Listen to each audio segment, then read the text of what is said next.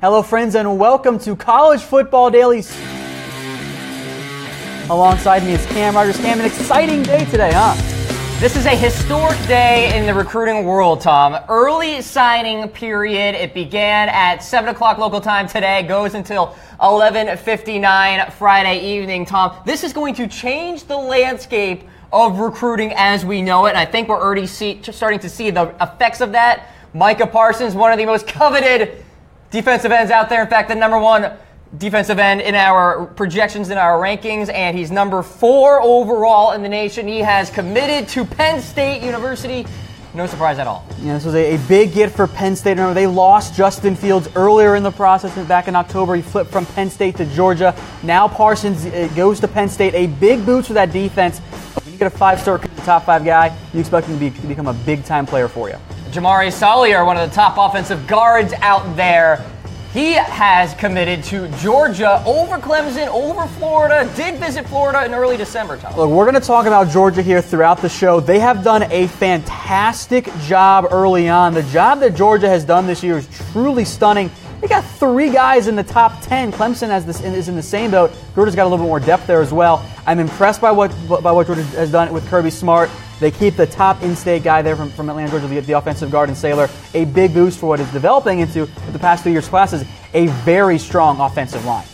Speaking of offensive linemen, Jackson Carman is one tough guy at number 2 offensive tackle in all the land from Fairfield. He has signed with Clemson, a huge get for the Tigers. Now, 1 spot ahead of Sailor on the overall rankings. The Clemson Tigers went into Ohio and poached Carman from Fairfield, which is a little bit north of the Cincinnati area, not that far away from Columbus, Ohio. Clemson goes in, they poach the in-state kid away from the Buckeyes. A big hit for Clemson.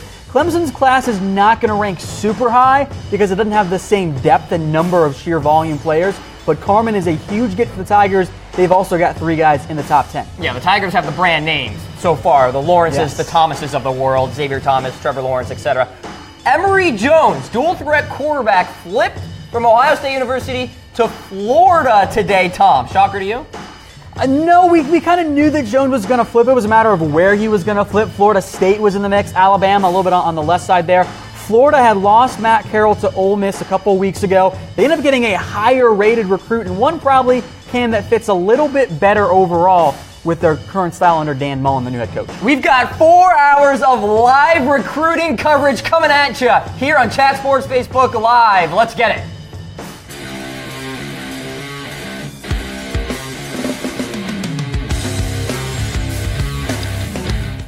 Hey folks, this is College Football Daily Special Edition. We're in for our marathon, ladies and gentlemen. We've got you covered for 4 hours long, taking you up until 6 o'clock Eastern Standard Time. I'm Cam Rogers. That guy right there is Tom Donahue. We'll be doing some shift changes throughout the day. You'll see some other on-air talent throughout the program. Sit back, relax, open up that laptop, that phone, and don't even touch it because we got you covered. It's early signing period starting today. Tom, one of the more exciting days in all college football. I am super excited because I want to see how things change from what we've seen in the years past. Now, your top schools, Ohio State, Georgia, Texas, Bama, they're all going to be ranked very highly, but as we'll go along and discuss today, there are some notable programs that aren't doing as well, and there's one major theme throughout this for the programs that have struggled compared to years past: coaching changes. If you made a coaching change this year, the early signing period, I think, has negatively impacted you a little bit here. I'm excited to see where some of these top commits are going to get throughout the day, where they decide to go, how that adjusts the rankings in the end there, because there's going to be some changes, and it's going to be fun and chaotic. It's going to create a lot of chaos indeed. All right, let's get to the top names that we're watching right now. Iyambi Anoma, he will be announcing in a matter of moments. Tom will break that news here live. And I think this is a big get for whichever school lands him. There's Michigan in the mix, Alabama, and then the local Maryland Terrapins, your school, Cam, there. I would love to have him. Be a huge addition there if they can get Anoma. Both of those, all 3 of those schools, especially Michigan and Alabama, maybe not performing the way we're accustomed to them seeing, especially Alabama. Now, they're in the top 10. They don't have a 5-star recruit yet, though, which is something that, when was the last time we said that? Right. 20 years ago, 10 years ago, like it is not very common for Alabama to not have a big name recruit. They can get one if they can get a Noma here. Michigan in the mix as well. And Maryland is actually in the top 25 right now. Getting a 5-star recruit from him would be a huge get for DJ Durkin and that staff. Well, I do want to quickly talk about Maryland because they're surrounded by some big-time brands, yeah. Florida, A&M, TCU in these rankings here. So DJ Durkin certainly doing his job as a recruiter right now. So as you see, Anoma choosing among Michigan, Bama, and Maryland. A difference maker, Tom. I mean, obviously defensive end position, you look at Micah Parsons, but Iabi's obviously a big-time player, too. It is a very, I almost want to just call it stacked class this year from what we've seen overall with the way these players are set up. There is a lot of talent on that defensive side of the ball this year. If Maryland or Michigan can get this guy, the expectation would be, hey, they become early impact guys. Now, you don't always see that with some of these recruits. Sometimes it takes some year because going from a high school in Maryland to an Alabama or Michigan is a big step up for everybody. But if Michigan or Bama gets him, that's the impact guy that everyone wants here. He's one of the top uncommitted recruits left out there. Only a handful left still. And the Big Ten East, it seems like they're going at each other's throats in terms of the recruiting. You got Ohio State, you got Michigan State, you got Michigan. And we're coming off a regular season at least, Tom, where the Big Ten East essentially cannibalized themselves, battling each other out. Penn State's up there in the recruiting rankings, too. They've done a good job. I'm excited to see what the Big Ten and SEC, how they end up finishing, because Penn State, Ohio State have done a fantastic job. Georgia looks like they're going to compete for the number 1 overall spot. Alabama, not in the same boat. Their class is not going to be as big. In the end, Cam, I think, by the end of the day and by the end of the actual signing period in the normal February timeframe, we're going to see Alabama not be number 1. And it's that run of, I think it's 6 or 7 straight years now is finally going to end. Well, that's interesting that you mentioned that, Tom, because for me it feels like we are starting to see some holes maybe in the Alabama brand, at least in terms of recruiting, or we're just seeing other programs getting better. Georgia, Kirby Smart, getting better. You have Lincoln Riley in Oklahoma, getting better. Maybe it's just the competition is all that much more deep. I'll keep it rolling here with Anoma. I'm excited to see where he went. His last 3 visits were to Michigan on November 25th, Alabama on December 8th, there were a few unofficial visits before that, and then Maryland on December 16th. I'm excited to see if Maryland can pull the upset there. The general expectation going into today was that Alabama would be the decision. We'll see that happens. Well, guess what, Tom? It is the decision. Breaking news right here on Chat Sports. Enoma has committed to Alabama. This is big for them. This is a huge get for Alabama. I'm curious to see how this propels them up in the recruiting rankings. They get their 5-star recruit. They get another top 100 recruit. Getting Enoma, look, this should be another big defensive player for Alabama. We know that they're stacked with talent, so maybe he doesn't play right away. But I think here in the end, what we're going to do with Enoma in the end, he is going to be a key part of this Alabama defense. Going into Maryland, getting him, tough break for your Terrapins game to not quite find a way to pull him in. Yeah, I mean, look, DJ Durkin going up against Nick Saban and Harbaugh, etc. It's tough, obviously. You're behind the 8 ball already right off the bat. But, yeah, I mean, obviously a fantastic pickup for the Crimson Tide. And, look, we'll probably get the video at some point down the line of Enoma announcing his decision. The cool thing about the early signing period is that, a lot of times players can kind of get the sense of how committed the coaches are to them, right? Because you can kind of try your hand and see, all right, am I going to get this scholarship after all? And really, I think vice versa. You know if you're a coach, okay, this is the guy we have to get. If you're a player, like, okay, they clearly want me. Now, for most of these top-tier guys, if they commit, there's a spot for them. Like, if you're a top 100 recruit, even more or less a top 100 recruit, if you say, hey, I'm going to go to Alabama, they'll find a way to get you on that roster. But for the lesser schools, and this is where I think it's important, what we'll see for Enoma is big additions here and the ability to find ways to keep those recruits. So if you're Mississippi State, they will find a way to keep them. Now if they get an early commit, they don't have to worry about losing those guys. Well, in the old system, Tom, there was a situation where coaches kind of had to scramble at times if a player signed with a different school. Now coaches kind of get that indication, all right, are you committed, etc. And so, that's kind of the whole situation there. And it's going to bring a lot more drama from the December 20th to 22nd period compared to February and April 1st, if you will. So we could see the regular signing period actually being more anticlimactic. I think for the most part, what you'll see is some of the top tier guys will remain on the committee because they know no matter what, they're going to have a spot. But the lesser guys, some of the guys out to the top 300, if they're committing to a smaller school, they will make that decision. And if you're, let's say, a group of 5 school or a lesser Power 5 school, you will now be in the position where, hey, I can commit to my school, and that school knows that a big program isn't going to poach me. If, let's say, Alabama missed out on a 5-star guy, they won't go to their next 4-star guy. So this isn't a big deal for a guy like Anoma because he was going to have a spot. For a lot of these lesser 4-star, 3-star guys, the schools, the Mississippi States of the world, maybe even the Ole Misses, the Rutgers, the Purdues, once they get these guys signed, they don't have to worry about a whole other month of waiting and making sure they don't lose those guys to a bigger program. This makes life easier on maybe not the true have-nots, but the lesser programs, and it makes things a little bit tougher on the big-name schools who can't swoop in the last second and find a way to poach those guys away. So in terms of the rankings here, Tom, I mean, talking about the SEC, there's no doubt about it, Georgia's having a very darn good recruiting season. But in terms of overall, how much higher could you see Alabama now as they perhaps move up because of this announcement? I'm curious to see how they move. Once you get a little bit higher here, it's not going to always drastically push them up or down. Once you get outside the top 15, you can see a commitment or a decommitment because we will see some flips today. We already saw the one with Emory Jones kind of alter what happens with the rankings. Early on at the higher points, there isn't a ton of change. Alabama, I think, was just outside the top 6. Maybe they sneak in the top 5 with this commitment, but I don't think it's going to be enough to suddenly push them up all the way to number 1. But there's going to be movement throughout the day, which is why you guys have to stay tuned here, because we'll have those rankings as they change here throughout the show. Absolutely. So the breaking news, if you're just tuning in to College Football Daily, by the way, we got 4 hours of coverage coming at you. Eyabi Anoma has committed to the University of Alabama, big-time pickup. I'm Cam Rogers. That guy right there is Tom Downey. We're breaking down all of the signees, the commitments, etc. here on the first day of the early signing period. The big day. The big day. Technically, the original signing day was also a period of months, but everyone was like, okay, you sign by this day and we're done. Outside the occasional guy who doesn't get in. If you love drama out there as a player, perhaps you wait until 11:58 on Friday p.m. and then you make your decision. But I'm sure we'll get all the big time signings here today on Chat Sports. So keep it right here. Don't forget to like the page as well, so you'll get alerted whenever we go live. We're going up until 6 o'clock Eastern Standard Time, Tom.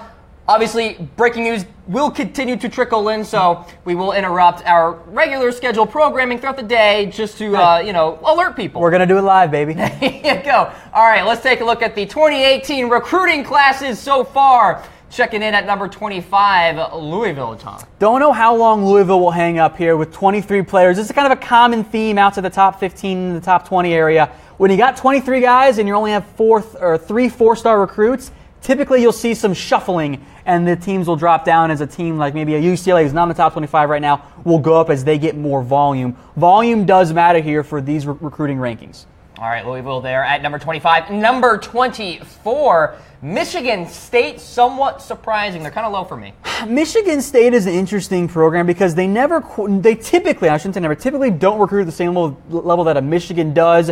They typically develop their players more internally, but a couple 4-star guys, I don't think Michigan State's going to be done quite yet either. I think they are heading in the right direction. Michigan State's not going to be a top 5 class. It's just not how they recruit. All right, Michigan State checking in at number 24. Number 23 now, NC State out of the ACC. Hey, NC State had a nice year this year, and this seems to be heading in the correct direction for them. A couple top 300 guys, a couple 4-stars.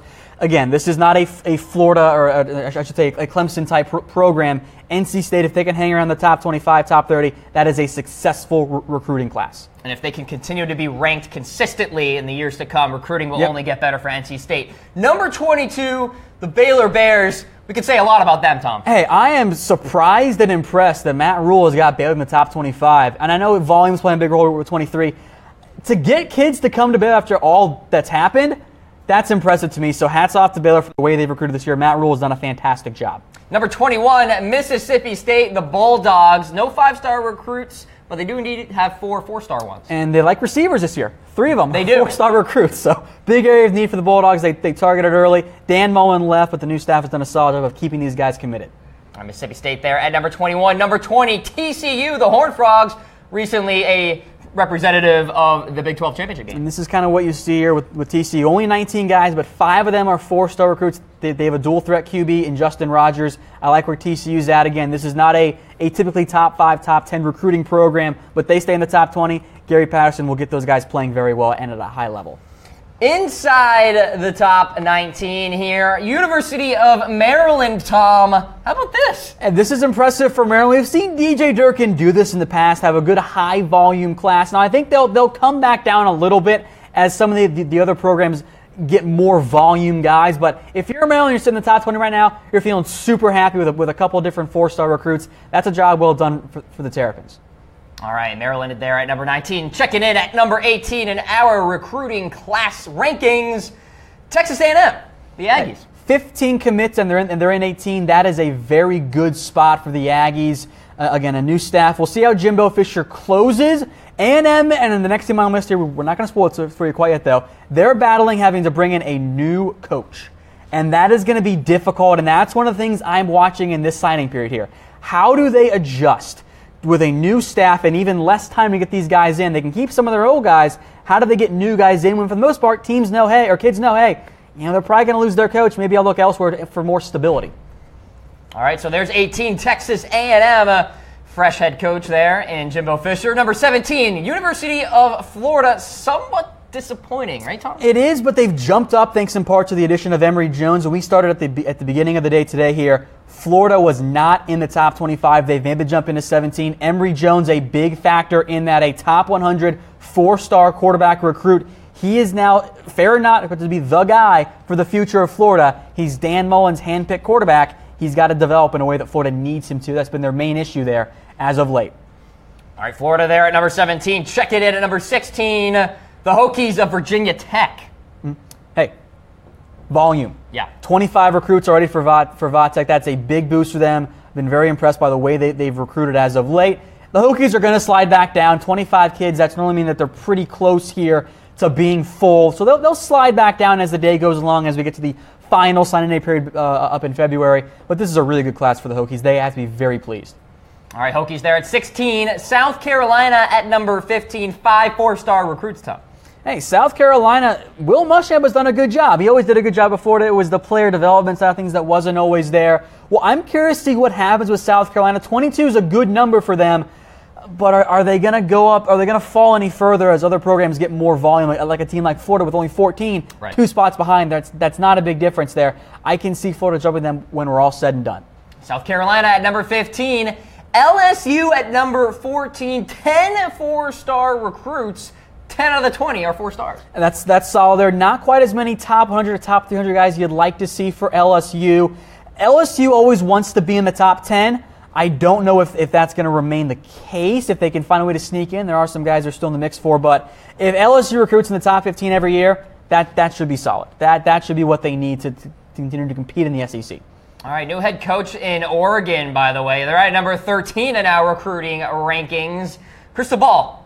Perhaps not going to deter too many people? Or? Hey, this is what Oregon, that's why they hired him. They wanted to keep a very solid recruiting class. Now, they did lose some guys, but if you're Oregon and if you compete in the top 15 every year in recruiting, you should be in good shape to compete in the Pac-12, which, by the way, you haven't seen USC on this list, and we'll give you a little spoiler. They're not in the top 25 right now. USC, folks, believe it or not, is not near the top 25 at all. That's amazing. They are 31 right now. So we'll talk more about them later on as the show goes on, but USC's having a down year. Oregon, another Pac-12, which we'll discuss here in a minute, is capitalizing on it.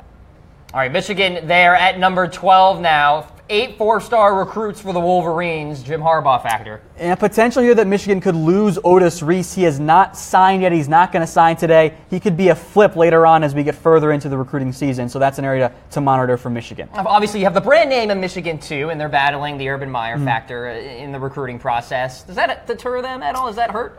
It always hurts because you're recruiting against Notre Dame. And with Michigan and all these top programs, you're recruiting against the best of the best. You're not going to get every guy. And with Michigan having a bit of a down year, I think that's a bit of a factor there as well. But Michigan, I think, has the potential to go up higher as the class goes on, especially if they find a way to keep Otis Reese. All right, so Michigan there checking in at number 12.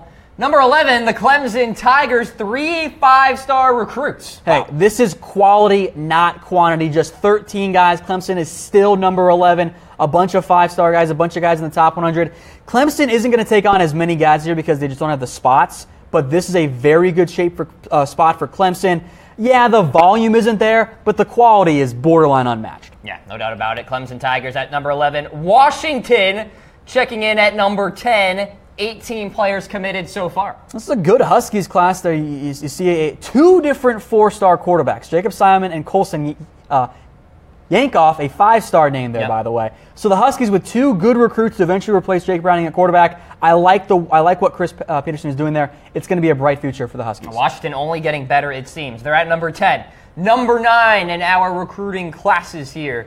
And of course, Tom, as I go through these are going to change. Yeah, these are going to change this is a fluid situation throughout the day. So number 9, the Auburn Tigers.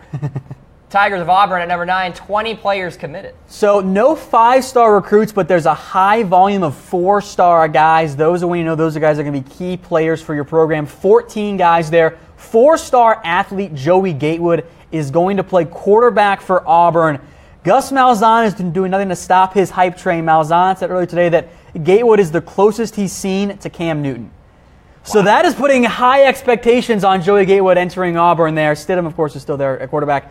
I'm excited to see what this class ends up becoming. If Gatewood ends up being anywhere near what we end up seeing from Cam Newton or what Malzahn thinks he can be, that sets up Auburn for a very, very bright future. Auburn at 9, the Sooners of Oklahoma at number 8.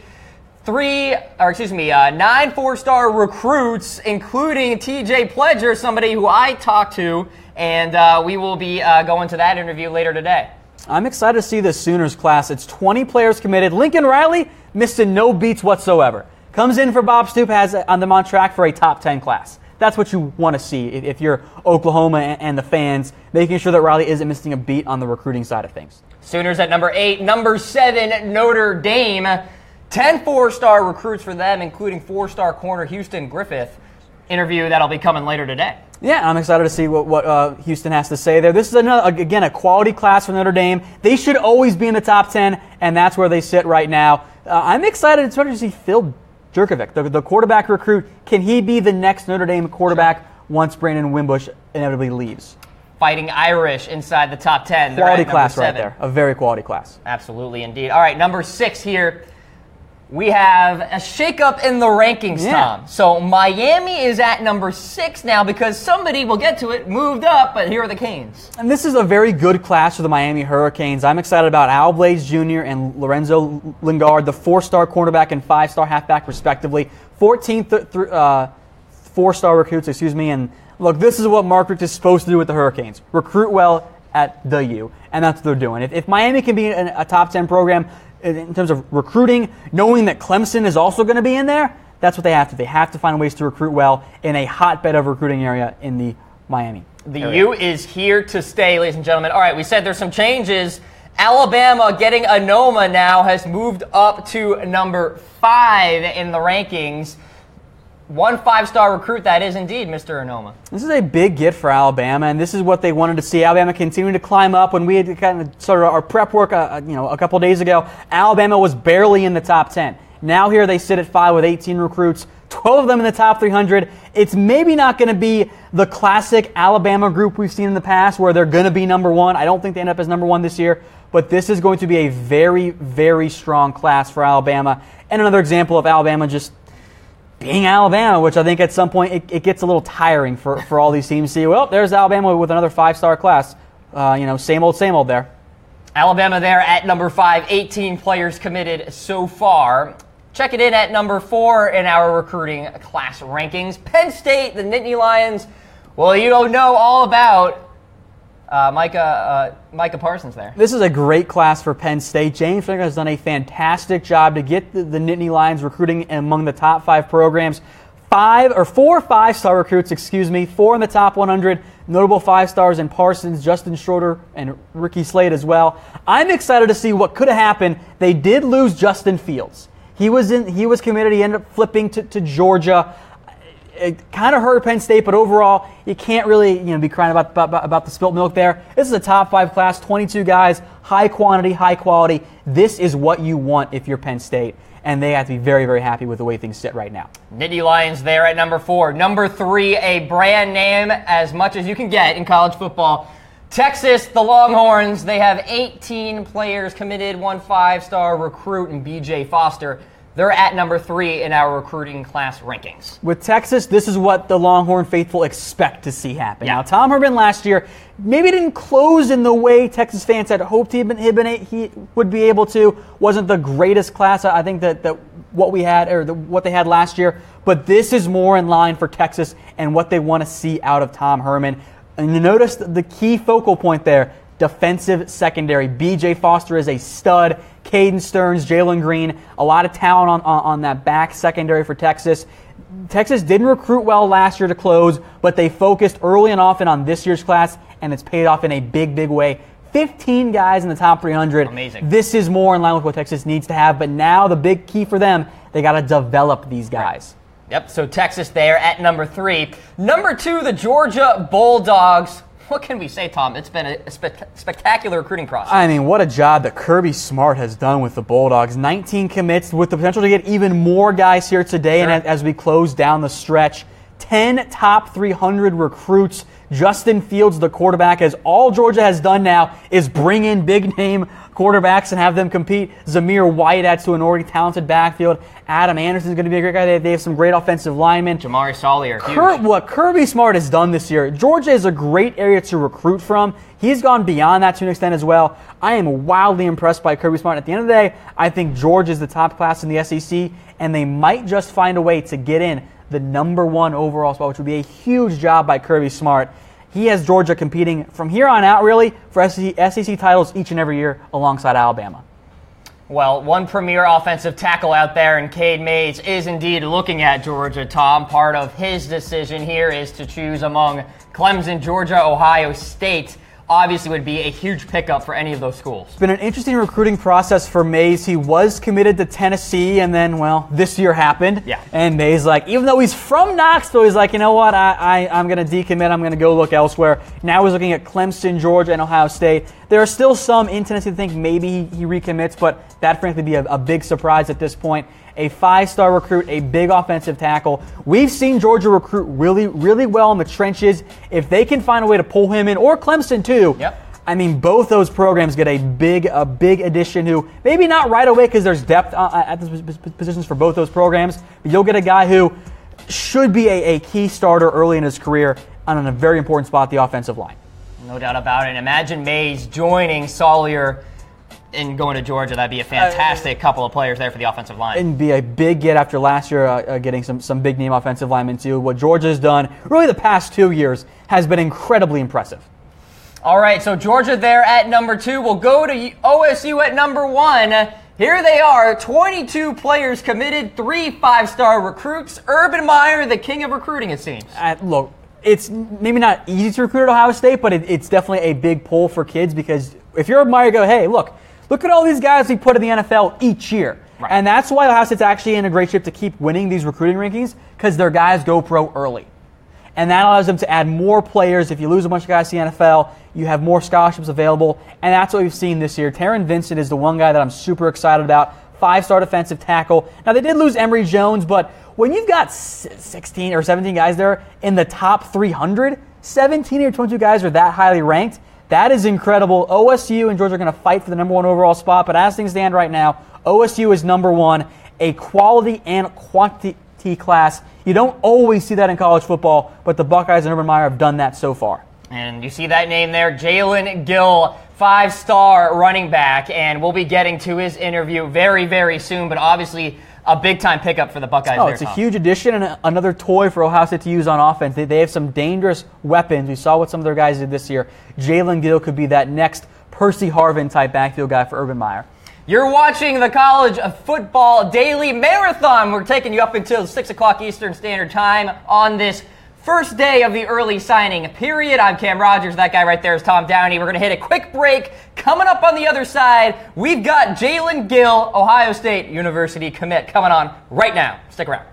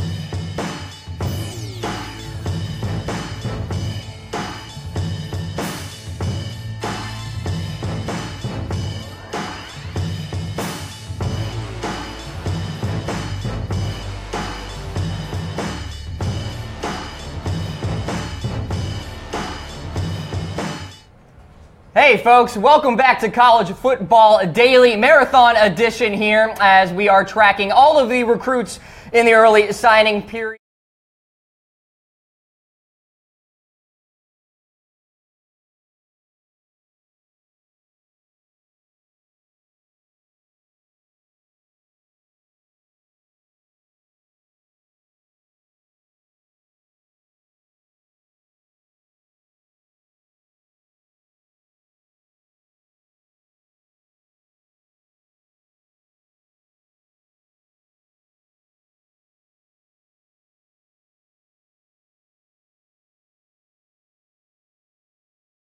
So obviously we will ask him about the recruiting process and how it went for him. The early signing period too, a very historic day in that it's the first time we've ever gone through it. So December 20th through the 22nd, starting at 7 o'clock local time this morning, going up until 11:59 p.m. on Friday evening.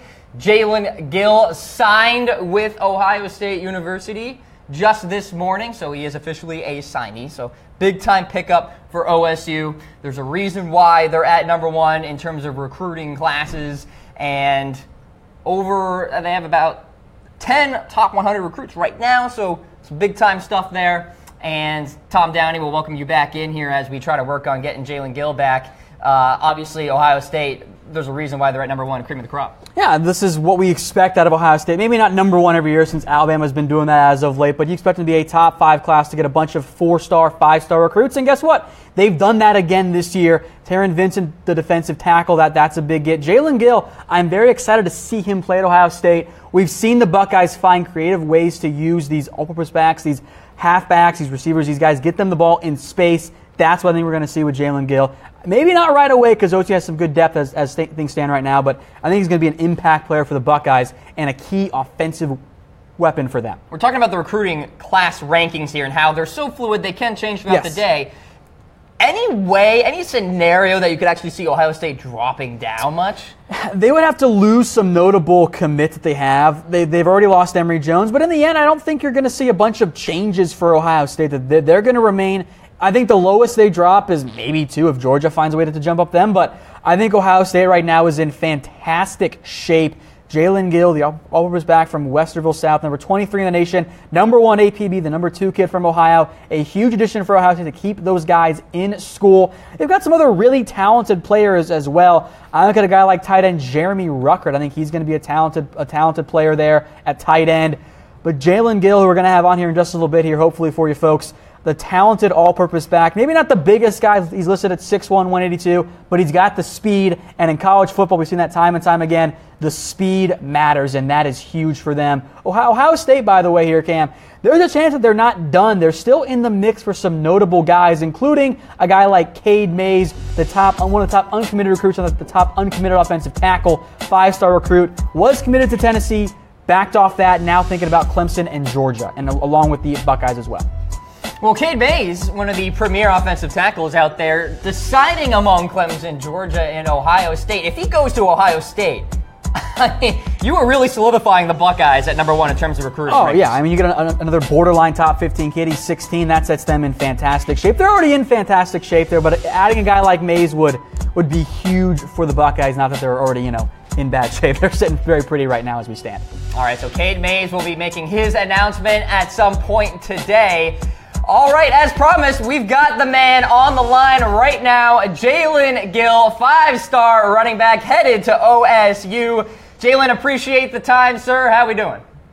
Yeah, it looks like we have run into technical difficulties yet again. We apologize for that, folks. We are indeed working on them now. We certainly want to get Jalen's insight in terms of his recruiting process and going on to OSU. But Ohio State University, in terms of overall rankings, number 1. Big Ten rankings, number 1, too, obviously. But could you see, in terms of the Big Ten rankings, Michigan, Penn State kind of rivaling Ohio State? I don't think either of those programs are going to find a way to jump Ohio State. I think you'll see Michigan maybe try and make a leg push. But as things stand right now, and again, there's always room for chaos and change. I think you'll see the order kind of be OSU, Penn State, Michigan, with some room for other stuff to kind of change as things go.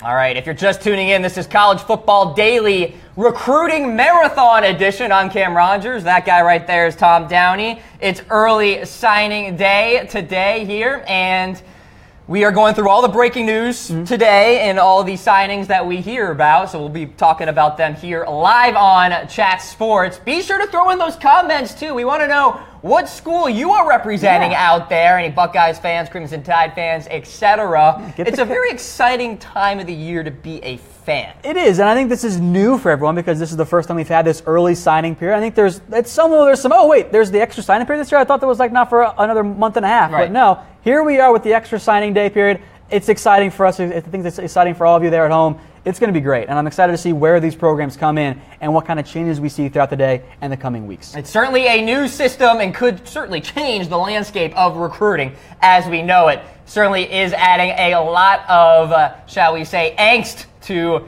many of us out there in the media world and a lot of people who are awaiting the decision, fans, etc. So let's get to our Big Ten recruiting rankings here. Ohio State checking in at number 1. What can you say? They are doing a fantastic job. This is a great class for Ohio State. They did lose quarterback Emory Jones, yet they're still number 1. 22 guys, 17 of them in the top 300.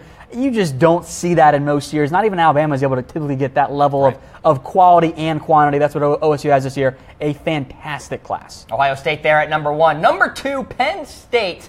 The big-time pickup for them this morning, Micah Parsons, defensive end there, the most coveted defensive end out there in all of recruiting. 4 5-star recruits in total, though, Tom. And this is a good class for Penn State. I know we sing the praises of OSU. That's not to slight what Penn State has done this year. This is a fantastic group of kids that Penn State's brought in. They got Micah Parsons earlier today. That's what they needed to see happen there. They are in fantastic shape as we sit right now. Very pleased with what Penn State has done. Penn State checking in at number 2. Michigan there at number 3. 3 4-star recruits for them. No 5-star, though. Yeah, I'm curious to see what happens here with Michigan and what they do going forward. They are in very good shape as we sit. I don't know what we'll see in the end here with Michigan, but this is a good group overall. All right, Michigan Wolverines there at number 3 in our Big Ten recruiting rankings.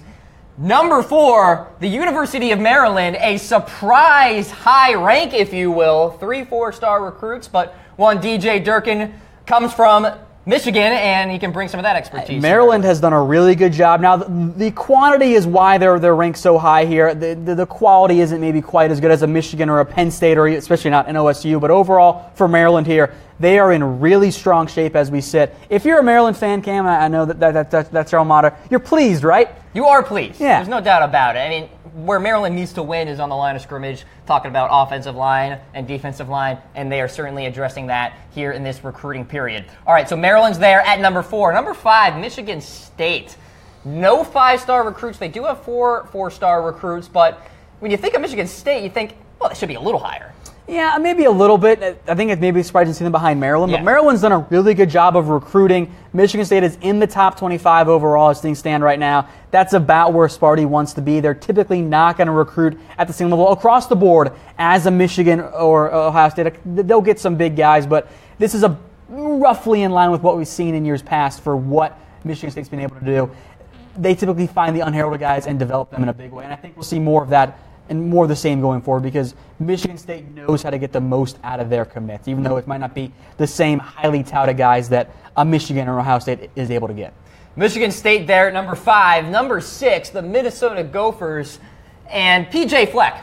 Do you think he has much of an impact here with the recruiting process? Yeah, Minnesota, look, it's volume partially with 26 guys, but they did get a few 4-star guys. This is a really good class for Minnesota. They sit 27th overall, just outside the top 25. A ton of 3-star recruits, 24 in total. Minnesota is typically, really almost never recruit at the same level as a Michigan, but if they're sitting in the top 30, they got to be really happy. I think that's where they need to be.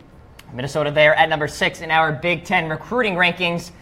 Number 7 now, and that's the Wisconsin Badgers, a huge surprise. I think probably the biggest surprise of the entire Big Ten list, Tom.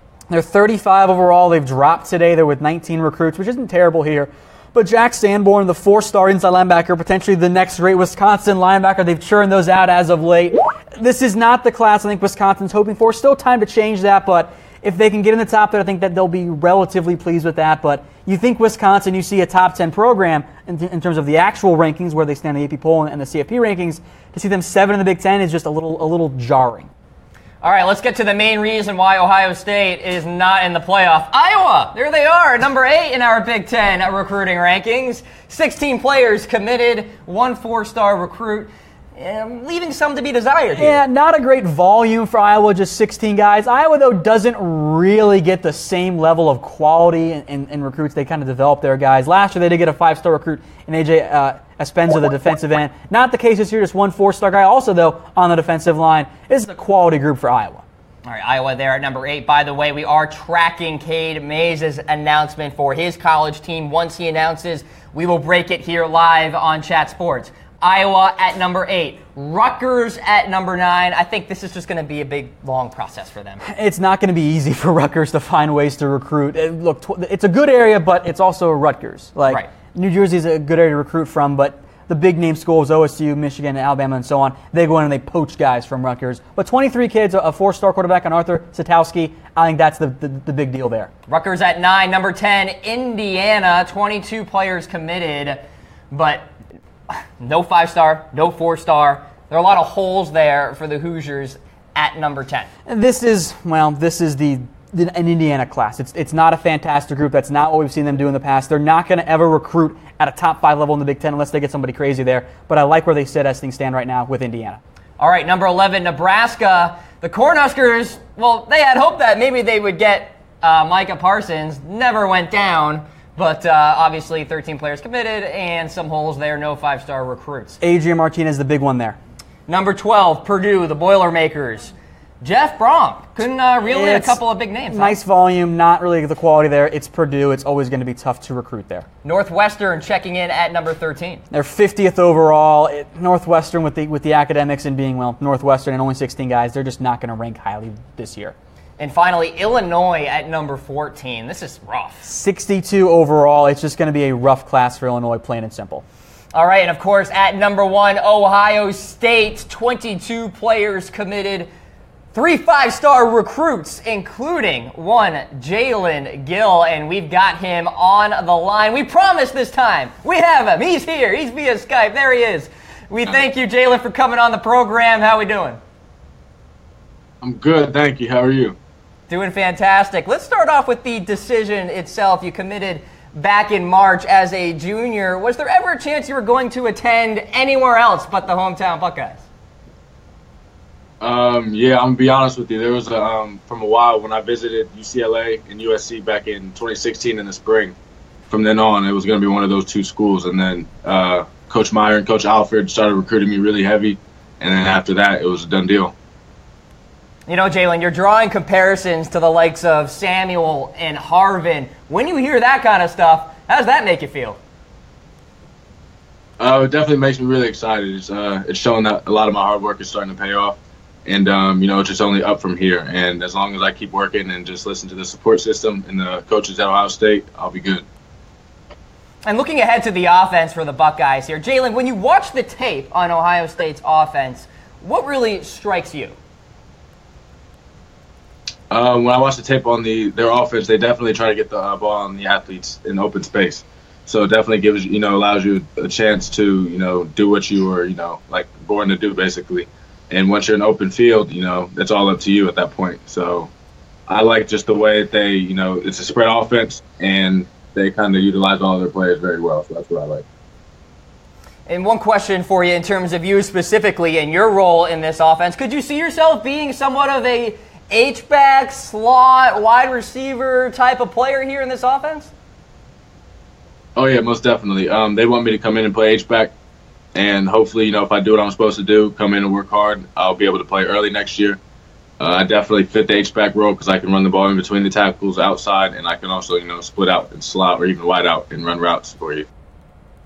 Some of the fun stuff with the recruiting process is, of course, the videos, the trickery, if you will. And in your instance, you were wearing a UCLA shirt before ultimately pledging to the Buckeyes. Would you say UCLA there was your runner-up decision? It's tough because I've thought about it multiple times of which one if I went to go to Ohio State. I've thought about what schools I would probably go to, and it's just close between UCLA and USC. I love both campuses. The coaching staff was great, and now Chip Kelly's at UCLA. makes it even more, much more of a difference. So I'm honestly not sure, but it's definitely between those two. I do want to talk about Urban Meyer, of course, probably a big reason why you went ahead and joined OSU. Talk about Urban and the relationship that you have with him. Coach Meyer, in my opinion, I'd say he's the best coach in college football. He's a great guy. He and I talk probably, if not every day, every other day. I'm on campus every week. And, he's just a really cool guy. Off the field, obviously, on the field, he'll get in your face, blah, blah, blah, but that's how coaches should be. He's not considered one of the best coaches in college football for no reason, so he's a great person. Now, Jalen, word is that you have been playing somewhat of a quasi-recruiter yourself, trying to get some of the boys on over to OSU and to join the crew in Columbus there. Do you think that had any impact there in the 2018 recruits for OSU? Yeah, I definitely think I played some sort of impact because, I was always in people's ears, texting, calling, or even when they were visiting, I made sure I was there to see them and hang out and just, try and give them the best feel for Columbus they can possibly get. And just basically tell them it's a family here. And I'm excited for the ones that, decided to join us. Jalen, of course, OSU was a big part of the college football playoff conversation, right? Eventually, it did not get into that Final Four. You got to wonder, do you think there's going to be a little chip on Urban Meyer's shoulder going into 2018, a little hunger for OSU? Oh, yeah, most definitely. Coach Meyer, he's a very competitive guy. He doesn't like losing at all, as no one should. And he's definitely going to make sure that we're ready, for next season. We have a tough schedule next season, and he's going to make sure we prepare well and to make sure that there's no doubt that we, make it to the playoff next year. And if you're just joining us, folks, on College Football Daily, we are indeed talking to Jalen Gill, five-star running back headed to The Ohio State University. Jalen, let me ask you about really what is a historic day in recruiting, right? The early signing period. I got to ask you in terms of, just essentially getting it all over with, right? You signed your letter this morning. You can enjoy the holidays, move along. Is that really kind of the best part about all of it? Yeah, it definitely is. It takes a big weight lifted off your shoulders. I was originally going to sign in February, but on my official visit a couple weeks ago, I had sat down with the coaches, and they had told my family and I the reason that they would like for me to sign early, and it's just because it's basically makes their job easier. And if I'm 100%, committed already, there's no reason for me, to not be okay with signing early. So I'm still going to do a signing ceremony with the rest of my teammates because that's really important to me in February. So as long as I was able to do that, I was really okay with it.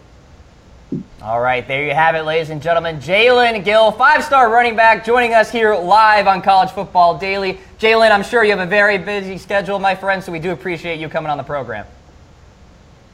Yep, no problem. Thank you. Have a good day. All right, take care. Jalen Gill there coming on College Football Daily Recruiting Marathon Edition, taking you up until 6 o'clock Eastern Standard Time, all the way through, and 4 hours of live coverage as we are now joined by Tom Donahue. Very interesting conversation with Jalen there. Very influenced by Urban Meyer. Understandably so. Yeah. That is a good guy to be influenced by. Absolutely. So, as we bring in breaking news about Cade Mays, how about that? He has committed to the University of Georgia. The Bulldogs did it again. Wow, this is unbelievable. Two premier offensive linemen that the Bulldogs got today. This is a fantastic job by Kirby Smart and co to go out and get Cade Mays. They're capitalizing on some Tennessee issues there. Again, Mays was earlier committed to Tennessee this year. Then the whole Butch Jones scenario and a whole bunch of other issues found up. He ends up leaving, or decommits from Tennessee. Now he's at Georgia. A huge get for the Bulldogs. That's a big push for them to try and get that number one overall class with OSU. Either way, even if they finish second, this has been a fantastic job by Kirby Smart in Georgia to get Cade Mays. A huge addition here. Number 16 overall from Knoxville, Tennessee. A huge addition on that offensive line. That O-line for Georgia, if all these guys develop in the way that they should, this is a big, big get there for Georgia. All right, so Mays, number 2 offensive tackle in all the land, going to the University of Georgia, along with Jamari Salyer, offensive guard, the number 1 guard in the nation. 2 huge pickups on the offensive line. An offensive line that already is one of the best in the nation, Tom. I mean, talk about the way in which they've been running the football this year. I mean, you add Cade Mays this year to an already good offensive line. You also added Trey Hill, the 4-star guard, a top 40 recruiter who committed earlier today and signed today. Jamari Slayer, who we talked about at the top of the show, a 5-star offensive guard. Those 3 additions there, not to mention some other guys that like a 3-star offensive tackle of Owen Condon. This is a strong offensive line group for Georgia this year, and that's just in this year's class. Don't forget last year they got a 5-star offensive tackle in Isaiah Wilson. They went into Brooklyn, New York, pulled him in. Yep. They added a 4-star OT in Andrew Thomas, another 4-star guard in the Torrey Johnson. This offensive line group is stacked for Georgia. You win through the trenches no matter what level you're at. Getting a guy like Cade Mays, in 2 years, this offensive line should be the best offensive line in college football, and that's even if a guy or two doesn't develop in the way that they expect him to. This is a loaded group. Cade Mays going to the University of Georgia, such a huge pickup for them. And you mentioned it, the whole Tennessee circus, Tom, really did actually have recruiting impacts, which is just like amazing to me. Because first of all, that whole coaching situation there in Knoxville, one of the more unprecedented things in college football, and then they finally get their head coach, but in the end it was too late. And it's tough to blame a kid like Cade Mays who says, he sees all this, let's call it what it was. It was a mess at Tennessee. This is your future. You know what? He'll probably always have a fondness in his heart for Tennessee. He's from Knoxville. At a certain point, you got to do what's best for your future, and going to Georgia, I think, was that for Cade Mays. He should be able to develop in the way that everyone expects him to. A big get for the Bulldogs, a fantastic class for them right now. All right, so of course that's going to help Georgia a lot in terms of the overall rankings here, Tom. We talked about Ohio State; they reign supreme right now. But again, going to narrow that gap. Yeah, fluid situation. Things can obviously change as we go. And in terms of the rankings right now, obviously we got to incorporate the Cade Mays decision, and we'll see where Georgia falls. But obviously, it's a good day for Kirby Smart. Oh, it's a good day to be a Georgia fan. Yes. And they're not done yet. They're still trying to push for some guys. They still have some scholarships available. This is shaping up to be a fantastic Georgia Bulldogs recruiting class. Kirby Smart showing what he can do. And that's very impressive for the Bulldogs, getting a guy like Cade Mays, getting all these other guys in there. This is a strong, strong class for the Bulldogs. All right, and we do have that updated ranking there. Georgia staying pat. They're at number 2, 20 players committed total, 5 5-star recruits. Zamir White, Justin Fields, Cade Mays. Georgia is having a fantastic recruiting season, and there's a big, this is actually, very positive for the SEC East. It is. It's a big deal for them. We'll see how Florida closes some other programs from that division. Look, you see the top 3 guys there. That doesn't include a guy like Adam Anderson, a 5-star outside linebacker. A guy like James Cook. You hear the name Cook and you go, wait a minute. James Cook, it is indeed Dalvin Cook's brother. So James Cook, Dalvin Cook's brother, has gone to Georgia. He's a 4-star recruit, 31 overall. This is a loaded Georgia class. You got 2 halfbacks in the top 35 you've committed. You got 3 offensive linemen in the top 40. They also got a 4-star center. This is a loaded class for Georgia on offense. They are shaping up to not just be a continuous threat in the SEC East, to be a continuous college football playoff threat under Kirby Smart. This is what you want out of recruiting. A fantastic job by the Bulldogs this year. Look at Cade Mays and pass protection, too, there in the B-roll. That's what you want to see. I mean, I was just sitting there as a fan as you were chatting, just looking at his technique, his speed. I'll preface this. They are highlights. They're supposed to look great. That's fair. I can make Jamarcus Russell look like the greatest player of all time in a highlight reel. But Did you do that for me? I don't know. I'm not a miracle worker, Cam. But we'll see. I mean, you look at the tape. Mays, one of the better pass protectors out there, and a fantastic pickup there. So Georgia at number 2 in our recruiting rankings. Let's take a look at the Notre Dame Fighting Irish, and they have 20 players committed, 10 4-star recruits, including one Houston Griffith. We'll talk to him soon. This is going to be a very, very good class for Notre Dame. I've been very impressed by what they've done this year. This is also what we expect out of Notre Dame. You are Notre Dame. You're supposed to go in and easily finish with a top 10 class, and that's what Notre Dame is on pace to do right now here with what they've done. Houston Griffin, Phil Jurkovich, Derek Allen, among other guys here. This should be another very strong Notre Dame class. I think that's what we'll see. They don't have the 5-star guys. They've got the 4-star guys. And I think importantly, they got some good 4-star guys on the defensive side of the ball. You see Derek Allen on there, the safety. Linebackers like Jack Lamb and Shane Simon, some defensive linemen, another linebacker, and Matthew Bauer. This is a little bit more defensive-focused class for Notre Dame. Maybe not the same sexy class we've seen in the past, Cam, but a very, very good one overall. 4-star corner, 4-star quarterback, 4-star safety as well. I think Houston Griffith provides a lot of versatility. Can do a little corner, can do a little safety. I think he provides a lot of value there for Notre Dame. Hey, he's got the size you want to see in 6'1", 192, and that's not just for college football. That's what you want to see in NFL corner. You see, 6'1", 200 plus. That's lanky. That's guarding those big receivers out there. I'm excited to see Jurkovich, the quarterback. I think a guy like Kevin Austin, too. He's 6'3", about 200 pounds, a 4-star wide receiver in the top 75. He's going to be a big addition. But without a doubt, Cam, the number one guy in this year's class is cornerback Houston Griffith. Let's throw it here for a little interview with you in Houston. Hey, folks, Cam Rogers here, and I have Houston Griffith on the line, 4-star defensive back. He is going to Notre Dame, and Brian Kelly, a big influence in that. We'll get to that soon, but Houston, appreciate the time, sir.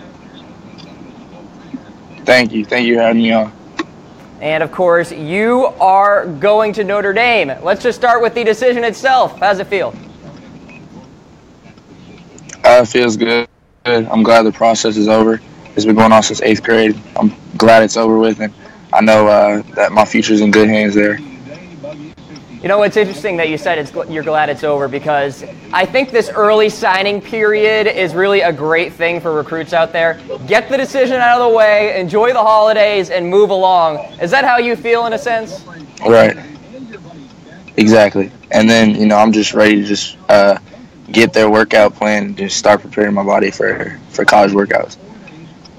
Now, of course, you committed to Florida State in early October, decommitted in November. How much did the coaching uncertainty around Jimbo Fisher play into that?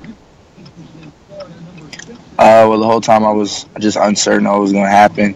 In the group chat we had, nobody knew what was going to happen with them, so I had to make a decision, and I made a decision to decommit and then commit to Notre Dame. And you've been at IMG Academy the last 2 years. You're from Chicago, though, so do you consider this commitment here to Notre Dame a bit of a homecoming? Yeah, it's a homecoming, no doubt. Now, I'm sure you've watched plenty of Irish games this year, Houston. Some big-time performances for them this year. What were your impressions of the defense, the scheme they play, and how you kind of fit into that? The defense is real fast and it's aggressive. I feel like I can play all 4 positions as a defensive back, and that's what they want me to do. So I feel like I fit really well in their defense, and I can't wait to get there. Now, you recently said that the Irish could actually be year-to-year title contenders. They actually have the pieces in place for that. What made you draw that conclusion there? What do you see from the Irish that gives you that kind of confidence? Just the leaders they have coming back. They had a lot of juniors that were just leaders on their defense, and then they have a great quarterback who's currently going to develop over the offseason and just become one of the best quarterbacks in the country. So I feel like we're going to have a pretty good team to make a run for the college football playoff next year. Now, you are, of course, the number 11th ranked corner in the nation, and I do want to ask you, what people out there have helped you get to this point? Right now, you're a signee with Notre Dame. Who do you have to think to kind of helped you get to that level? Probably my coaches, my trainers, and probably my father and mom for just supporting me, and then just my dad for telling me what I need to do to get to that level, because he's played at the highest level. So just having him in my corner just really helps me a lot. And, of course, you'll be playing in the Under Armour All-America game. How pumped are you for that? I can't wait. I'm playing in with a lot of guys I know, and then just know I'm an All-American now. It means a lot, and know a lot of kids didn't get this accomplishment, and it just means a lot to me that I'm able to accomplish it. And this is my last high school football game, so I can't wait. There you go, ladies and gentlemen. Houston Griffith headed to Notre Dame to play with Brian Kelly and that fantastic coaching staff. All right, Houston, appreciate the time, sir.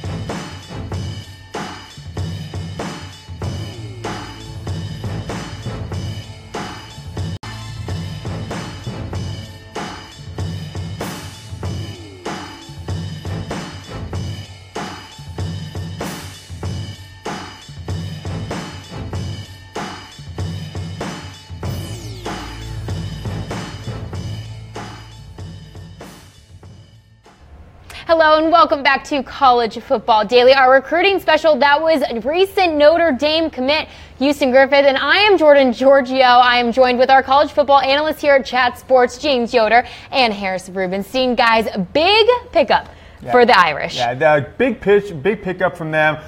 Really interesting that he went down. He was from Chicago, went down to Florida to IMG, spent 2 full seasons there, which is actually rare for them. Usually it's only seniors. They probably get about 25% of their guys, from what I've seen, go down for multiple years. Went to Florida State early, and about 2 months later, after Jimbo Fisher, was right around that whole time, guys, he was considering the Texas A&M, a lot of rumors swirling. He ended up flipping back to Notre Dame, which is really close to, of course, where he grew up, spent the first 16 years of his life in the state of Illinois. And Notre Dame, of course, is right across the border in Indiana. And also it's great for Notre Dame because he instantly becomes probably the best recruit that they've gotten in the entire class. And one thing I wanted to refer back to was Tom Downey before we got into the interview, talking about what he's going to be able to bring to the college game. And I think you look at a lot of college corners, especially who Notre Dame usually faces on a year-to-year basis. They play a lot of massive receivers on the outside. They don't really play the smaller kind of receivers. They play a lot of big-time offenses. I think he's going to be a perfect fit. Even though they are an independent, not in a conference, obviously, but 6'1", 192. You get him in a college weight room, I think he might actually go up to maybe 6'2", maybe even up to 205. I think he'd be a massive corner. Maybe, I will say this, I think he might project a little bit better in the NFL or just progressing forward as kind of that hybrid safety type, a little more Micah Fitzpatrick-y. I think he's going to get a little bit bigger, but he's a fantastic pickup. I think he's going to be a great player at Notre Dame. Yeah, and most definitely. And let's go ahead and break down the current 2018 recruiting class for the Irish. Currently, they have 20 players committed. No 5-star guys as of right now. 4-star, they have 10 going. And we mentioned Houston Griffith. They also have quarterback Phil Jurkovec and safety Derek Allen. What are they going to bring to this team? Phil Jurkovec, we want to talk about size with Houston Griffith. He is also massive. Dude's 6'5", 215. He's a little, I remember, these kids are 18 years old, so they haven't gotten into a college weight room yet. I think you get this guy into weight room, he's going to pack on 10 to 15 pounds of muscle, maybe get up to 225, if not 230. Guy has a huge arm. And also, as of right now, he did officially sign today. There was maybe a little bit of discussion of whether or not he might flip to Ohio State, but he's staying in Notre Dame. This guy brings a massive arm, but also at the same time, he can make fantastic plays outside of the pockets with his legs. There aren't a lot of, I think he's a very unique style quarterback, but I think he's going to go right in there. He's a little bit more of a passer than Brandon Wimbush is, the current starting quarterback for Notre Dame. I think he's going to be a really good player for them, and he should fit in well in that offense. Yeah, Notre Dame fans were freaking out a little bit today when Emory Jones, when it was clear he wasn't going to sign with Ohio State, he's committed, by the way, he's committed to them for 18 months, flips on signing day over to Florida and their new head coach. Notre Dame fans were a little bit on edge that Phil Jurkovec would maybe flip, as you said, from Notre Dame to Ohio State. Looks like he's sticking with the Irish. Just something to note on their class. 4 top 100 players right now. A little mix of secondary with and Derek Allen in the secondary at cornerback and safety. And then they've got Jurkovec, however you pronounce it. And then Kevin Austin, the very highly touted wide receiver out of the state of Florida as well. So they've got secondary help coming in and that passing game help. They are going to be Notre Dame. They're recruiting well. This is a great class for them. Kevin Austin is a guy, we don't have him on the screen, but 6'3", 200 pounds. Again, just massive size on the outside. I think he's going to make an instant impact on this offense. You have Equanimeous St. Brown, who might be leaving for the draft this year. They need another guy with size on the outside. He can come in and make an instant impact. Another fantastic signing for the Irish. Most definitely. It's going to be a promising 2018 season for the Irish. But once again, if you are just joining us, my name is Jordan Giorgio. I'm alongside James Yoder and Harris Rubin, senior college football analyst here at Chat Sports. And you are watching our recruiting special for early signing day. Guys, let's go ahead and take it now to the ACC and check out those top recruiting classes as of right now. First up, we've got the Miami Hurricanes. They know how to recruit. They put the U back in recruiting. They did. Right? And the two guys we need to look at are Lorenzo Lingard and Al Blades Jr. First of Lorenzo Lingard, he's not Zamir White. Zamir White, we've talked about him a couple times on this show, that dude's a lightning in a bottle. He's an absolute maniac on that with the ball in his hands.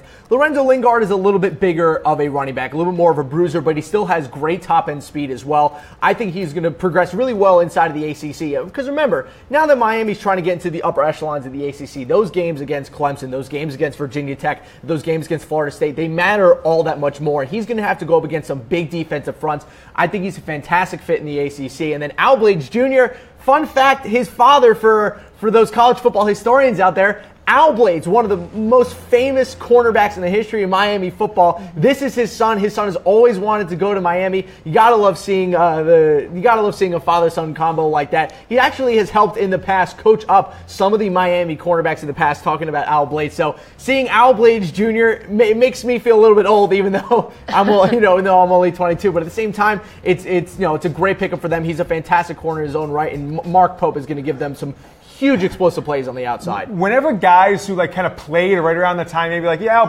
Blades is probably 10, 12 years old. I don't know how I know, but he was kind of in college when I was in middle school. Now that he has a son going to college, you feel old, Harris. I'm more than a decade older than you. I feel old at this point. You got a junior. By the time my son's in there, you're going to have Al Blades the third playing in Miami. But the star of this class, guys, it is clear. It is Lorenzo Lingard. He is from South Florida. I talked about this in our recruiting show a couple days ago. Just north of Orlando, but they are putting that that state of Miami back into play, where you kind of take Orlando and draw a line across it. Nobody recruits south of Orlando. He's, maybe 20 minutes north of Orlando. We're going to kind of extend that line up north. But this guy is a freak, guys. I am going to go out on a limb. I've been watching his film all week. He is going to be the most impactful freshman in the ACC by a big margin next year for a couple reasons. Miami needs the help. They run that kind of offense under Mark Richt. And then some of the higher-rated guys Clemson recruited that we'll talk about here in a second, they're not going to play instantly. They're not going to play as true freshmen. I really think he has a chance to start from day one. That's the type of talent they're bringing in. He is a freak. Reminds me of a mix of like Adrian Peterson and Maurice Claret. This guy is a stud. I'm telling you, I'm calling right now, Harris. Future Heisman finalist. I like it. And one of the running back that we don't have on there that I wanted to bring up is Cameron Davis, who.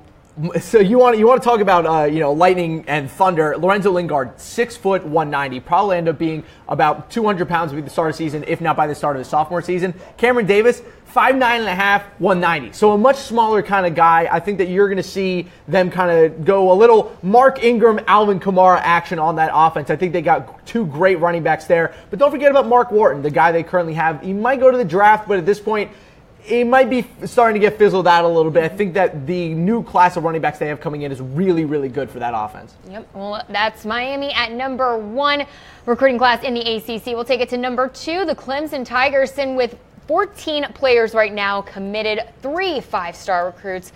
One guy we got to mention, the 5-star quarterback, Trevor Lawrence. And I don't, number 1 guy. I'm not going to beat around the bush here. I understand that people really like Justin Fields. Justin Fields, obviously the number 1 dual quarterback that we have in this class. Trevor Lawrence is the number 1 player in the country for me. This dude is an unbelievable quarterback. You watch his highlights, and obviously you can't just determine everything from a guy's highlights, but he looks like Aaron Rodgers. The guy, the way that he can get out of the pocket, make moves with his legs, his size, his overall arm strength, his accuracy down the field. It's absolutely fantastic what he's able to do on the run. And also, if you need him to sit in the pocket, do a little more segmented style plays, he also thrives in that kind of system as well. So if you took Josh Rosen and Sam Darnold and you kind of smushed them into one prospect and gave him beautiful blonde flowing locks like yours, Jordan, then guess what? You have Trevor Lawrence. It's stunning. This dude is a special player. He has it all. He's going to be the perfect replacement for Kelly Bryant when Kelly Bryant eventually moves on. I love Trevor Lawrence. I think he's going to be maybe the best player in this whole class. He's your number 1 player in the country, Harris. The fact that he's 6'6" and he moves and throws the way he is. I mean, you mentioned a couple players there, but I don't know if I can remember a player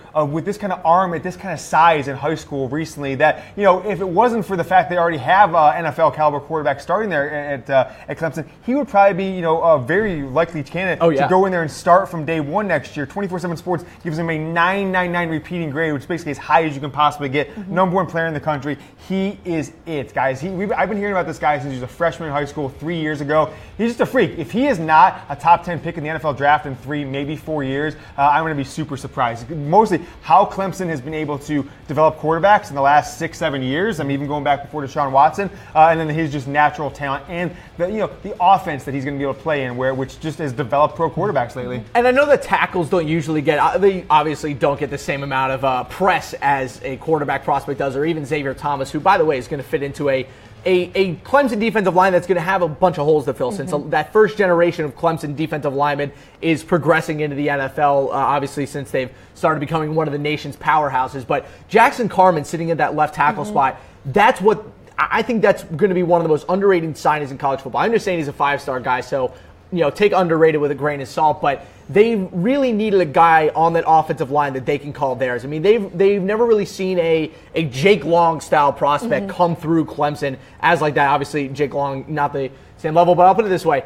Jackson Carman is going to be the perfect left tackle prospect to defend Trevor Lawrence. He's great on the move as well, so if he ever has to make plays outside of the pocket, Jackson Carman will be able to keep up with him. I think that's going to be one of the more underrated signings that we see. And just one more note in this class. The reason this is the 2 class in the ACC and not the 1, they've got more high-end talent with Lawrence, Thomas, and Carman. Carman coming in today, huge pickup for them down the stretch. The reason that Miami is ranked number 1 and not Clemson is Miami has more depth in their class. 11 top 300 guys to Clemson's only 8. And so I think that's really the difference. But razor thin margin between these 2 classes, and they are a big step above the rest of the ACC. Oh, yeah. All right. Well, let's take it now to the number 3 recruiting class in the ACC, the Virginia Tech Hokies, and at number 4, NC State.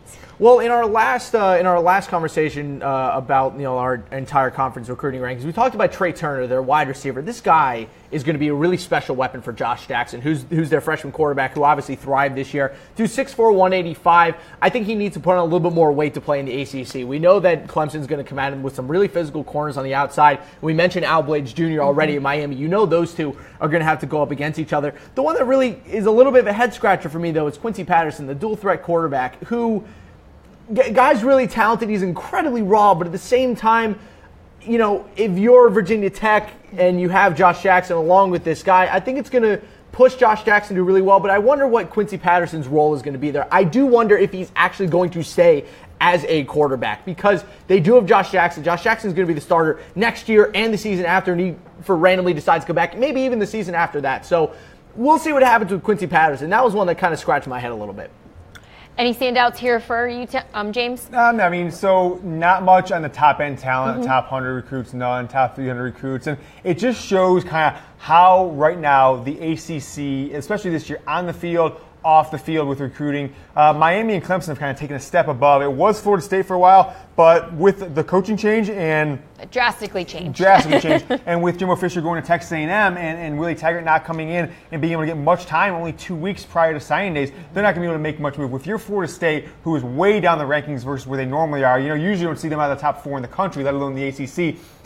They have really got to hope that Willie Taggart can just dominate recruiting over the next 6 weeks till the real signing day in February. But he's not going to have as big of a pool as he normally would, because so many of these guys signed that letter of intent and are kind of locked into those schools as of today. Well, there you have it, the number 3 recruiting class in the ACC, the Virginia Tech Hokies. Taking it now to number 4, NC State. You guys, 22 players committed as of right now. No 4 5-star guys, 4 4-star commits. And one great thing about this class when it comes to Peyton Wilson, Ricky Pearson, and Alan McNeil, all those guys are from the state of North Carolina. And I think that's really, really important for head coach Dave Doeren to kind of build that Carolina football core. And I understand that maybe North Carolina isn't the football state, but at the same time, Peyton Wilson, number 3 guy in the state. Ricky Pearson, number 5 in the state. Alan McNeil, number 10 in the state. For NC State to get those guys and to keep them in state, I think is massive for that program. And if you know, they're number 4 in the ACC, 22 total commits, 4 4-star guys. This is a really good class for an NC State team that, mind you, is about to lose the best player on their team in Bradley Chubb to the draft this year. I think they got 3 really solid guys from the state of North Carolina, and then the last 4-star guy, Devin Leary, who pro-level quarterback, 6'1", 189, probably will take another year or so to get into a starting role. They do have a starting QB already there, so I think this is a great class for Dave Doeren. I think it also really helped that they got him to stay and sign a new contract really before it started to affect any of the recruits. But again, that in-state recruiting for North Carolina, really good get for coach. Yeah, absolutely. I mean, decent class. Nothing to spend more than a few moments on, though. That's for sure. Okay, taking it now to number 5. We got Louisville at number 6 in North Carolina. Syracuse coming in at number 7. Virginia at 8. And Pittsburgh at number 9, you guys. What's interesting to me about this list right away is that Pittsburgh, with all the success they've had, all the upsets they've pulled on the field, especially the last 2 years under their new coach, I just can't believe they can't recruit at a higher level than number 9 in the ACC. So that's the most surprising thing on kind of like the bottom part of the ACC as we get down past the top 5 into number 9. I think Pittsburgh should be recruiting at a much higher level. You're in the state of Pennsylvania, which is probably the 5th best recruiting state in America, behind Texas, California, Florida, and Ohio. Pennsylvania is probably 5. The fact that they have the 9th best class in the ACC is super disappointing. And I'll say this much, while it may be surprising to see Pitt there, the most surprising thing for me on this list, you know who's not there? Florida State. I spy with my little eye, no Seminoles. And we understand that the coaching change and everything going around Jimbo Fisher obviously made an effect, but as we're going to bring up here, they are dead last in the ACC. Dead last. And I understand that Willie Taggart's a fantastic recruiter. Obviously, this isn't a reflection on him. This is more a reflection of how poorly the whole Jimbo Fisher situation was handled. But 14 for Florida State. They need to rebound with a massive, massive class next year. They already have a lot of great talent on the team right now that just needs to be coached up. They've had some great classes the past couple of years, but Number 14 for Florida State. I never thought I'd see them ever behind Boston College for recruiting, who has their own issues with recruiting, but I don't think the people at home really need to hear me get into the issues with Boston College football recruiting in Massachusetts. No thanks. Florida, the Seminoles definitely took a hit with Jimbo Fisher and how that was handled. All right, guys, let's take it now to, we are awaiting the commitment announcement for Brendon Cox, 5-star defensive end. He's choosing between Georgia, Bama, and OSU. Let's take a look at him here, you guys. So number 22 overall recruit, second best defensive end in the country, out of the state of Georgia. You think, can Georgia keep the positive momentum that they've got going in this class? They've had a better day than probably anybody. They're skyrocketing up the rankings. Georgia is not typically a team that is a top 5 recruiting class in the country. Under Kirby Smart, they have. So, guys, if they land Brendon Cox, another 5-star commitment, I mean, this is going to be a day for the ages that we haven't seen in quite a few years in college football in recruiting. So sounds like we're still a few minutes away. I think we've got maybe as many as 8 or 10 minutes away from this recruiting. I'll look at our production to get a thumbs up on that. So got a while till he comes on, so we can kind of go through this and move on from here. But Brendon Cox, superstar. If he ends up at Georgia, another phenomenal day. But on the flip side, if he goes to Alabama, they've got their paws in the state of Georgia, pulling a 5-star recruit out of there, and that gives them probably the best 2 defensive end commits of the day with the other guy from Baltimore. Yeah, that's right. Yep. I think what's crazy about Georgia is that in the past couple of years, a lot of the talent that has been in Georgia, mind you, Georgia is one of the premier, not just football states in the country, athletic states in the country, one of the best athlete states that you will find maybe in the entire US of A outside of maybe just California. Georgia, if they get Brendon Cox, will have the number 2, 3, 4, 5, and 6 players in the entire state of Georgia. The only person they wouldn't have gotten is Trevor Lawrence, who went to Clemson, similar to Deshaun Watson, who also a Georgia boy who went to Clemson. But it's okay, because they got Justin Fields, the number 2 quarterback in the class. Being able to get 5 of the top 6 guys in the state of Georgia is huge for a program that has honestly had issues in the past keeping that talent in state. It's been plucked all over the place, as Jay mentioned, by Alabama, LSU, Clemson. Keeping that in-state massive for Kirby Smart. Yeah, if you think about it with the state of Georgia, if we mentioned that where that most talent comes from this country, it is those 5 states I mentioned. Yep. With Florida, California, Texas, Ohio, Pennsylvania. Georgia is 6 on that list. Maybe Louisiana, depending on the year, they kind of fluctuate when and where their talent comes from. But Brendon Cox, it's going to be just another win for Kirby Smart if he stays in the state. And, Kirby Smart is knocking on the door of Michigan's number 1 recruit, Otis Reese, right there. So you could kind of,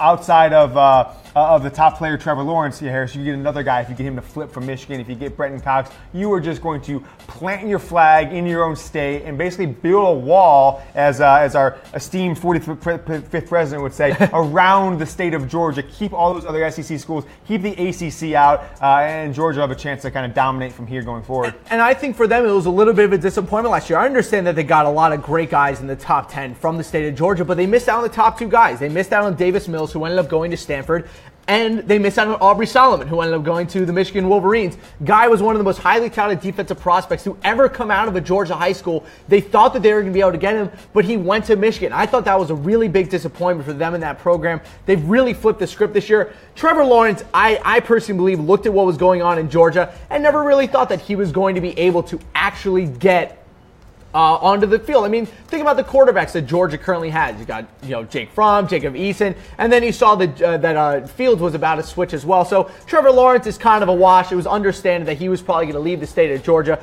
but the amount of talent that they were able to get this year is absolutely fantastic. Brendon Cox specifically, I think he's going to bring a great pass rush to that defensive line. The pass rush was good this year, but it was more from the linebacker side than the defensive line. So I think he's going to be a really good spot for them to put maybe at the left defensive end or maybe more of the weak side. It depends on how much he grows in the next couple of years. Do you think this is going to have a reflection on Georgia's sitting at the number 2 overall recruiting class right now, and Alabama sitting at number 5? Is this going to throw that off a little bit? If Alabama is able to pick him up, I think they're going to jump up a couple spots. But what's crazy about this Georgia class, even if they get him, they're not going to move from number 2. That's how good Ohio State's recruiting class is. A number 5-star guy probably won't raise up Georgia's ranking anymore.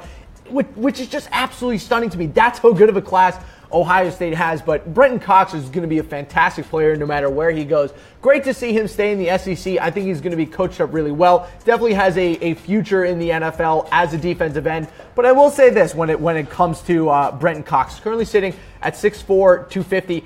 I wonder if Georgia's going to try to take a page out of Clemson's book, maybe shift him to that defensive end outside linebacker position like they did with Austin Bryant. Make him a great outside linebacker, pass rusher. I think he'd be fantastic in that kind of role. He's really quick off the line, and that's a big skill of his. All right, so we are going to have a live look-in at Brendon Cox, the 5-star defensive end from the state of Georgia. He's going to decide here, guys, between Georgia and Alabama. We've got kind of a secret cam here. Nobody knows about where this camera's coming from. We've got an insider there showing this. Just kidding on that one. But live look-in, this is his high school commitment right now, guys. We're going to know in just a few minutes. He's slated for 3:30 Eastern, so about 4 minutes from now, Brendon Cox is going to commit to either Alabama or Georgia or Ohio State, I guess. We're adding a third school there. Harris, I want to kind of project forward 2 or 3 minutes from here. Let's do it. Who is he going to pick in your opinion? Make the pick. I think it's going to be Georgia, and I think it's going back to what we saw about staying in state. I think he's seeing that a lot of the players around him, especially on defense, are staying in state with Georgia, and I think that's going to be a big thing for him. I think it's become a lost art in the past couple years of staying in your state. We've seen a lot of guys from California leave, Florida leave.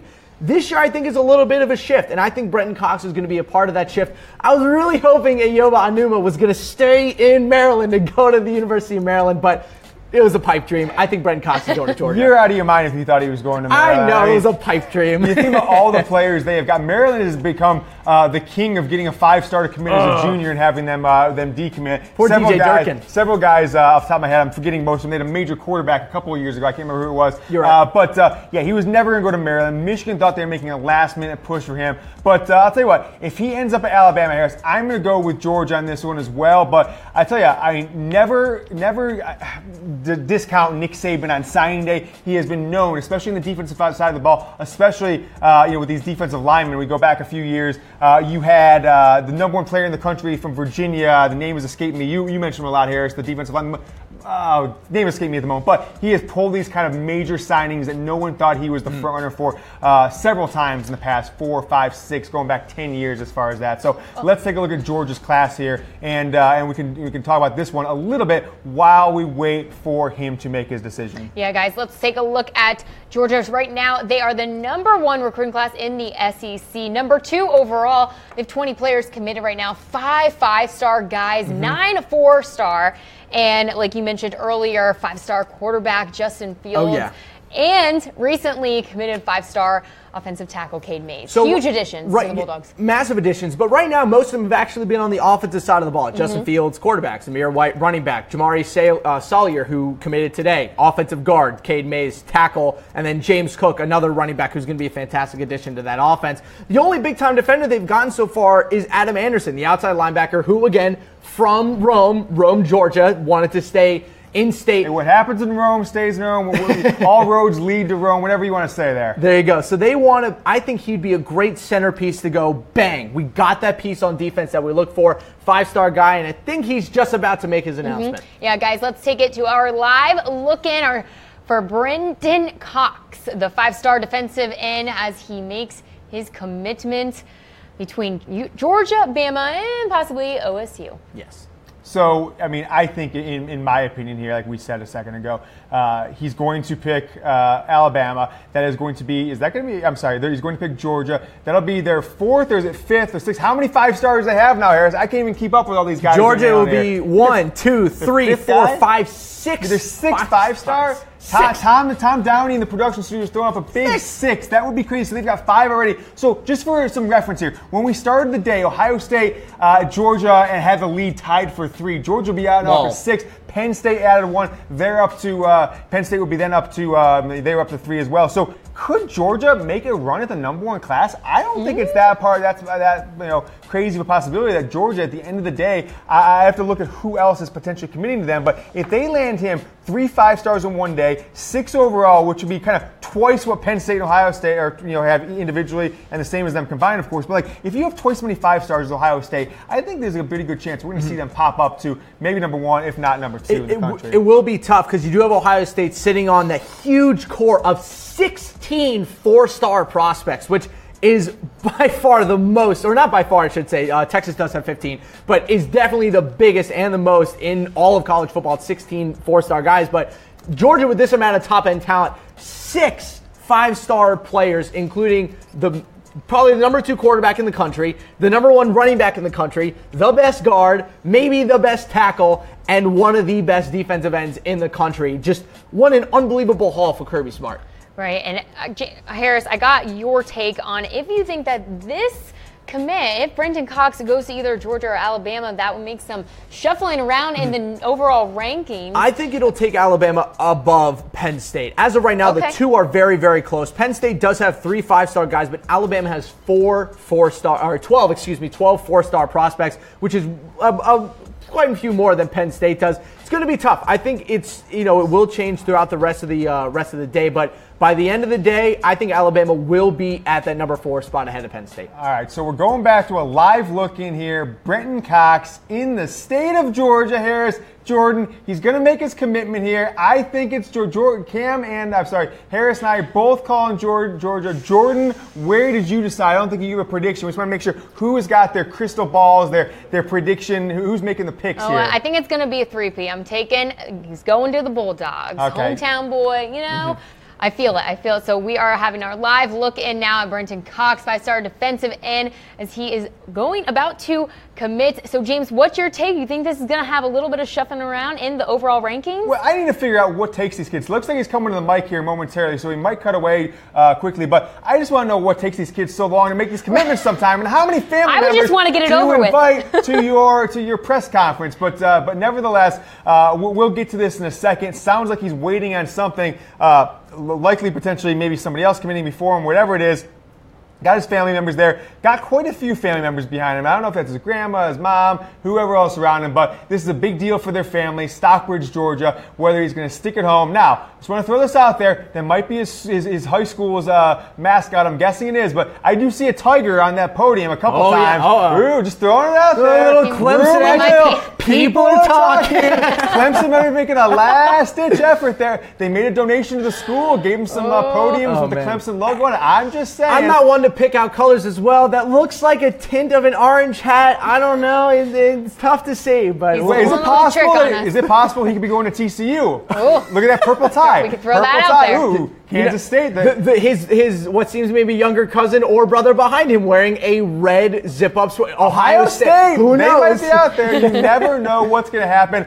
There is a possibility we see his uncle, his grandfather to the right of the screen in that hat, looking down at his phone, potentially getting a last-ditch effort from Urban Meyer or Nick Saban to wire some funds through their account to make sure he flips their school. So obviously we're joking here, guys. It's like the Ed Orgeron what he does to get people. Yeah, we're 30 minutes behind Brendon Cox's scheduled announcement. So at this point, we got to make jokes, hoping he comes up and starts talking at the podium. But as we wait for Brendon Cox, the 5-star recruit, number 22 overall, second best defensive end in the country, out of the state of Virginia, is going to decide between Georgia and Alabama. A couple other schools believe they have a chance with him, most notably Ohio State. We're making jokes. Maybe it's Clemson. I don't know. They've got the Clemson logo, which is clearly his high school logo up there. But this is going to be a recruit, a commitment that's going to change that. He's only looking at schools that are already in our top 5 or top 6, Georgia, Ohio State, Alabama. So, guys, it's going to make a decision. It's going to make an impact on where, kind of the top classes shake out when it comes to the top 10 in that. So as we look right now, as we're waiting for Brendon Cox to make his decision, right now we've still got Ohio State at number 1. But guys, Georgia has moved up to number 2. That's a big change from early in today. They were 4, 5, 6 early in the day,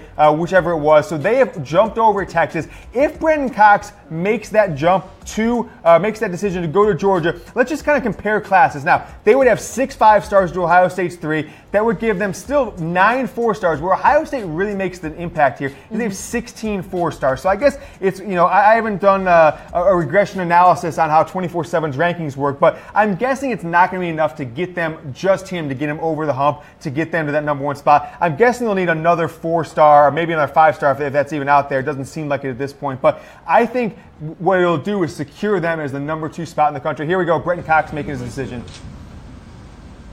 George.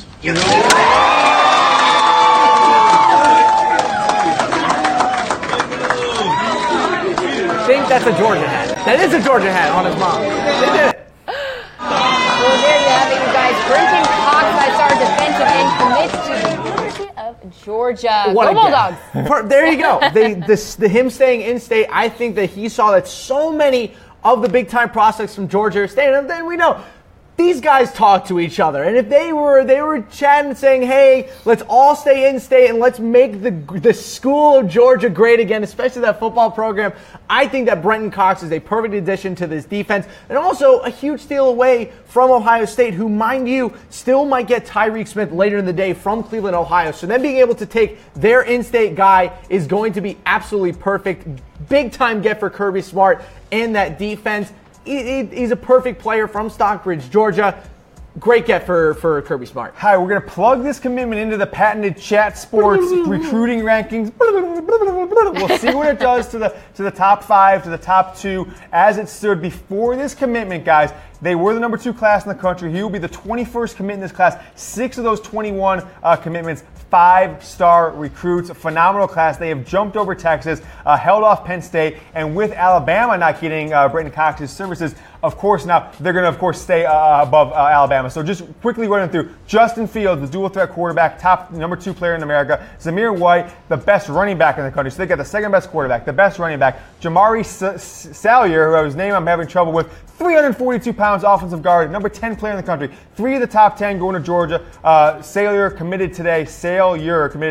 Cade Mays, just about a half hour ago, right here on Chat Sports, we brought it to you. Cade Mays, number 16 overall player, offensive tackle, committed to Georgia. Adam Anderson, being committed to them for a while, number 18 overall player, 5-star. And then now we've got Brendon Cox, number 22 overall player. Guys, 6 of the top 22 players in America are going to the University of Georgia. 4 of them in state, 2 of Miles State, North Carolina, and then the state of Tennessee with Cade Mays slipping from the Vols. And mind you, this is also a really big get based off the position he plays. He's listed as a strong side defensive end. If you look at the other defensive ends that are still, kind of mulling around, there aren't really that many left. But, you have a couple while we're waiting to see if they get in. One is Jason Oweh, kind of projected to go to Penn State as of right now from Blairstown, New Jersey. But at the same time, you do have a couple of the guys who aren't necessarily looking at the SEC. A lot of the defensive end class is looking ahead towards maybe the Big Ten. There are a couple of recruits looking at Clemson. We know that we have a huge guy coming up today in KJ Henry from Clemens, North Carolina, who as of right now is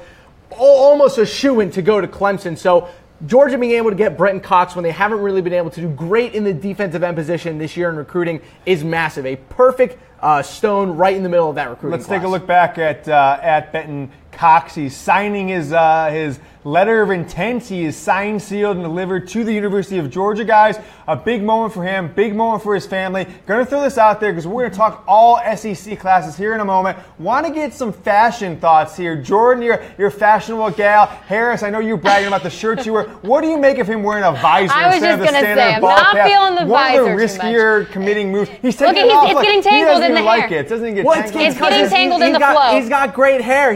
If he puts a cap on, it's going to ruin what he's got going. I like it. It shows up the hair a little bit. Might be a Georgia thing. Deshaun Watson wears his hat like that as well. But very well dressed, very stylish man. Have we seen that paper? Because he took the hat on. This could be the ultimate long con. I'm going to keep it on there for 5 or 6 minutes. Grandpa's going to take it off me. It's a visor. No one would believe that, Grandpa. It's a visor. And as such, he's going to toss on the Alabama sweatshirt right now. Keep in mind this could happen, but mostly joking there. But it's kind of weird he took the hat off, right? I think it's kind of strange. Shouldn't have done a visor in the first place, in my opinion. But there it is. Brendon Cox, 5-star defensive end. He is headed to Georgia. And Jordan, looks like it's time to get into a little SEC football recruiting now, huh? Definitely is. And make sure to stay tuned right here in Chat Sports. We'll have your latest update if Georgia does make that jump to the number 1 spot over Ohio State with this newest addition. Okay, guys, so let's take it to our number 1, obviously, SEC recruiting class right now, the Georgia Bulldogs. In there with now 21 players committed, 6 5-star guys.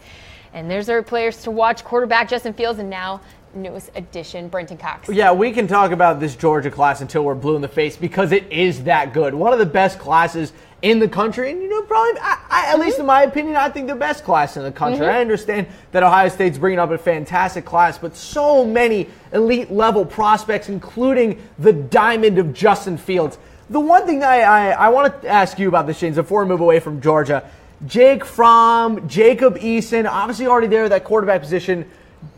Now adding Justin Fields, it's an interesting decision for him because they already have such a stacked quarterback roster. Kind of like what we see with Michigan, now they Shea Patterson and Brandon Peters and Dylan McCaffrey. It's packed. Well, so you got to think about this, right? So if he's coming in there, I think he thinks two things. I think to stick to that commitment, you got to think that he truly believes that Jacob Eason's not in the move. He thinks he's going to transfer. He thinks that one's gone because Eason had every opportunity to come back and win that job back from, however you want to say it. I'm confusing words here, but and he didn't. And so, by the way, Eason was just not as highly recruited as Fields, but he was the guy along with Shea Patterson and a couple others in that class 2 years ago. Jacob Eason is a superstar recruit.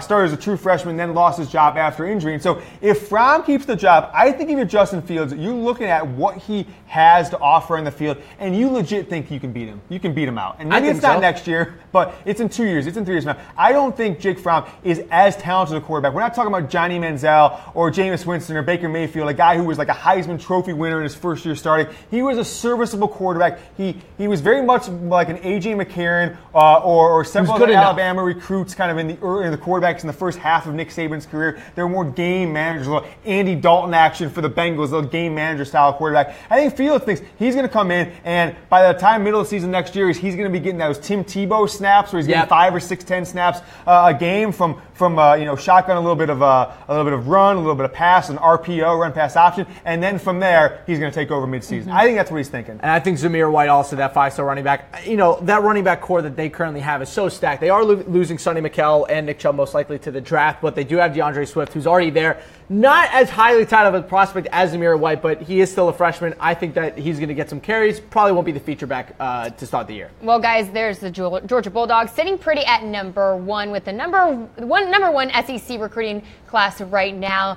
At number 2, we've got Alabama and the Crimson Tide. Number 3 is Auburn, and number 4, Florida. And the class I want to talk about on this one is also Alabama because a little bit of a hot take here. So, as good as Alabama's class is this year, we also need to look back at their class that they had last year. One of the best classes in the country, and also a lot of the freshmen that they had last year got injured this year. And one of the names of last week, Dylan Moses, their 5-star linebacker prospect who's played so well for them when so many people got injured, is now injured. So I think that you look at next season, the amount of young talent that Alabama is influxing onto that defense, not to mention Najee Harris, LeBron Ray, another 5-star guy. So they're bringing in a lot of fantastic talent onto this Alabama team. I think the 5-star recruit number only being 1 isn't something to worry about because remember, last year they had 6 5-star prospects, including the number 1 guy arguably in the country in Najee Harris. So not too big of a concern for Alabama. Them being number 2 with such a full class, I think is good for them. Well, what's going to be interesting with Alabama, guys, is there's so many players in the top 50 in the country that listed them in their top 2, 3. Just today, we've seen 4, 5, 6 of those guys in the top 30 commit. Only one of them has gone to Alabama so far. And I think that signals is that Nick Saban, I don't want to say he's lost his touch because clearly they're still the class of college football, whether they're ranked number 4 or not. But in years past, they have kind of taken this December dead period, kind of not dead period, but like dead period when it comes to football, but not recruiting, from the SEC championship game till Christmas. They have dominated. Then they take a 3-week break. They go win a national championship or compete for one. And then from mid-January through February, they dominate again. And what you see is that they go from having 1 5-star to having 4 5-stars, 4 or 5 5-stars. Now they've only got 1, and only 1 of the 6 or 7 guys that they thought they had a really strong chance of getting today committed to them. And I think that says something about Alabama and what we can expect from them going forward. And I know, let's talk about here this year. there is still a top 6 class. Oh, There's yeah. still Oh, second yeah, in the of SEC. course. So they're not going to be dropping down. Yeah, they'll be fine. You're not going to That's expect fine. a 6-6 record out of Alabama after 7 straight years of being the number 1 class. But what you're not going to see from them is that number 1 next to them, whether it's in conference or whether it's in the national ratings. And so with that, it's a room concern. But we'll go to the number 3 class. And here. one more thing, you mentioned that with Nick's with Alabama, their signing period. Nick Saban has actually been the, I think, biggest opponent of this signing day. He's spoken out against it many, many, many times. Probably the most outspoken coach about it. Only helps the small guys. There you go. Okay, guys. Well, Alabama, the Crimson Tide, sitting there with the number 2 SEC recruiting class right now. Number 3 is Auburn. They've got 20 players committed. No 5-star guys as of right now, but 14 4-star players. Solid class for them. They don't have the top end talent, which, kind of an Auburn thing when it comes to the SEC, but a lot of really talented guys. Joey Gatewood, the 4-star athlete that they get, they're going to use him all over the field. 6'4", 232. The guy is absolutely massive. And another athlete that they've been able to pick up is, Quindarius Monday. Fantastic name from the state of Georgia. 6'3", 185. This dude is an absolute burner. I think they're going to use him on the defensive side as a corner. This is a very typical Auburn class. A lot of fantastic athletes. Instead of a more fantastic set football players to set roles, it kind of goes down to the coaching staff to coach them up, make them that rough, tough Auburn kind of team, the upstart roster that we've seen them in the past. This is a very typical Auburn class to me. I think it's a quality one, 20 total recruits, 14 4-star guys, but no 5-star guys. I think it's very Auburn type of class. Yeah, the one guy I want to talk about here, as we talked about last week on College Football Daily last Thursday, is Joey Gatewood, right? So he's listed as an athlete, but he's going to come in there and play quarterback for them. I think 2 years from now, he is going to be their starting quarterback for the 2019 season. Guy is a beast. He's a burner. He's not a burner like, let's say, a Vince Young or something like that, but he can run like crazy. 6'4", 230 as a senior in high school out of Jacksonville, Florida. He is number 107 player ranked in the country. I think that's a little low. And just talk about how much talent there is in Florida. The number 22nd ranked player just in the state of Florida, which is crazy to think he's 107 total in the country. But I think he is a star in the making in Gus Malzahn's offense. I think he's going to be a superstar. He is the perfect fit of player to offense that we're going to see in this entire recruiting class. And what's interesting is that he's such an opposite of Jarrett Stidham because he's a run-first quarterback. You look at the amount of attempts he physically takes during a games, 6 attempts, 13 attempts, maybe like 7 or 8 attempts a game, but he's so dynamic with his legs that he can do whatever he wants on. I think he's going to be a great fit in that running game. I would love to see maybe a top-end offensive lineman come to Auburn in the next couple years, but for now, quality class. Well, Auburn's there with the number 3 recruiting class in the SEC. We'll take it now to number 4, the Florida Gators and their new leader, Dan. All right, so Emory Jones there, guys, the big prize for Florida State. And so talk about what this conversation probably looked like. Emory Jones has been committed to Ohio State for 18 months. He was, if you think back 18 months ago, summer of 2016, if you think back then, he was up there with Trevor Lawrence and Justin Fields as a top 5-6 player overall. So he didn't have as good of a junior and senior year as a lot of people expected. Some definite issues throwing the ball. His accuracy was questioned big time. Ohio State, from what I read in the last couple hours, they just wholeheartedly stopped recruiting him in the last 2 or 3 weeks because they didn't feel that he was being legit up front with them of what his intentions were. They didn't even contact him the last week. They knew he was gone. They took a commitment from a 3-star quarterback from the state of Texas just last week. I think it's kind of like their backup plan. They knew he was gone. Getting Florida, I want to know what that conversation looks like. Who was Urban Meyer's offensive coordinator when he was at Florida, when he was at Utah, a guy who was his quarterback's coach at Utah, and then with Bowling Green. It was one Dan Mullen, who's the incoming Florida coach. Man, the wars have already started. You're stealing your old boss's recruits, your star quarterback. I love it. And I think it's going to be it's a win-win for both sides. Emory Jones gets to come in as the big-time quarterback prospect,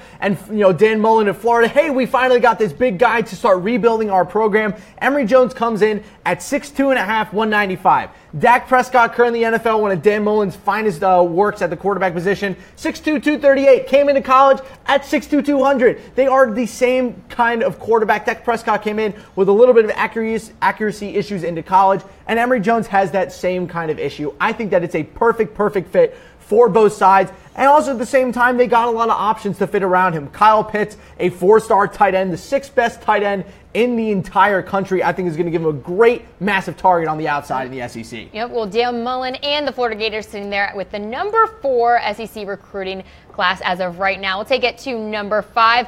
LSU guys, they've got 20 right now, total commits. No 5-star guys just yet.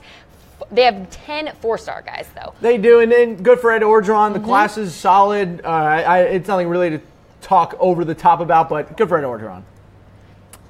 Anything to say about LSU right now? Well, I think Ed Orgeron is a good recruiter, and that's about it. Okay, and at number 6, we've got South Carolina. Number 7, Texas A&M. Number 8, Mississippi State. And number 9, Kentucky, Harris. Kentucky, I honestly expected them to be a little bit higher, but it's going to be Kentucky. On our next page, though, Ole Miss climbed up to number 11, because guess what, James? We were wrong. They got Matt Corral. Him going there makes no sense to me, by the way. He was committed to USC, then he was committed to Florida. He decides on Ole Miss. That doesn't make a lot of sense to me at all. But, Tennessee, Arkansas, looking down there, that's the casualties of having a coach change, having a dead man walking, which I am always a proponent of letting a guy go a year too early than a year too late. Yep. So I think they should get rid of those coaches a year, maybe even 2 years ago in the case of both Brett Bielema and Butch Jones there. Missouri is an interesting one because they typically have not recruited well, but new offensive coordinator, by the way, is from UCLA, their offensive coordinator, whose name is escaping me at the moment, but Jed Fish, I got his name. New offensive coordinator in Missouri. Interesting to see what they do. All right. Definitely. Okay, well, we're going to go ahead. That was a look at your top SEC recruiting rankings. And one more thing that I wanted to point out before we move on is that Missouri class is also kind of disappointing for me. And I think it also has a lot to do with the fact that if you look at that Missouri offense, they're losing Drew Lock, their top quarterback, who's probably going to go to the draft after a fantastic season. Anything that surprised you, though, of those rankings? Ole Miss being at number 11 is honestly what surprises me, because I honestly thought, Ole Miss, we had them a couple weeks ago at number 14.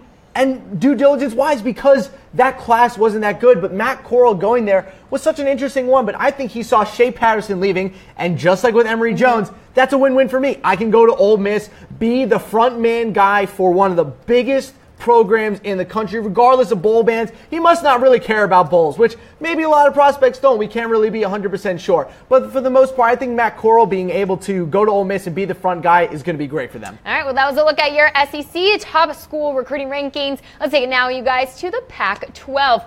We've got Washington at number 1, 18 total guys committed right now, 8 4-star recruits, 10 3-star guys. And a lot of guys that you're interested in, because the guy that I like the most is Marquis Spiker, the number 1 recruit that they have in the class, 6'3", 188, replacing Dante Pettis, one of the best wide receivers in Pac-12 history and the best punt returner in college football history. So he's coming in as kind of that speedster on the outside they're looking for. But James, we talked about it on College Football Daily a couple weeks ago. They're bringing in 2 big-time quarterbacks in this class. Colson Yankoff, the number 6 dual-threat quarterback in the class, and then Jacob Sermon from Bothell, Washington, the number 4, a pro-style quarterback in the class. I think Colson Yankoff is actually the more talented guy that they have in this one. I think he's going to be really fun to watch in the Pac-12. Jacob Sermon's going to be good, but I think Colson Yankoff's going to end up winning the battle. Okay, just for the sake of his name, I really hope that I see him playing. I have to hear an announcer say Yankoff 35 times a game in college football, because that's one of the great names in college football history. But to bring in two big-time quarterbacks, both top 100 guys, is a great recruiting job by Chris Peterson. And by the way, Yankoff, the first top 100 recruit out of the state of Iowa in over a decade. That is just something in itself. What did I say? You said Iowa. Idaho. I thought I said Idaho. But anyways, either way, dual threat guy, 6'4", 6'3.5", whatever you want to call it, 200 pounds. I think he's a talent, Harris. I think that there is a natural kind of inclination for Washington fans to think it's going to be Jacob Sermon, because he kind of fits the mold a little bit better from what Chris Peterson's run in the past. But Yankoff's a guy a lot of people want. I think he's going to be the one that gets to play from looking at their film. It's the number 1 recruit from Idaho versus the number 1 recruit in the state of Washington. It's going to be a fun Mountain West battle. Well, the Huskies, you guys sitting there with the number 1 Pac-12 recruiting class as of right now. We'll take it to number 2, Oregon. This is kind of surprising, you guys. They haven't taken much, not a huge hit, I guess, since Willie Taggart left for FSU. Not a massive hit, and I think it's because on the offensive side of the ball, at least they were able to maintain their offensive system, Mario Cristobal. And the one thing that was kind of unfortunate about Oregon this year, they have a fantastic quarterback in Justin Herbert, who we saw go down with an injury. And I was really hoping they were going to be able to use this recruiting class to start putting a couple more weapons around him, some serious speed, some serious talent. And they weren't really able to do that. A lot of those players were the ones that ended up leaving. They're going to be pretty good on the defensive side of the ball. Steve Stevens is going to be a really solid guy. Adrian Jackson as well from Denver, Colorado. going to be really good. Tyler Show is a good quarterback prospect as well, but I was really hoping to see Oregon get some pieces to build around Justin Herbert Herbert, he is a fantastic quarterback. When he was playing, they were one of the best teams in the country. They were ranked in the top 25. As soon as he got hurt, the entire program came slowly crashing down. So I think that Herbert coming back this year is going to be a really big piece of them. Would have liked to see some more weapons. Yeah, I mean, I think that it speaks to the job Willie Taggart did. I think Florida State fans can be hopeful that he'll be able to turn them around, if not this class, with only a few weeks to do so. Next class, it's one of the better recruiting classes Oregon's had in a long time. They typically don't recruit at the very top of the Pac-12. They typically don't recruit the top 10 or 15 classes in the country just because of the lack of talent in that state.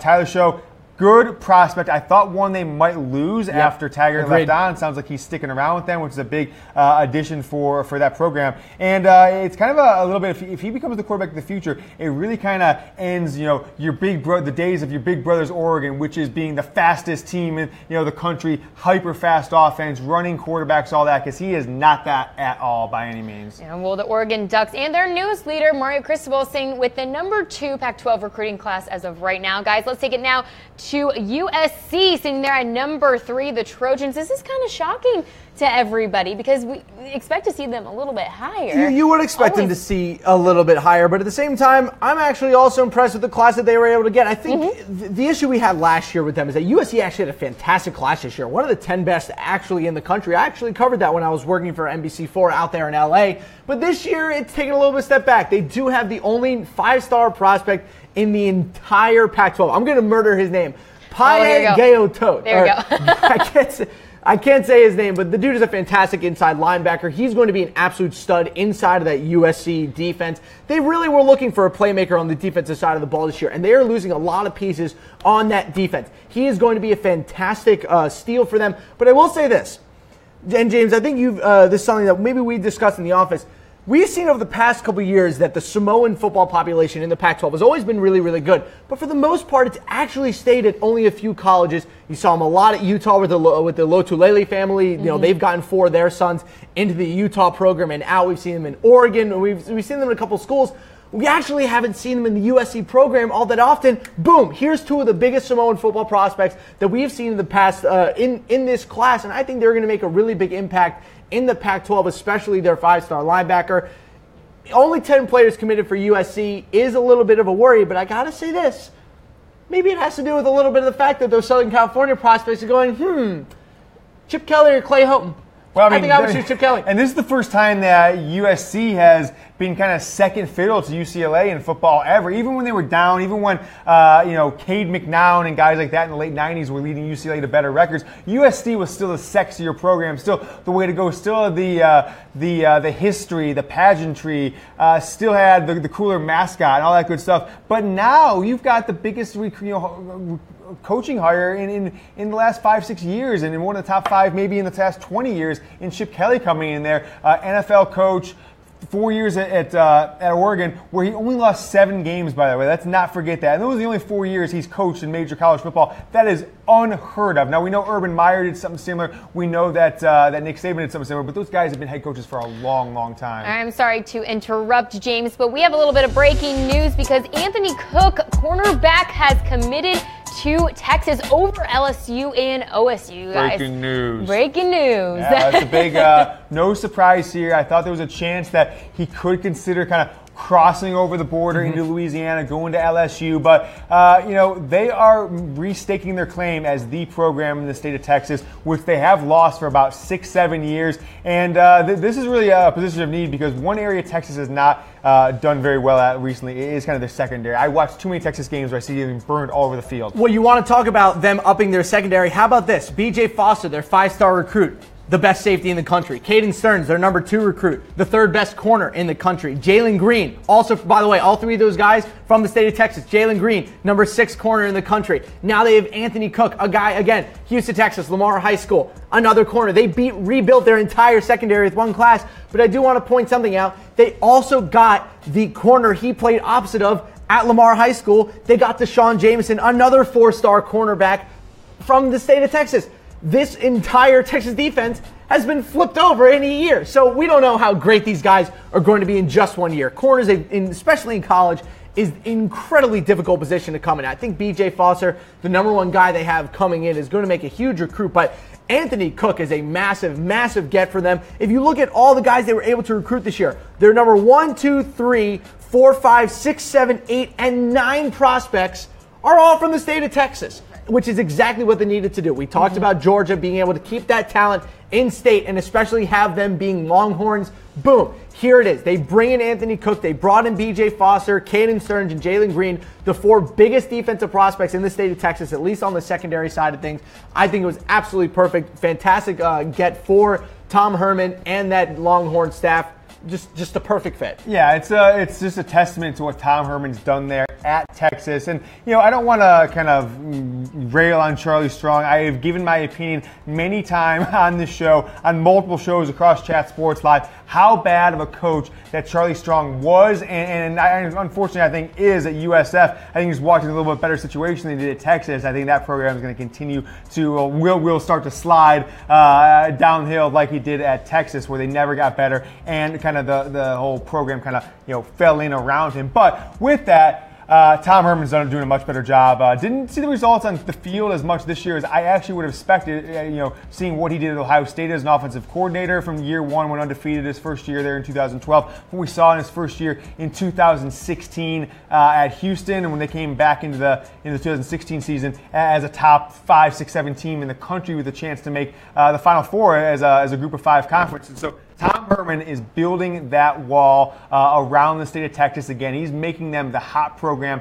in the state to go to. And I'll tell you what, if you can get 15 of the top 20 players in the state of Texas, you have a top 5 class every single year that you are coaching there. And so that's what Mac Brown used to do, and that's seemingly what Tom Herman is continuing to do as the head coach of Texas. So Anthony Cook is your latest to commit. He's going to Texas. Yep. And I think one of the other things you want to point out about Anthony Cook, I think the overall size of the guys that they're bringing into this Texas defense is fantastic. B.J. Foster, 6'1", 188. Caden Stearns, 6'1", 192. Jalen Green, 6 foot, 171. And then on top of that, you now add Anthony Cook to that, 6 foot, 170. So they are bringing in some crazy size onto this defense. No more little corner stuff in the Big 12, James. Here we go. This is them trying to stand up to Oklahoma, stand up to Oklahoma State, and stop this ridiculous pillow-fighting passing attack that we've seen in the Big 12 for at least the past 5 years. I think Texas had enough of this wild, crazy passing stuff, and they want to make a statement, not in our conference anymore. I think Texas has also realized, look, our offense is going to be good no matter what, because the rest of the defense is the Big 12. You just put them in a garbage can and light them on fire. But if Texas figures, if we can have a good to elite level defense, then we're going to be the best team in this conference for a pretty long time. And I think that this group of corners that they're trying to create is going to make an absolute force in college football going forward. Yeah, so I mean, the thing that's just interesting about Texas is I want to see, and I'm going to kind of put it into the Chat Sports, math machine. We're going to see if this does anything with them. Can they jump back over Georgia? Do they have the possibility? Georgia kind of went past them, got a 5-star recruit, kind of cemented that spot, was going for Ohio State. But, with some late momentum, can Texas reclaim that number 2 spot that they had throughout the most of the last few weeks, potentially even the last few months? And so Georgia's jumped ahead of them. But from that, we'll see if Texas can make that move. Well, a huge get for the Longhorns. Okay, guys, well, let's take it back to our Pac-12 recruiting rankings. We finished off with USC at number 3. Next up, we got number 4, UCLA, followed by California at number 5. Washington State sits at 6. Colorado at number 7. Stanford at number 8. Arizona at number 9. Arizona State at 10. And Utah at 11. Oregon State at number 12. Surprised to see Stanford so low, number 8. It's tough to recruit, especially with their academic restrictions, but they got the top quarterback last year, and his name is currently escaping me, but he's a fantastic prospect. They got the leprechaun with the pot of gold last year, weren't able to get it this year. Yeah. Well, once again, thank you so much for watching College Football Daily. Our recruiting special here. I'm Jordan Georgia alongside James Yoder and Harris Rubenstein. We're going to go ahead and kick it off to Studio B with Cam Rogers. He has an interview with Oklahoma 4-star commit T.J. Pledger. Hey folks, Cam Rogers here, and I have 4-star all-purpose back, Mr. TJ Pledger on the line right now. TJ, an Oklahoma signee. Appreciate the time, sir. How we doing? I'm good. How you doing? Doing all right, doing all right. All right, man. Boomer Sooner Nation, how's it feel? It feels great. It's definitely a blessing from the men above, and I'm appreciative that the university would even accept me, and it's just a blessing to be a part of it. And you signed your letter of intent today, TJ. How surreal was that moment for you? It was so real. I came a long way, and this process, it's been stressful, but I finally got the weight off my back, and it feels good. Well, I was just going to ask you because, of course, the early signing period is a new deal now. It's a historic kind of day in college football and recruiting and all that. And so how does it feel for you to kind of just get it out of the way? You sign your letter, you're good, you can enjoy the holidays, and you can move on. How does that feel? It feels good, definitely. Cause now I can just focus on my craft, not have to worry about coaches hitting me up or anything like that. There's no doubt about that. And talk about what led you to this decision here, because, of course, it's got to be difficult with, as you said, so many coaches contacting you, trying to get you to visit, etc. How difficult was it to come to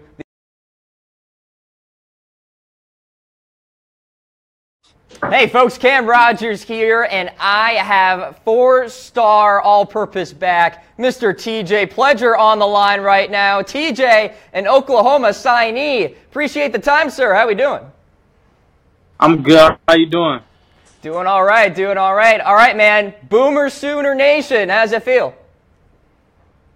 It feels great. It's definitely a blessing from the men above, and I'm appreciative that the university would even accept me, and it's just a blessing to be a part of it. And you signed your letter of intent today, TJ. How surreal was that moment for you? It was so real. I came a long way, and this process, it's been stressful, but I finally got the weight off my back, and it feels good.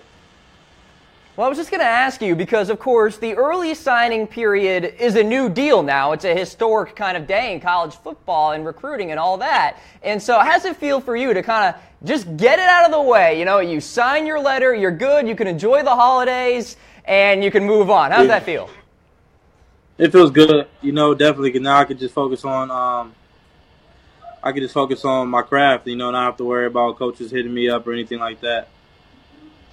There's no doubt about that. And talk about what led you to this decision here, because, of course, it's got to be difficult with, as you said, so many coaches contacting you, trying to get you to visit, etc. How difficult was it to come to the Oklahoma Sooners decision?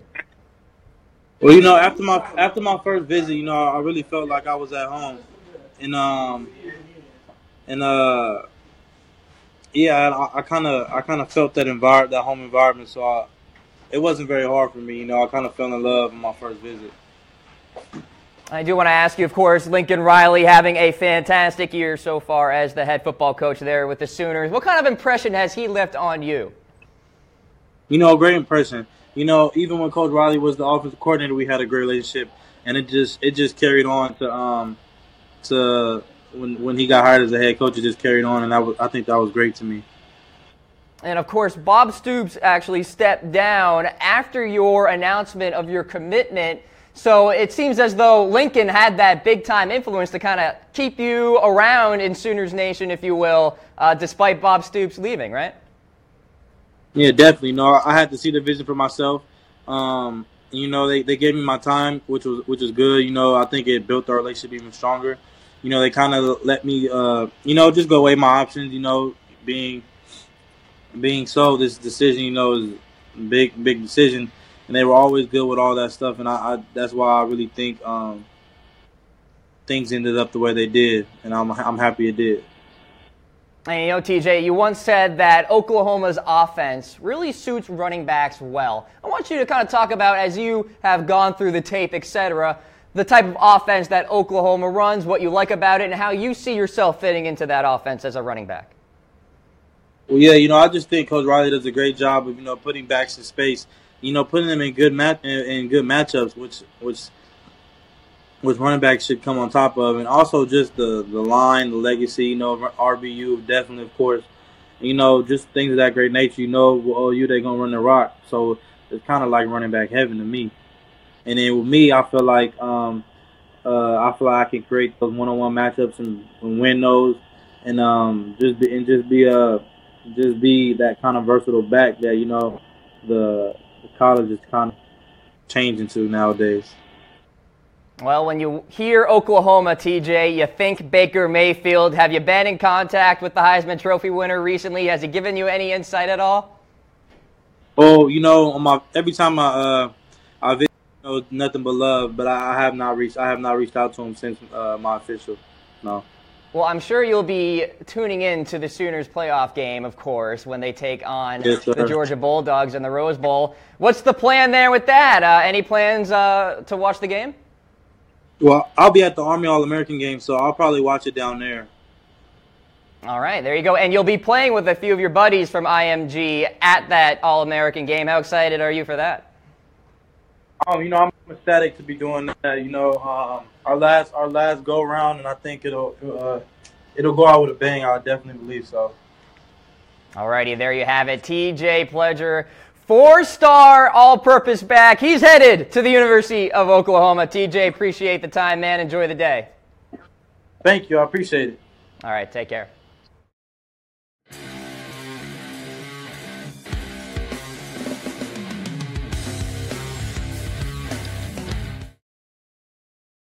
For that interview here, folks, we're back in Studio A. I'm Tom Downey. Alongside me is James Yoder, our college football recruiting insider. A fun and chaotic day so far, James. Yeah, it's been I'm still kind of just taking it all in, Tom. Got a lot of stuff happening here. We've had so many 5-star commits to Georgia. They are on a roll today. They've got a chance, although they didn't surpass Ohio State, but they have moved up. It seems like they have cemented themselves as the number 2 class in the country, Tom, and they've just got a phenomenal one.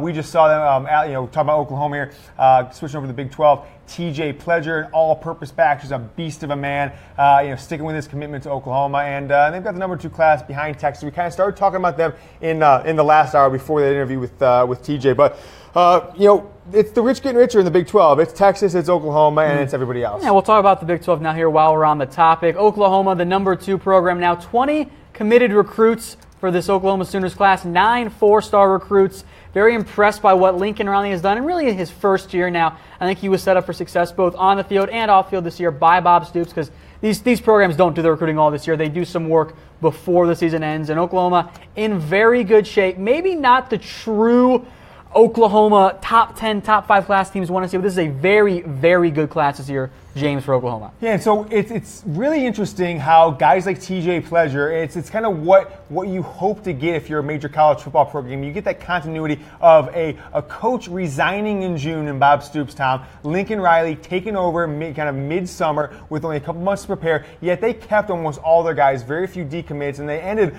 with a very strong class. Now, you don't have the depth that you see out of some of the Ohio States and Alabamas and Georgia of the world, and that's why they're not a top 5 class at Oklahoma, but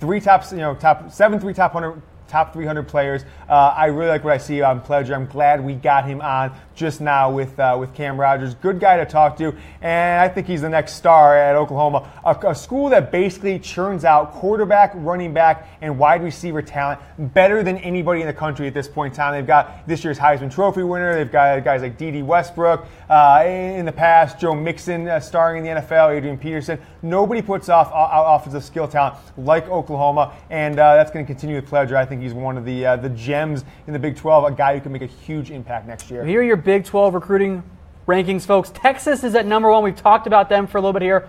Oklahoma is at number 2. The TCU Horned Frogs are number 3. West Virginia checks in there at number 4. Oklahoma State is number 5. We'll get to the number 3 team, TCU. A quality class, James. Again, the Big 10 or the Big 12 programs tend to not do quite as well as, say, the top tier Big 10 or the top tier SEC. But a good class for the Horned Frogs right now. Justin Rogers, their top recruit, the 4-star dual threat quarterback here, could be a big addition for the Horned Frogs going forward. 5 4-star recruits as well, James, for TCU. Yeah, I mean, TCU is a school at time. They don't need top, 5, 6, 7 top 100 guys, multiple 5-stars. They have proven for years, for over a decade now, that they can do it with a bunch of 3-stars and dabbling in a 4-star every once in a while. Kind of surprising that they haven't with as much success as they had. Now that they're in the Big 12, that they don't get more top 100 guys because, they're a big deal in college football now. Multiple times in the past 5 years, they've come down to the last couple weekends of the year with the chance to either go to a national championship game or the playoff 2 in the last 4 years. And they don't, recruit with the Texas, the Oklahoma. But to have the number 3 class in the Big 12 over Oklahoma State, over Baylor, over Texas Tech, I think is a big deal for them. I think it's kind of cemented their spot as, the number 3 team, the number 3 program in the Big 12. Justin Rogers, dual threat quarterback. He is the gem of the class. He's the guy that I am most excited about without question.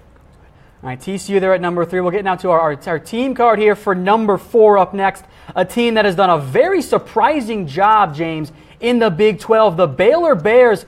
I am quite surprised here by what Baylor has done because they were not in good shape entering this year. Matt Rule came over. They had to kind of blow things up. Now they rank number 4 with 23 commits. They've done a very good job this year, James. Yeah, I mean, the fact that they're, again, don't want to kind of harp on this, but there were some surprising good and a lot of surprising bad. We just talked about the ACC, Florida State, a surprising bad. Baylor at number 4, Tom, they are just toxic. What parent is saying their son to Baylor? What parent is saying their daughter to Baylor with as much of that's been going on there lately on the other side of that thing? And the fact they've gotten so many big-time, offensive players. They've got, Jerry Bohannon, big-time dual threat quarterback. B.J. Hansbard, huge athlete. He could be running back. He could be wide receiver. We're not sure. He may end up in the secondary. Joshua Fleeks, huge star. I mean, they are just going to continue to be successful at Baylor. The number 4 class in the Big 12, not as detrimental to the future of the program as I think we originally thought. When we were sitting here a year ago, Tom, talking about the future of Baylor, we were kind of expecting them to have maybe the worst class in the Big 12 for the near future, just given how toxic of an environment it was there. And so big time class for them to finish number 4 in the Big 12. I think that Baylor is one of the biggest surprises I've seen this year out of college football. I did not think they were going to recruit well at all. Here we are, though, with Baylor at number 4. We'll keep it rolling in the Big 12 to Oklahoma State. Not a ton of 5-star, 4-star guys, just 2 combined in C.J. Moore and dual threat quarterback Spencer Sanders. But 23 players committed for Oklahoma Sooners. Very impressed by what they've done this year. This is kind of the typical Oklahoma State Cowboy class here, James. Yeah, I mean, Tom, Oklahoma State, they continue to befuddle me because they play at such a high level as a program. They are consistently a top 10 program, really since about 2010, 11, the Brandon Weeden years, old man Weeden before he moved on there. And they've continued to have success. They had a big opportunity to go to the playoff this year, had a couple plays gone their way, and whether they beat Oklahoma and a couple other games. But I am kind of just disappointed with them. Number 5 class, I understand they've got a couple 4-star recruits, 2 top 300 overall, but they have not moved into the state of Texas as strongly as some other schools. Most notably, LSU consistently recruits well in the state of Texas. Ohio State consistently recruits in the state of Texas.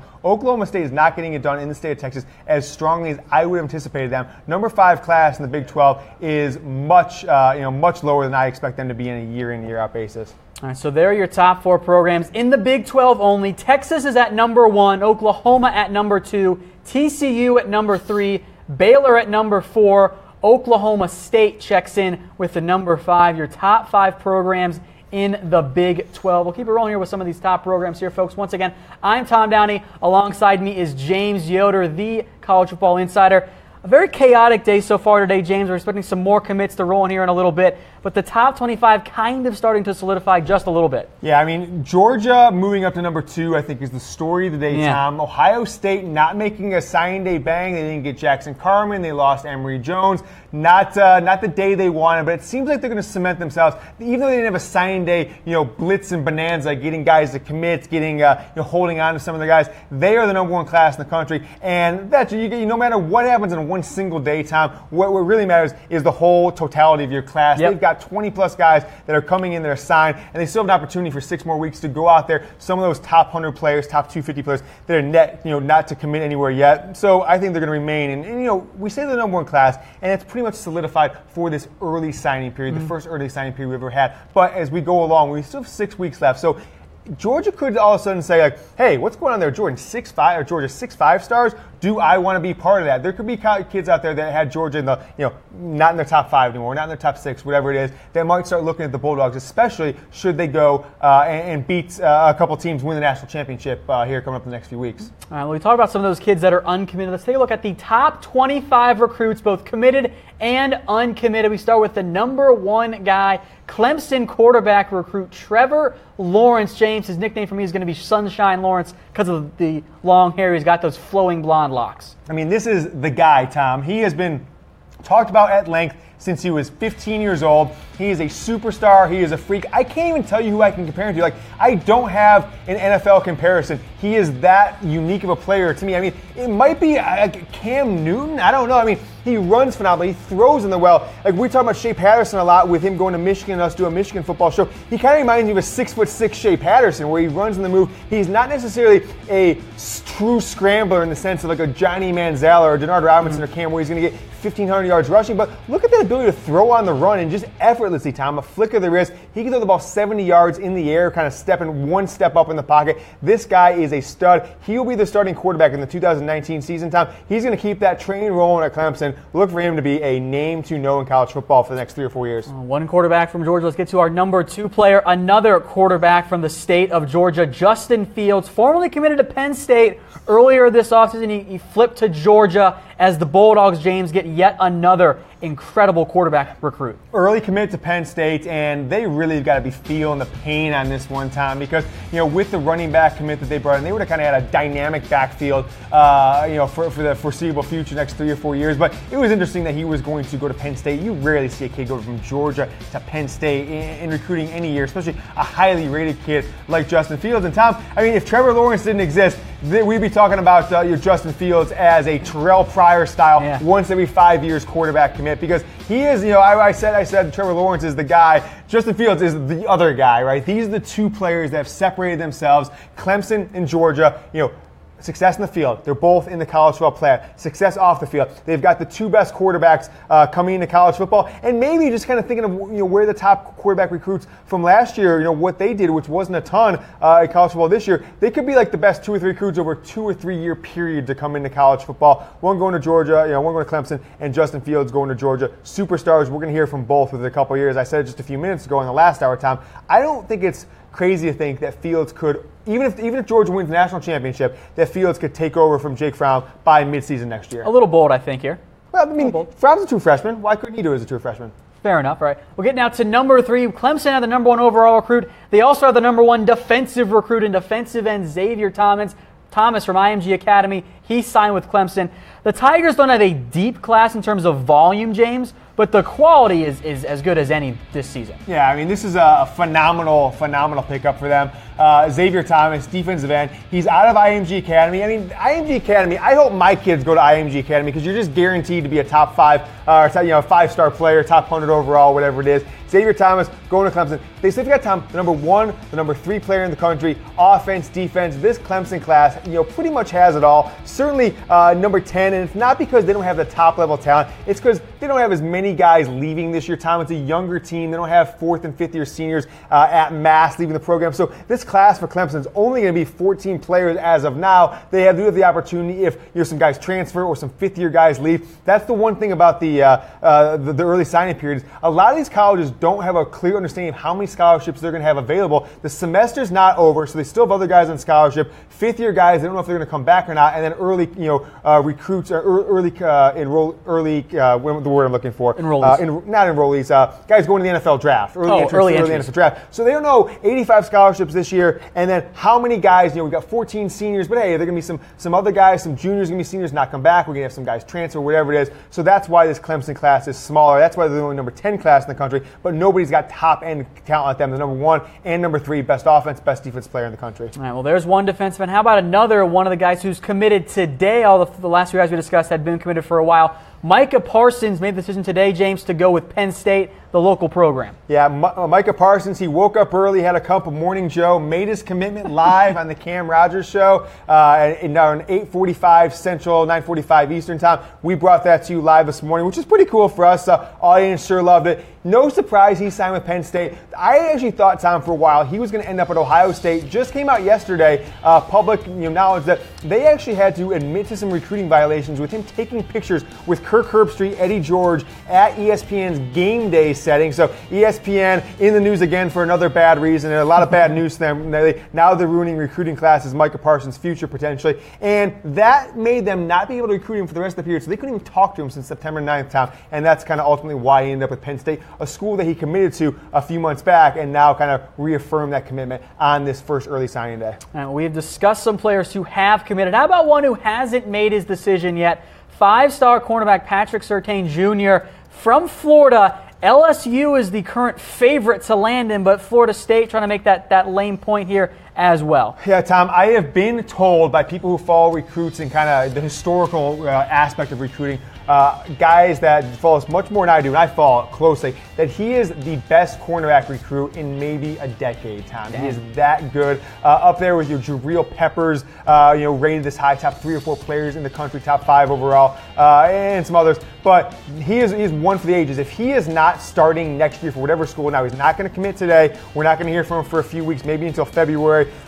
But this guy is a superstar. And all these players in the top 25, if they are not making an impact by year 1, starting by year 2, all conference or better by year 3, something went wrong in the whole process. So Patrick Surtain Jr., you're expecting him to start, play next year. He's going to probably end up in the state of Florida or LSU. I think that's probably the give and take. I've been here in LSU a lot for him lately. The LSU seems to be the front runner there. We'll keep it rolling to number 6 on our top recruits. How about another Georgia kid, Zamir White, the halfback? Yeah, Clemson, Georgia, just a lot of consistent names in the schools in these top 5, 6, 7 players in the country. Zamir White, Tom, the best running back in the country from North Carolina. None of those ACC coastal schools were going to get him. He wanted to play big boy football. He's heading to the SEC with Georgia, Tom. And just another, who is recruiting quarterbacks, running backs, and offensive linemen better than Georgia right now? They're getting offensive linemen, just off the tree anytime they want. Georgia, they're stacked at running back. They got 3 running backs. Zamir White, the best running back coming in there next year. Justin Fields, Jake Fromm, Jacob Eason. They're just stacked on offense. Kirby Smart is doing it the right way. He's doing as good as anybody in the country right now when it comes to recruiting. I've been so impressed by what Georgia's done. They've recruited very well on the offensive line and halfback, and then they went out and did it again this year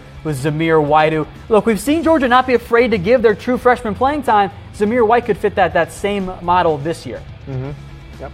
So what happens there. Zamir White there is your number 6 player. We'll keep it rolling here on our top 25 recruiting list.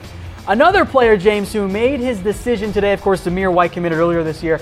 The defensive end, Ibaya Amona, goes to Alabama. Tom, they don't call me the Michigan insider for nothing. We all know the reasons why, because the other guy out there, name not to be disclosed, we all know who that guy is too, was going on and on how he has information that this guy is going to Michigan. It was clear he was going to Alabama. It was so comical that we even thought he was going to Michigan due to this other service. But number 7 player in the country, from the state of Maryland. Alabama has done a good job in the Northeast in the past few years. They go up and they basically go wherever they want these days to get their recruits. They grabbed him. He is a super stud, Tom. I saw a picture of him this morning in a t-shirt. I thought I was looking at a 35-year-old bodybuilder, not a 17-year-old high school kid. He is a beast like you can't imagine. Now, does he have the athleticism to make plays in Nick Saban's defense? I think we're going to know about that in about 9 months. But for the film I've seen, for his physique, for what he looks like with the t-shirt on, this guy is a beast, a monster. I can't wait to see him play for Alabama. Yeah, so Amona there is at the number 7 spot. That's actually Alabama's very first 5-star recruit in the cycle. Kind of crazy there. Yeah, we have an alert here. We'll get to that in just a second, though. But Amona, a big boost for Alabama, James, which frankly hasn't been the same Alabama class we've been used to seeing in recent past. Yeah, I mean, Alabama has had the number 1 recruiting class by one of the services for 7 years in a row. And by the way, I may have jumped the gun there, Tom. That boop, boop, boop. Looks like we're getting an announcement coming in. We'll get to that in just a moment. Looks like he's about to make his decision. There's a major, major commitment who is going to land in one of these schools we've been talking about with all the best players. So we're going to get to that in just a second. But before we get to him, so talk about Anoma going to Alabama, Tom. They continue to just find ways to being the best players in the country. Now, this is a down class for them, and let's talk about what a down class Relatively means. speaking. Down class for Alabama means you're the number 5 class in the country with 1 5-star who's in Sonoma, then 12 4-stars, 3 5-stars. You almost think it's comical if Alabama takes a 3-star recruit. You're like, wait, what's going on here? Is this fake news? Is it even real happening?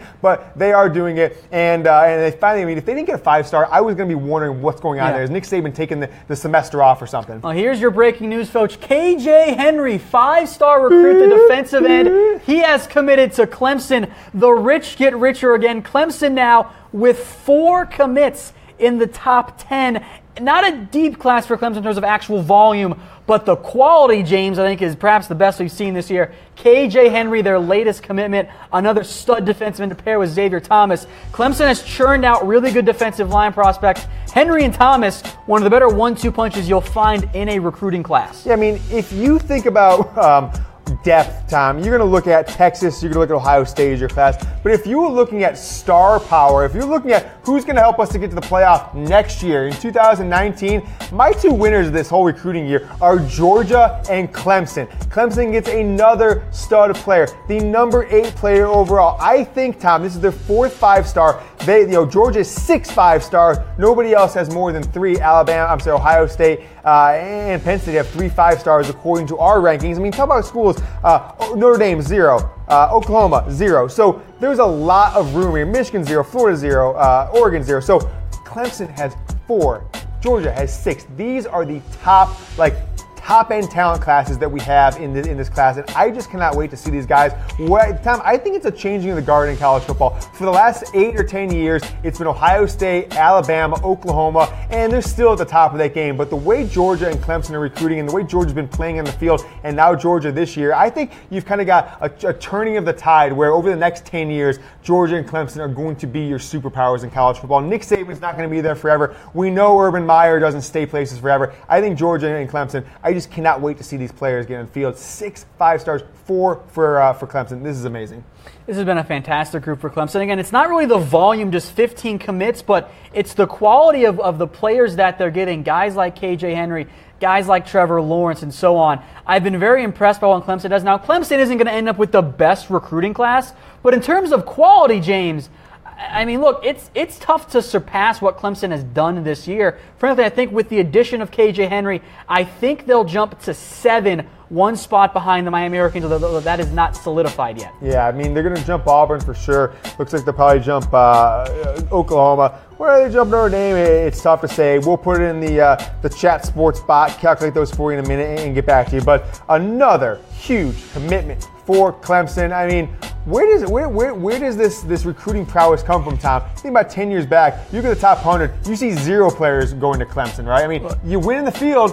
1 player can turn your entire program around. That's Deshaun Watson. There's no question about it. They're continuing on the field this year. Now they're continuing off the field by having one of the better recruiting classes in the country. I think that Dabo Swinney has done such a fantastic job, and I think it is officially time to consider Clemson in that Alabama group because they recruit incredibly well. Now, it's not always the same volume because they typically don't lose as many guys. I think that's going to change in the next couple of years here as they lose more players to the NFL early. But Clemson reloads like Alabama does, like Ohio State does. They are now in that elite college football tier in recruiting. And if they would have had room, Tom, to sign 22 guys, I think you'd see them at number 1, number 2, number 3 in the country right there with Ohio State and with Georgia. KJ Henry, your 5-star defensive end from Clemens, North Carolina, is heading south of the border, Tom. He is going to South Carolina, Clemson, South Carolina, that is. He is signing with the Clemson Tigers. KJ Henry, your latest commitment, I think it's a phenomenal one for Clemson. I cannot wait to see this kid play. Very funny how that broke out there. KJ Henry was the number 8 overall recruit on our list. Came in right as we actually going through our top recruits there. Henry at number 8. So that worked out perfectly for us there. Henry, a big addition for Clemson, looking like one of the best players in this year's class. That Clemson that defense now looks stacked as ever. Tom, you'd almost think we planned that we're going to be going through the top 25 players and stop at number 7, the second KJ Henry. Let's pretend that we did. Yeah, pretend that we did. We seem like we're geniuses, but nobody had a more fun signing day today than my main man, Jackson Carman from Fairfield, Ohio, not too far from where you and I grew up, Tom. Number 9 overall player in the country, headed to Clemson. They get another one. Surprising, and tell you know what's surprising about this one, Tom, is that it's very rare that you see a kid leave Ohio State, leave the state of Ohio and go anywhere. And if they do, they go to Michigan, Penn State, Notre Dame. I found out, this is kind of like the things you don't hear about in the recruiting until after it happens. His dad recently just moved to South Carolina, and his parents have been divorced for a while, and that's kind of the reason that he's going to go down there. He wants to be around his dad, who's within a couple hours drive of where he's going to be playing his college football. So he is leaving the state of Ohio, going to Clemson, the state of South Carolina, to be near his father, which I think is pretty neat. One of the guys I remember going from the state of Ohio to somewhere else, I remember Jordan Hicks. Do you remember him, the linebacker from one of the Lakota high schools, went to Texas. In Cincinnati, went to Texas, did an exclusive interview with Chat Sports 2 years ago, friend of the show, friend of the program. And he's had a phenomenal career, by the way. 5-star guy out of Ohio, went to Texas, spurned Ohio State, kind of struggled through his year, had a big senior year, drafted, and has now had a pretty good career, but riddled by injuries with the Philadelphia Eagles. All right, so the last couple of guys we all discussed were players who made their commitments today, as did our number 10 player, Jamari Saylor, committed to Georgia. Again, kind of a similar theme here. Clemson, Georgia, dominating these top 10 recruits here, and Georgia gets another dynamite offensive lineman to continue to build the right way in those trenches. Yeah, and this guy, Georgia, they are recruiting at offensive line better than anybody right now. It's insane. 3 or 4 or 5, I think it's 4 or 5-star offensive linemen in the last 2 classes. As you said just a few minutes ago, or on a prior hour of the show before I was on, they are going to have the best offensive line in the country in 2 years. If they don't, something's wrong. And with Kirby Smart's commitment to running the ball and the tutelage he learned under Nick Saban, although he was on the defensive side of the ball, but learned by osmosis and proximity, they are just going to be a dominating ground team. And if I'm a high school offensive player, if I'm a wide receiver, quarterback, running back, and I want to go to the NFL, I don't know if there's any better school right now for me than Georgia, because they're running a pro-style offense. They're going to have the best offensive line. So if you want to have your quarterback have time to throw the ball on the field, if you're a wide receiver, why aren't you going to Georgia? Jake Fromm, Jacob Eason, Justin Fields. Georgia is the place to be in college football right now. Keep it rolling here now to number 11, Terrace Marshall. LSU seems to be the favorite on this one here, James, and again, he is from the state of Louisiana, so that kind of makes some sense, right? Yeah, absolutely. There's no question about this one. And Terrace Marshall is a dynamite player, Tom. He is just a phenomenal. I mean, we're going to put some footage of him right now. I mean, look at his speed off these bubble screens. Watch him. Boom, right up the middle. He outruns all these guys, cuts it to the outside. He is lightning in a bottle is what he is. And the number one wide receiver is typically the position. If you go back and look at the last 15 years, kind of modern recruiting, 2002, 3, 4 to now, you almost never see a number one overall wide receiver flame out and not at least multiple time all conference, if not all American player. So so he is going to go to college, make an instant impact, and I can't wait to see him play. Uncommitted for now. He is going to make his decision on December 22nd, part of this early signing day period. Most of the guys are making their call. If they're making it now or making it today, he's one of the guys making it later this week. Hearing from our producer, we are going to have a show in about 8 days from now, a little special college football show. Terrace Marshall going to make an appearance on it. I like that right there. So like the page, you'll be notified when we go live with that show. We'll keep it rolling here with our top 25 recruits to number 12, and it's another receiver, Amon-Ra St. Brown. God bless you. Thank you. The brother of EQ St. Brown, who is at Notre Dame right now. Yeah, and so I thought he was going to go to Notre Dame for a while, Tom. Still hasn't committed. Doesn't look like he's signing today. He's going to let it go into next month or beyond. And it'd be surprising at this point if he didn't end up at USC or UCLA. I think it looks like he's going to stay in the state of California. But talk about the St. Brown family just building wide receivers out in their backyard. And I mean, the size, the strength, the athletic ability of these kids is phenomenal. I want to know what their mother and father did, as athletes in their younger days. So out of Anaheim, which is kind of, as anybody who doesn't know, this is 25 miles outside of LA. If he doesn't end up at USC or UCLA, I would be super surprised. But he's a talent, number 2 wide receiver overall. You're going to expect him to see a lot of playing time next year. I think he has that ability. If he goes to USC or UCLA, both those programs are kind of in need of some receiver help. He'd be a big fit there, and he clearly has the bloodlines, by the way, with his brother, a future NFL player currently playing at Notre Dame at the same position at wide receiver. Head now to number 13 on our top 25 recruits list, Teron Vincent, OSU's stud defensive lineman. And so out of the state of Florida, Tom, at IMG Academy, but I didn't do enough, kind of looking into him as far as where he played his actual high school ball before he went down there. But there's certain schools, you're seeing them who they are. It's Oklahoma, Alabama, Ohio State, Michigan, and then Georgia, Clemson a little bit, that are just sitting there and basically putting a second satellite campus in Bradenton, Florida at IMG Academy and signing all these players, Tom. IMG consistently over the past 4 or 5 seasons has had 10, if not 20, if not 30 sometimes. I'm sorry, not as many as 30, but 10, if not 20 of the top 250, 300 players in the country. Last year, I think they had 11 of the top 150 or something crazy like that. And if you're a college football coach, you just need to kind of plant your flag at IMG Academy. And Urban Meyer certainly did, getting the number 13 overall player from IMG in Bradenton, Florida. The biggest kind of guy in the country in the defensive side of the ball, the number 1 defensive tackle, Teron Vincent, heading north through Ohio State. Stick with the defensive side of the ball here. USC's top commit, one of the name of the year candidates, James, Paula Naoteote, the inside linebacker from Bishop Gorman, Las Vegas, Nevada. Tom, that's how I was going to pronounce it too. So good work there. Bishop Gorman, Tom, is kind of outside of IMG putting out more players, big-time players, 5-star players. They had 6 of the top 100 at one point. A couple of those guys ended up dropping out of the top 100, but at one point they had 6 of the top 100 in the top in the 2018 recruiting rankings at one school. This is not some private academy, Tom, where you're going to get guys coming from all over the country, though they do have that happen because of their proximity in Las Vegas. But these are basically the entire state of Nevada. The best players just go to this one school on the west side of Nevada. They put out tons and tons and tons of players over the past 10 years, and this recruiting class is kind of the tops them all. 6 of the top 100 at one point. He's going to USC, and he is clearly the prize of this class coming out of Bishop Gorman. Paula Naoteote, or he just goes by the nickname IE. How do much you get easier. The N pronunciation out of a G? I don't know for sure, but I'm gonna have to go back to English class. I don't know. All I know is I got the pronunciation guide from his high school, so that's what we're going with. Or just make it simple, folks. His nickname is IE. Much easier there. We'll keep it rolling now to number 15 overall, another wide receiver, Justin Shorter, part of a very strong Penn State class.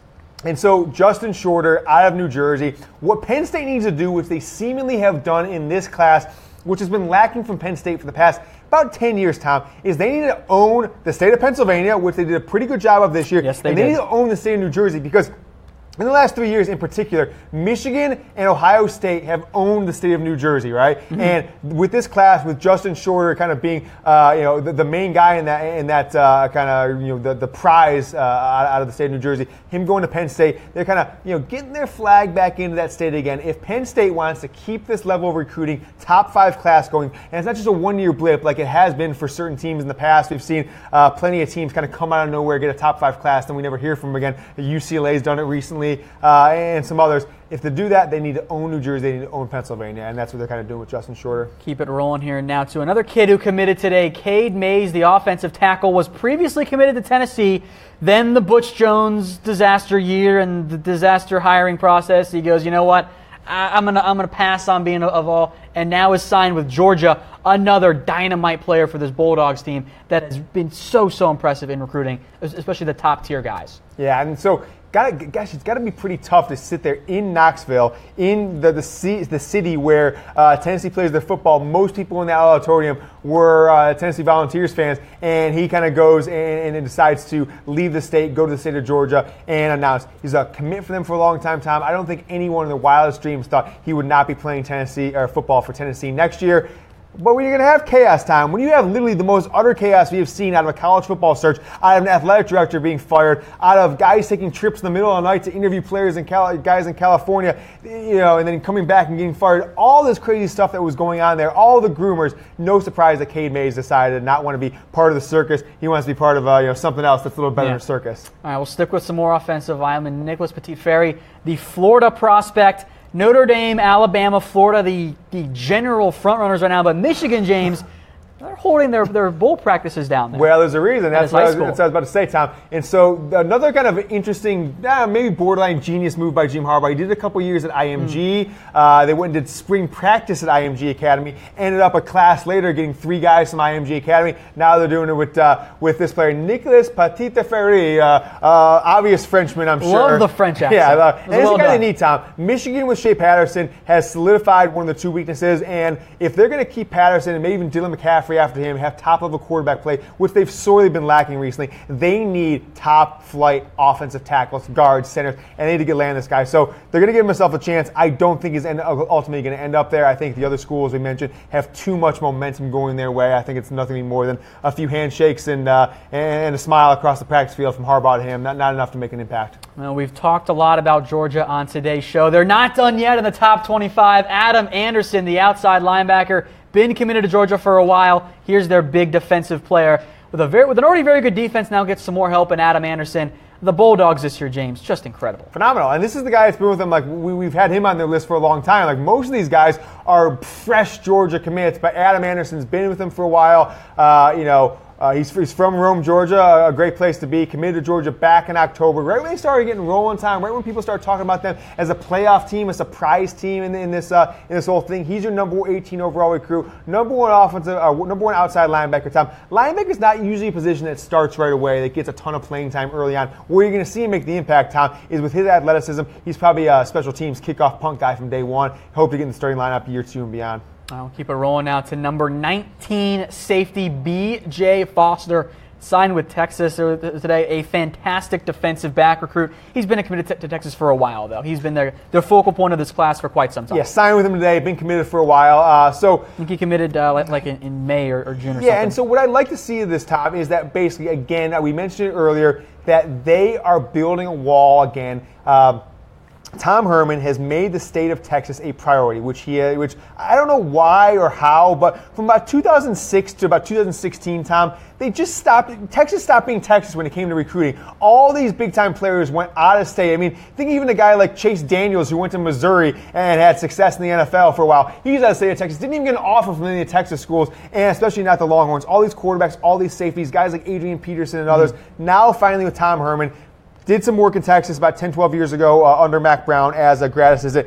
He understands the talent they have. He's going out there and putting his name out. Every time he can be in an event, go to a high school game, can meet a coach in person, he's doing it. It's paying off. They have the number 3 class in the country, Tom, with an opportunity to move up, should they have success between now and February. All right, 5 guys left. At number 20 is Lorenzo Lingard, the running back from Orange City, Florida. He is sticking in the home state, going to the Miami Hurricanes. This guy is a stud, Tom. I love watching him play. He's going to put the U back in the U, if that even makes any sense, Tom. They're going to have to create a touchdown, a 50-yard touchdown chain for him. They're going to have to create some sort of chain every time he trucks a defensive back and leaves cleat marks all the way up his back. Lorenzo Lingard is a freak. He's a mix of Maurice Claret, Adrian Peterson. He's power, he's speed, Tom. I love watching this kid play. He's got some of the more impressive film I've ever seen out of a high school football recruit. I can't wait to see him. I wish Miami was playing tomorrow so I could see him in a Hurricane uniform.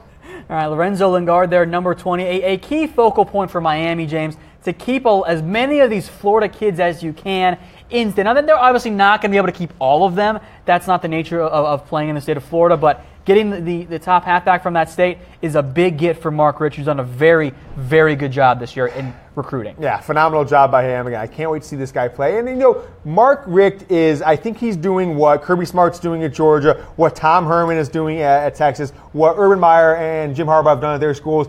They know where their strengths lie, they know where their recruiting strengths lie, and they're kind of instilling back the natural order of things. Miami recruits Southern Florida.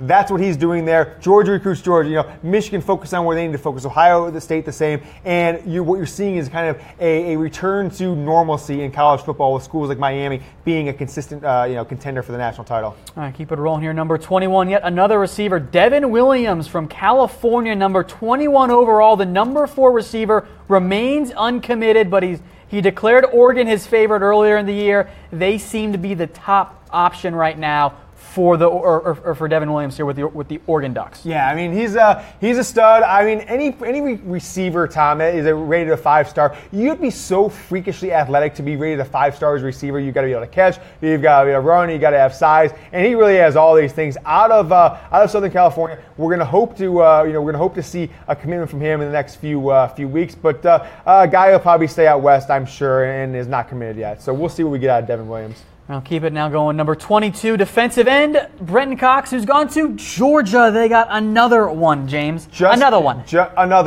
Just committed recently, Tom. We had his commitment here, right here on Chat Sports. Signing day special, Tom. Number 22 overall player, second best defensive end in the country. A beast of a man, Tom. He looks like he's kind of like LeBron James. I mean, look at it. He is so muscular, tall. He has almost no fat on him. Just an intimidating force coming off that edge, Tom. And if you're a quarterback in the the SEC next season, you are going to go to bed having nightmare of Brendon Cox coming around the edge and just smoking you across the face, in the back, whatever it is. He is going to be a disruptive force for years to come in the SEC. Keep it rolling out to number 23, Jalen Gill, who was actually on our show earlier today. Friend of the James, show. new friend of the show, Jalen Gill, committed to Ohio State. Has been committed for quite some time, all the way back in March. He's going to be a Buckeye. The hope is, at least for Ohio State and for Gill himself, he can be their next Curtis Samuel, Percy Harvin type in that Urban Meyer offense. Yeah, and so he told us, plus other interviews I've read with him, is that the goal for him is to come in and be that H-back, a guy who catches the ball, who gets 6 to 12 carries a game, who sometimes can take a direct snap if they really need him to, go out wide. Percy Harvin, Curtis Samuel is the exact expectation for him. And I think, Tom, you could see him potentially step in there, as I said, take direct snaps. I do think that's a possibility for him as a player, because it's just like he can throw the ball a little bit if he needs to, but I think that's one that Ohio State has done here and there, but he's the kind of guy that'll make it more of a staple of their offense. I'm very excited about the way this Ohio State offense is looking in the future. That they've got Dwayne Haskins going forward, potentially a quarterback. He's one of the guys competing for that job for next coming season once JT Barrett. I think he's finally out of eligibility, right? He's finally out, right? Breaking news: JT Barrett. No, he's going out to the pros finally. Tom, he was the quarterback there when you were in high school. I think that's how long he's been there. But yeah, phenomenal offense. They have so many pieces coming back next year. Haskins got that real life opportunity, real world opportunity, playing most of the second half versus Michigan, and then you're gonna have Gill. You've got J.K. Dobbins. You've got even Mike Weber, who may come back. I think he probably should go to the pros because he's losing his job. Dobbins, right? Go pro. Yeah, exactly. He's his third year out there, and Ohio State is just stacked on offense for the foreseeable future. And Jalen Gill growing up 20 minutes from Ohio State's campus. It's no surprise he went there. Although I think we talked about him during the interview. Pretty interesting recruiting video, Tom. He had the UCLA shirt on. Got everybody think he's going to UCLA. Classic fake out. The light drops out and it comes back on. He's sitting there in Ohio Stadium wearing a Buckeye shirt. So I love fake outs. You're at peak recruiting season when you can get at least half the people thinking, "Oh no, he went to Oklahoma, UCLA," like happened this morning in the Cam Rogers show when Micah Parsons did that with Oklahoma. That was quite a surprise there. So Jalen Gill going to OSU, the potential of a Gill-Dobbins backfield tandem, terrifying for opposing defenses. Penn State, by the way, James, at number 24 overall with this recruit, they got another talented running back, all purpose back in this case, in Ricky Slade. Yeah, and so Tom, he is the next Saquon Barkley. If you look at their film, if you were to put Barkley in the back of Ricky Slade's jersey, you wouldn't even know it's a different guy. They play the same type of game. Now, Joe Moorhead is no longer there at Penn State. He's moved on. He's the head coach at Mississippi State. So who is going to, can Penn State keep that magic alive? It was really a different system for James Franklin. He hired Joe Moorhead to come in at the beginning of the 2016 season. It took about 5 or 6 games, and finally they got it together, doing a heck of a run, 9 straight games, I think it was 8 straight to end the season, ultimately losing a thriller to USC, Tom. But can they still use a guy like Ricky Slade the same way they use Barkley at Penn State is the question of the year, I think, in recruiting. A smaller guy. Yeah, smaller. I mean, can they keep that offensive consistency of just being, dynamic, confusing, don't know what you're going to do. You've got a quarterback and run, a running back. You've got great wide receivers, a phenomenal tight end. Is it Joe Moorhead and is it his system, or can they plug in Ricky Slade and get the all-purpose productivity they got out of Saquon Barkley the last 2 seasons? One more guy for you folks, one who's uncommitted, Isaac Taylor Stewart, the 5-star cornerback, number 25 overall. USC here is the current front runner, but Texas A&M and Alabama still kind of in this. Remember, A&M now has Jimbo Fisher as their head coach. Yeah, and so Jimbo Fisher's got a lot of work to do. I mean, he left Florida State in utter disarray, Tom. I mean, you see the rankings there? 14th in the ACC, which is amazing for them to be. And so Isaac Taylor Stewart, cornerback out of San Diego, is he going to leave Southern California, a great place to live? Is he going to go up to UCLA, USC, Tom? Is he going to head east, head west? I think this is one that I'm excited about to see. I love his hair. If you see, he's got some of those blonde dreadlocks that I like seeing. If I was him, I'd keep him blonde. I'd grow him out the back of my helmet. No one would forget a great branding opportunity for Isaac Taylor Stewart, the 5-star, number 25 overall recruit, kind of rounds out our top 25 players in the country, Tom, in this College Football Daily early signing day special. And I think it's a good top 25 guys that I like. I can't wait to see all these guys in uniform, Tom. A lot of them are going to be playing the high school Under Armour All-American game in a couple weeks here. They're going to be playing the Army game, and we're going to see kind of what they really have when they're going against each other. But in the grand scheme of things, most of these guys are going to be on the field next year, and it's one of the better recruiting classes I can remember overall. All right, folks. Once again, I'm Tom Downey. Alongside me is James Yoder. James, I want one quick note before we get through our top 25 recruiting classes as we sit right now. You're not going to see USC on there, and a lot of the guys we just discussed that were uncommitted, USC was still in the mix for. They're going to need to close well, or this is going to be a very, very disappointing class for the Trojans. Tom, think about some of the teams that are just not even in the general stratosphere of the top 25. You've got Florida State. You've got USC. Florida, I don't know if they've moved up in the top 25 with a couple commits today. They have? Okay, that was one we had in the early disappointing class. They've had a nice signing day. But there were a lot of teams. Wisconsin, I know they don't recruit at the top of the Big Ten ever, but they should be in the top 25 in recruiting class. So a lot of teams having a down year in recruiting. Jim Harbaugh and I having the kind of year with a smaller class and missing out on a lot of bigger guys, most notably earlier today. So this top 25 is going to get into. But if you're ready, Tom, I am ready to get into this top 25 recruiting classes. Let's get into the top 25. We start with number 25, the Louisville Cardinals. 23 players have committed. 4 of them are 4-star recruits. 3 of them are all in the top 300 as well. Emmanuel Allen, Robert Hicks, and Trinell Troutman. A solid class for Louisville. We'll see what happens as we get some of the bigger name commits that haven't decided yet to commit. Louisville, a potential team with 23 guys and not elite quality, could kind of slide out of the top 25 once we get to the final signing day period in February. To number 24 we go with Michigan State. Sparty has 20 players committed, 4 4-star recruits, 2 top 300 guys. The Nova 4-stars, Kalen Gervin, the cornerback, tight end Trent Gillison, and then an athlete in Xavier Henderson. Michigan State hanging around that top 25 mark. NC State checks in at number 23 with 4 4-star recruits. A promising year this year for the Wolfpack. I think they've done a very impressive job overall with what they have done. The one big recruit, the top 100 recruit, is outside linebacker Peyton Wilson. NC State coming off a promising year. Dave Doreen, at least in the early signing period, has capitalized on that, has the Wolfpack at number 23 in the recruiting classes right now. We'll get down to number 22, and frankly, one of the bigger surprises today. The Baylor Bears are 22nd in the nation, despite having to really almost blow up the entire program. A terrible year this year for Baylor, and yet Matt Rule has found a way to get Baylor in the top 25. 4 4-star recruits led by 4-star dual quarterback Jerry Bohannon. He could be the quarterback of the future for Baylor. An impressive job by Matt Rule to get the Bears in the top 22. Matt Rule deserves a clap, a round of applause there for a Baylor program that hasn't done a good job. Baylor now at number 22. Number 21, Mississippi State. Remember, Dan Mullen is out. Joe Moorhead is in. The Bulldogs still recruiting very well. A common theme among their earlier recruiting targets, Mississippi State has added 3 different 4-star wide receivers. Malik Heath, Stephen Goodry, and Devontae Jason. 3 guys who could be part of a big, dynamic offense under Joe Moorhead for Mississippi State. Into the top 20, at number 20 is TCU. 19 commits thus far. 5 of them 4 stars, led by dual threat quarterback Justin Rogers. Kenny Hill Trill ain't going to be there forever. Rogers could be the replacement down the road for the Horned Frogs at quarterback. Into Maryland now, and the Terrapins.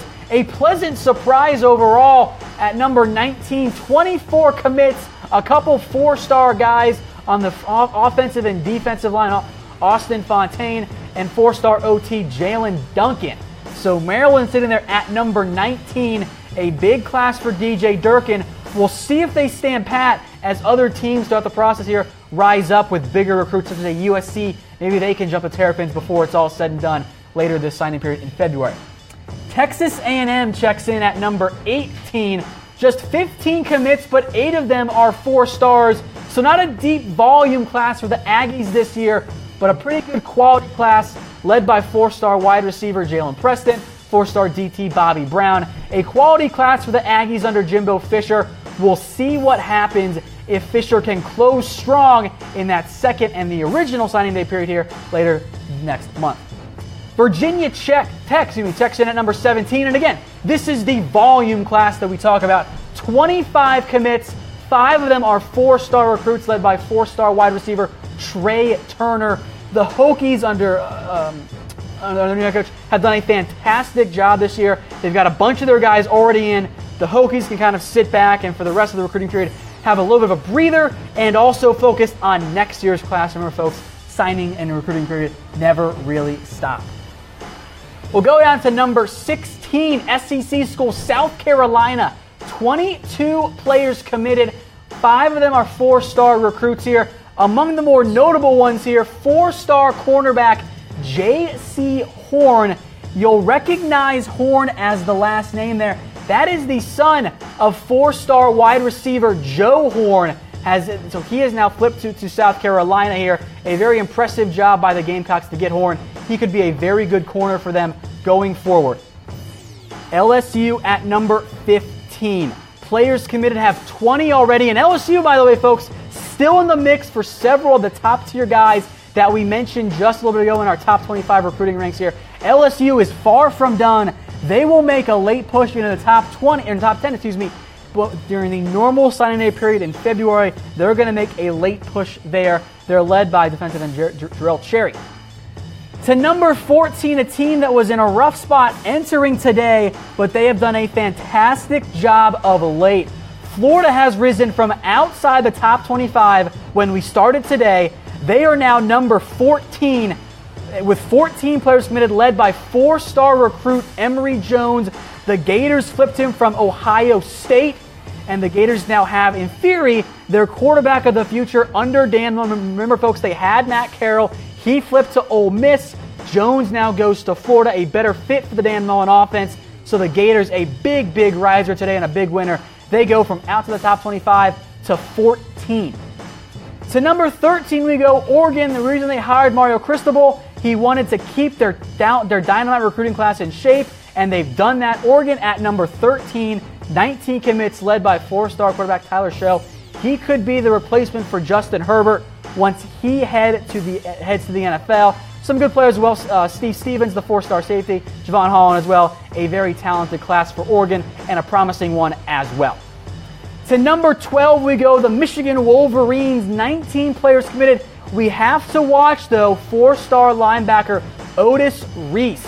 He did not sign today. While he remains committed, it's a tenuous commitment at best. Georgia could make a late push for him. So monitor Otis Reese. He's not going to make his decision quite yet. We'll see what happens there in the end with Reese if he goes to Michigan. As things stand right now for the Wolverines, 19 players committed, 8 of them 4-stars, of course. That doesn't really factor in talented transfer Shea Patterson. Doesn't count in the recruiting class, but that's a big boost for the Wolverines. To number 11 we go, the Washington Huskies right now. They sit as the top class in the Pac-12. 18 players committed, 4-star wide receiver Marquise Spiker among them. 2 talented cornerbacks here, Colson Yankoff and 4-star quarterback Jacob Sermon. Yankoff, a 5-star name right there in the end for Washington. We'll see if Yankoff or Sermon or maybe even somebody else can eventually replace Jake Browning. Clemson, by the way, has made a fantastic late surge. They are in the top 10 now after being out to the top 10, out to the top 15 when the day started. Trevor Lawrence is the big name there, the 5-star quarterback. Could enroll, going to be a very talented player. 2 dynamite defensive ends, Xavier Thomas and K.J. Henry. You see the volume there for Clemson, not great. Players committed only 14, but 9 of them in the top 300, 6 in the top 100, 4 5-stars. A fantastic class here for Clemson and what they've done. Quality over quantity there. To number 9 we go, Auburn. 20 players committed, none of them 5-stars. The guy to watch is athlete Joey Gatewood. He's going to play quarterback for Auburn, and Gus Malzahn put the hype train in motion when he said Joey Gatewood is the closest thing he's seen to Cam Newton. So we'll see if Gatewood ends up remaining in that level there, if he can become anywhere near the volume of Cam Newton there. But Auburn checks in at number 9. To number 8 we go, the Oklahoma Sooners. A quality class here. TJ Pledger, friend of the show, came on earlier today to interview with Cam Rogers. 9 4-star recruits for the Sooners. They've kind of fluctuated a little bit. Teams like Georgia and others have risen above them. They've been as high as 6 as of late, but as of right now, they sit at number 8. A very good class, the number 2 class in the Big 12. Notre Dame then checks in at number 7. Very similar class in terms of the volume and the quality as Oklahoma. 10 4-star recruits for Notre Dame. led by 4-star cornerback Houston Griffith, who also came on today's show, interview with Cam Rogers. If you missed that interview, don't worry, folks. We'll play it over after the show ends. You can catch it live here, or on demand here on Chat Sports College Football. Notre Dame there checks in at number 7. At number 6, as we approach the top 5, how about the U, the Miami Hurricanes? 20 players committed, 1 5-star recruit. That is halfback Lorenzo Lingard. Also cornerback Al Blades Jr. 14 recruits here in the top 300 for the Hurricanes. They have done a fantastic job. Unfortunately, a little bit outshadowed by some other programs, including number 5, Alabama. It's funny, folks, we talk about Alabama. The assumption is they're always going to be number 1. Not the case this year. In fact, Alabama probably not going to get into the number 1 spot. A change of pace for the Crimson Tide. They've been number 1 for years. They've risen to number 5 thanks to some additions like the 5-star defensive end Anoma you see on there. 12 4-star recruits, though not going to be quite the deep class in terms of volume, the number of guys they commit to Alabama has seen in the past, but it's going to remain a very quality class. Welcome to Alabama football, folks, where a down year in recruiting is number 5 in the nation. To number 4 now, the Penn State Nittany Lions. What a job that James Franklin has done. 22 players committed, 9 4-star recruits, chief among them among the 5-star guys. Defensive end Micah Parsons committed today. Was previously committed to Penn State, decommitted, and then recommitted here. A fantastic job by James Franklin to get him Penn State. Overshadowed by OSU, who we'll get to in just a second, but this is a loaded Penn State class. Going to keep them at the top of the Big Ten East going forward. To Texas now at number 3, 20 players committed. A 5-star recruit in safety, B.J. Foster. Caden Stearns is committed. 4-star quarterback Anthony Cook committed earlier today. We showed you that on today's program. This is what Texas expects. Being one of the top recruiting teams in the nation, they're not done yet, by the way, still in the mix for a few notable guys. 16 top 300, 15 4-star recruits. This is what Texas wants. A fantastic class from top to bottom. Emphasis on the defensive side of the ball. Texas is not back yet, but if they recruit like this, they might finally get there. To number 2 now, and what a job Kirby Smart has done, especially getting the top tier guys. 6 5-star recruits for Georgia. Justin Fields, Zamir White, multiple offensive linemen led by Cade Mays, the former Tennessee Volunteers recruit. What Georgia has done this year is nothing short of spectacular.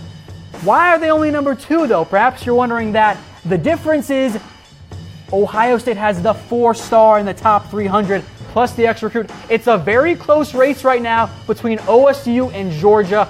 Georgia has a few more 3-stars. Those 3 stars Georgia has end up being the very talented 4-star recruits that Ohio State has. 16 4-star recruits, 17 in the top 300. Ohio State remains the number 1 class in the nation. Well, there you have it, the top 25 recruiting classes in America. We guys are entering hour 4 of our recruiting special on College Football Daily. I'm Jordan Giorgio alongside James Yoder and Tom Downey. Guys, let's take it to conferences. The best players signing with each conference, starting with the SEC. Justin Fields, you mentioned him earlier, Tom. The 5-star recruit, number 2 overall, number 1 dual threat quarterback.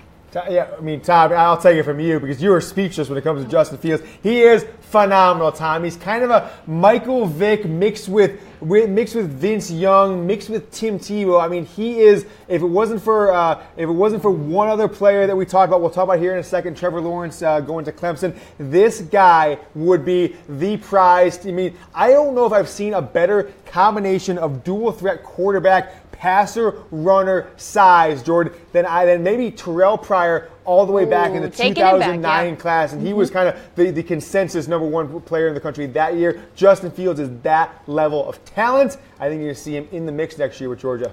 Most definitely. He will announce he will sign with Georgia this week. So he signed to Georgia. He did sign to Georgia. Excuse me about that. So let's take it next to Zamir White, running back, 5-star recruit, number 6 overall, and the number 1 running back in the nation. Yeah, going to Georgia also. I mean, this is a stud. Zamir White and Justin Fields, that backfield, if you get those guys a year, 2, 3 years down the road playing in the same backfield for multiple seasons, I mean, talk about thunder and lightning. I don't want to have any kind of tons to put on it. But like Patrick White and Steve Slayton were a good opportunity if you want to give like what they would be getting out of them. Going back to West Virginia 2006, 7, 8 is what kind of talent you're getting. And those guys weren't big-time recruits, but that's the kind of level of play you're going to get out of Fields and White. Fields can throw the ball, he can run an option, he's going to spread, and then White is just phenomenal. This guy is a beast, Jordan. I cannot wait to see him in a Georgia uniform. Kirby Smart locks that one down in June. Next up, Yabi Anoma, defensive end, 5-star recruit, number 7 overall, you guys, and number 2 defensive end in the nation from St. Francis Academy in Baltimore. He's signed with Alabama. Yeah, so this is a little bit of a, I don't want to say surprise, but Alabama needed to get a 5-star player because if they didn't, this is going to be a disappointing class to them at the top level of their talent. So Anoma is not normally a place you're going to go from the state of, from Maryland down to Alabama. It's two different worlds, trust me. But they landed him, and I think Michigan made a last-minute push for them. I didn't think that they had much of a chance to land him, but he is heading to Alabama, and this is the 3rd best player, number 7 overall, going to the SEC, a 5-star defensive end. Just a beast. You should see him in a T-shirt. It is out of this world. You think it's a 30-year-old, it looks like Mike Tyson if he's 6'5" when he's 23 years old. Definitely a huge pickup for Alabama. Taking it now to Jamari Salyer, a 5-star recruit, number 10 overall, number 1 guard, signed with Georgia today. I mean, look, there's a theme Huge here. deal. Georgia, Alabama, Georgia. I mean, they are just crushing the 5-star game right now. Number 10 overall player, an offensive guard. It's one of those positions you don't normally see in offensive, a guard rated this high. It's a position that, much like linebacker, is discredited, is always pushed back, just like in the NFL when it comes to the draft. This guy is a road grader. He's a freak. He can get on the outside. He can open up. He can go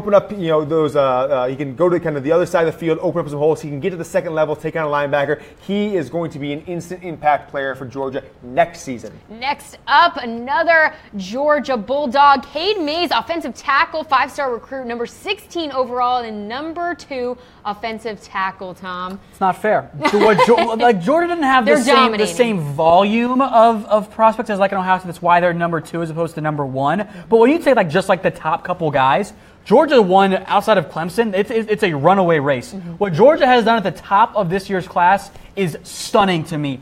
A fantastic job by Kirby Smart. The Bulldogs aren't going anywhere. And most importantly, they have built through the trenches. They now, I believe, have 5 or 6 offensive linemen who are in the top 100 from the last 2 classes. Mm-hmm. I mean, you are sitting 2 years from now, if everything goes according to plan, you're sitting with what should be one of the best offensive lines ever. It is that loaded if everyone develops properly. And even if it doesn't, it's still going to be a really, really good class. Mm-hmm. Cade Mays, absolute monster, signed with Georgia today. Taking it now to our next recruit, Adam Anderson, outside linebacker, 5-star guy, 18 overall. Signed with Georgia as well. Kirby Smart just killing it. He's from the state of Georgia. No surprise he headed there. But, in the past, these are guys who went to Florida State, who went to Auburn, who went to Alabama, who even went north to Clemson. And he has been committed to them for a while. He was the star of their class along with Justin Fields when Fields made the commitment back about 2-3 months ago. And now he's just another guy. They've got 6 5-star guys coming there. Adam Anderson is a freak. The best outside linebacker, in the country. Not as highly rated as I think I expected him to be when I saw his film as a junior. I thought this was for sure top 10 player in the country. He maybe had a little disappointing senior season, comparatively. He's still the number 18 player in the country. He is a freak. Georgia is crushing it. Keep rolling on here. Brendon Cox, you guys, defensive ends, also signed with Georgia today. 5-star recruit, number 2.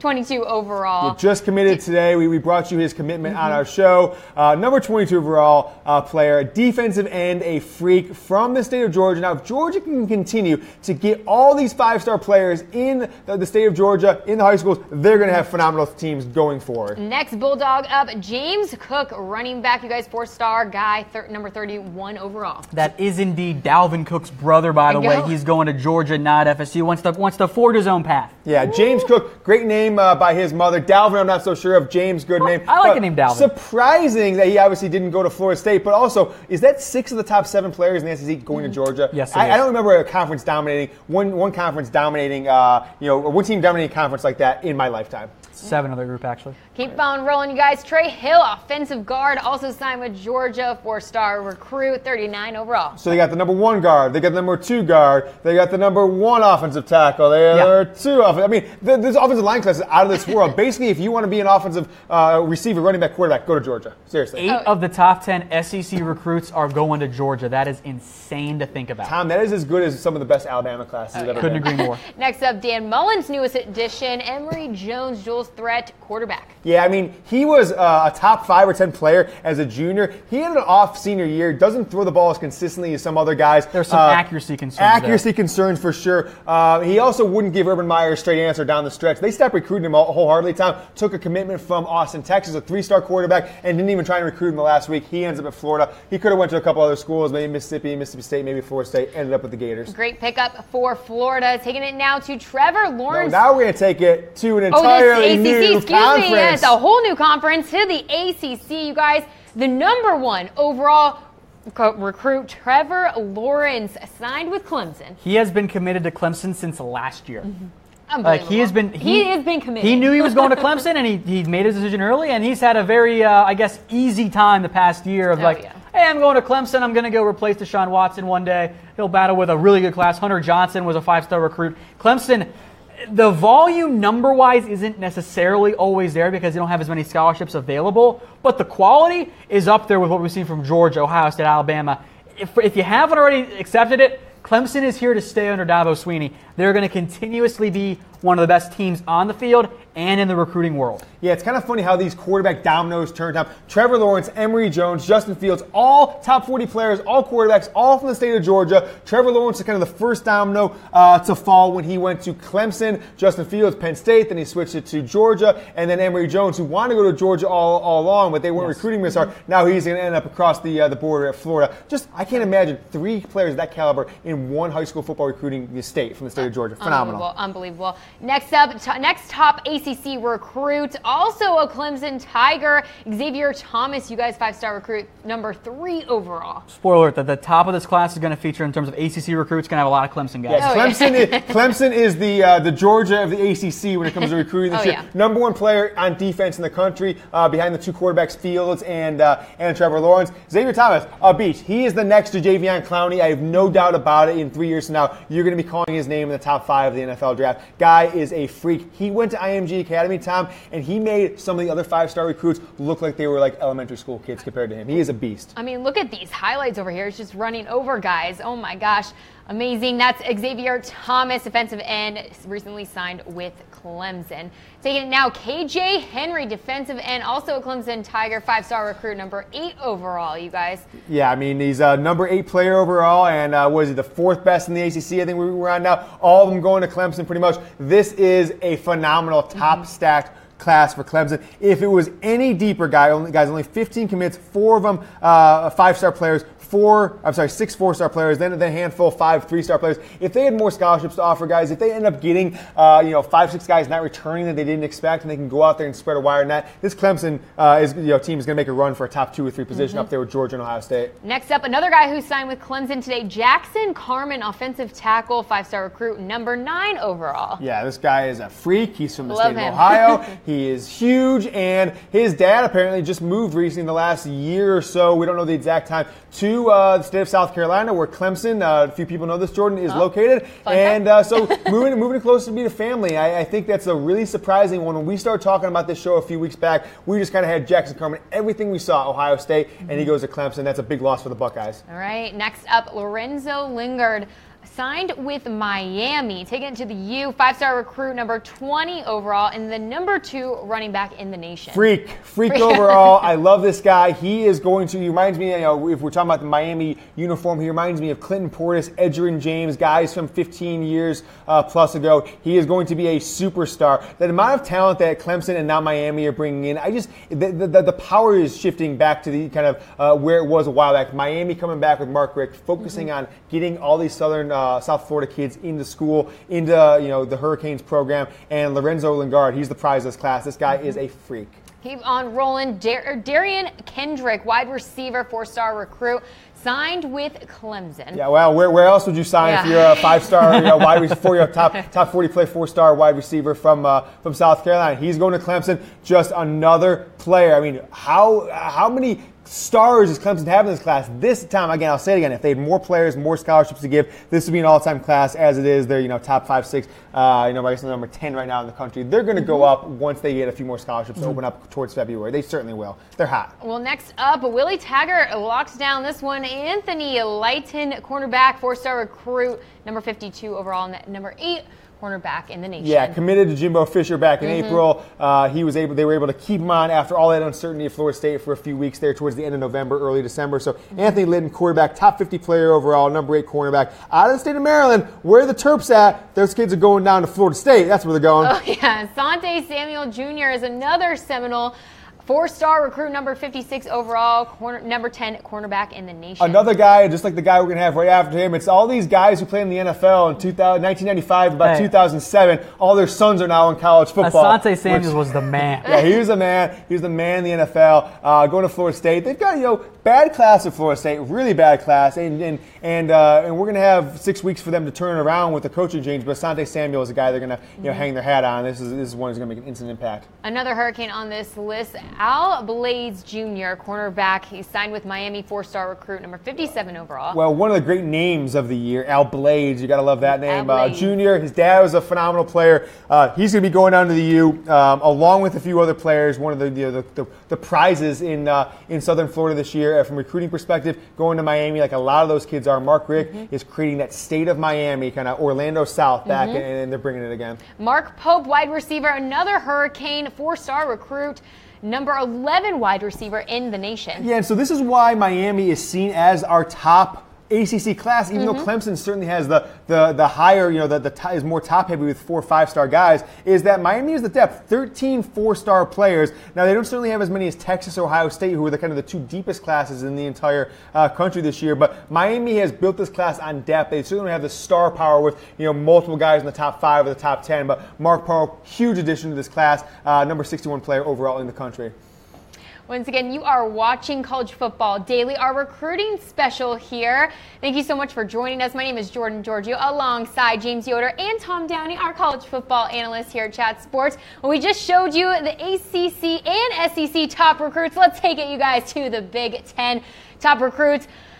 No surprise here. Micah Parsons, he signed with Penn State earlier today, the 5-star recruit, number 4 overall, number 2 defensive end in the nation. Yeah, I said it. This guy got the day started this morning. Micah Parsons, out of the state of Pennsylvania, Harrisburg, PA. He had his cup of Morning Joe, and he committed on the Cam Rogers show this morning, and it was a big announcement. There were tons of thousands and hundreds of thousands of people were waiting to see this one. Could Penn State hold on to him? He committed there earlier, decommitted for a while. Now he's back, and he's going to be a force to be reckoned with in the Big Ten for years to come, Jordan. I can't wait to see Micah Parsons play in a Nittany Lions uniform. Oh, yeah. James Franklin and the Nittany Lions have a great 2018 coming up. Next up, Taron Vincent, defensive tackle, signed with Ohio State. 5-star recruit, the number 1 defensive tackle in the nation. Yeah, I mean, Ohio State's they're phenomenal class, number 1 class in the country. This is the number 1 defensive tackle. Probably, I think, him and a few other guys, but this is one they're super excited about. We've got a couple other ones, an All Purpose Back that we spoke to on the show recently that they're just excited about. But IMG Academy, the best players in the country now are going to IMG Academy, and Taron Vincent is another one of those. Next up on our list, another Nittany Lion, Justin Shorter, wide receiver, 5-star recruit, and the number 3 wide receiver in the nation. Justin Shorter is not short by any means. The name doesn't match the name. 6'4", 213 pounds, Jordan. Considered Rutgers, which I actually think is kind of strange, but I know where he grew up in New Jersey.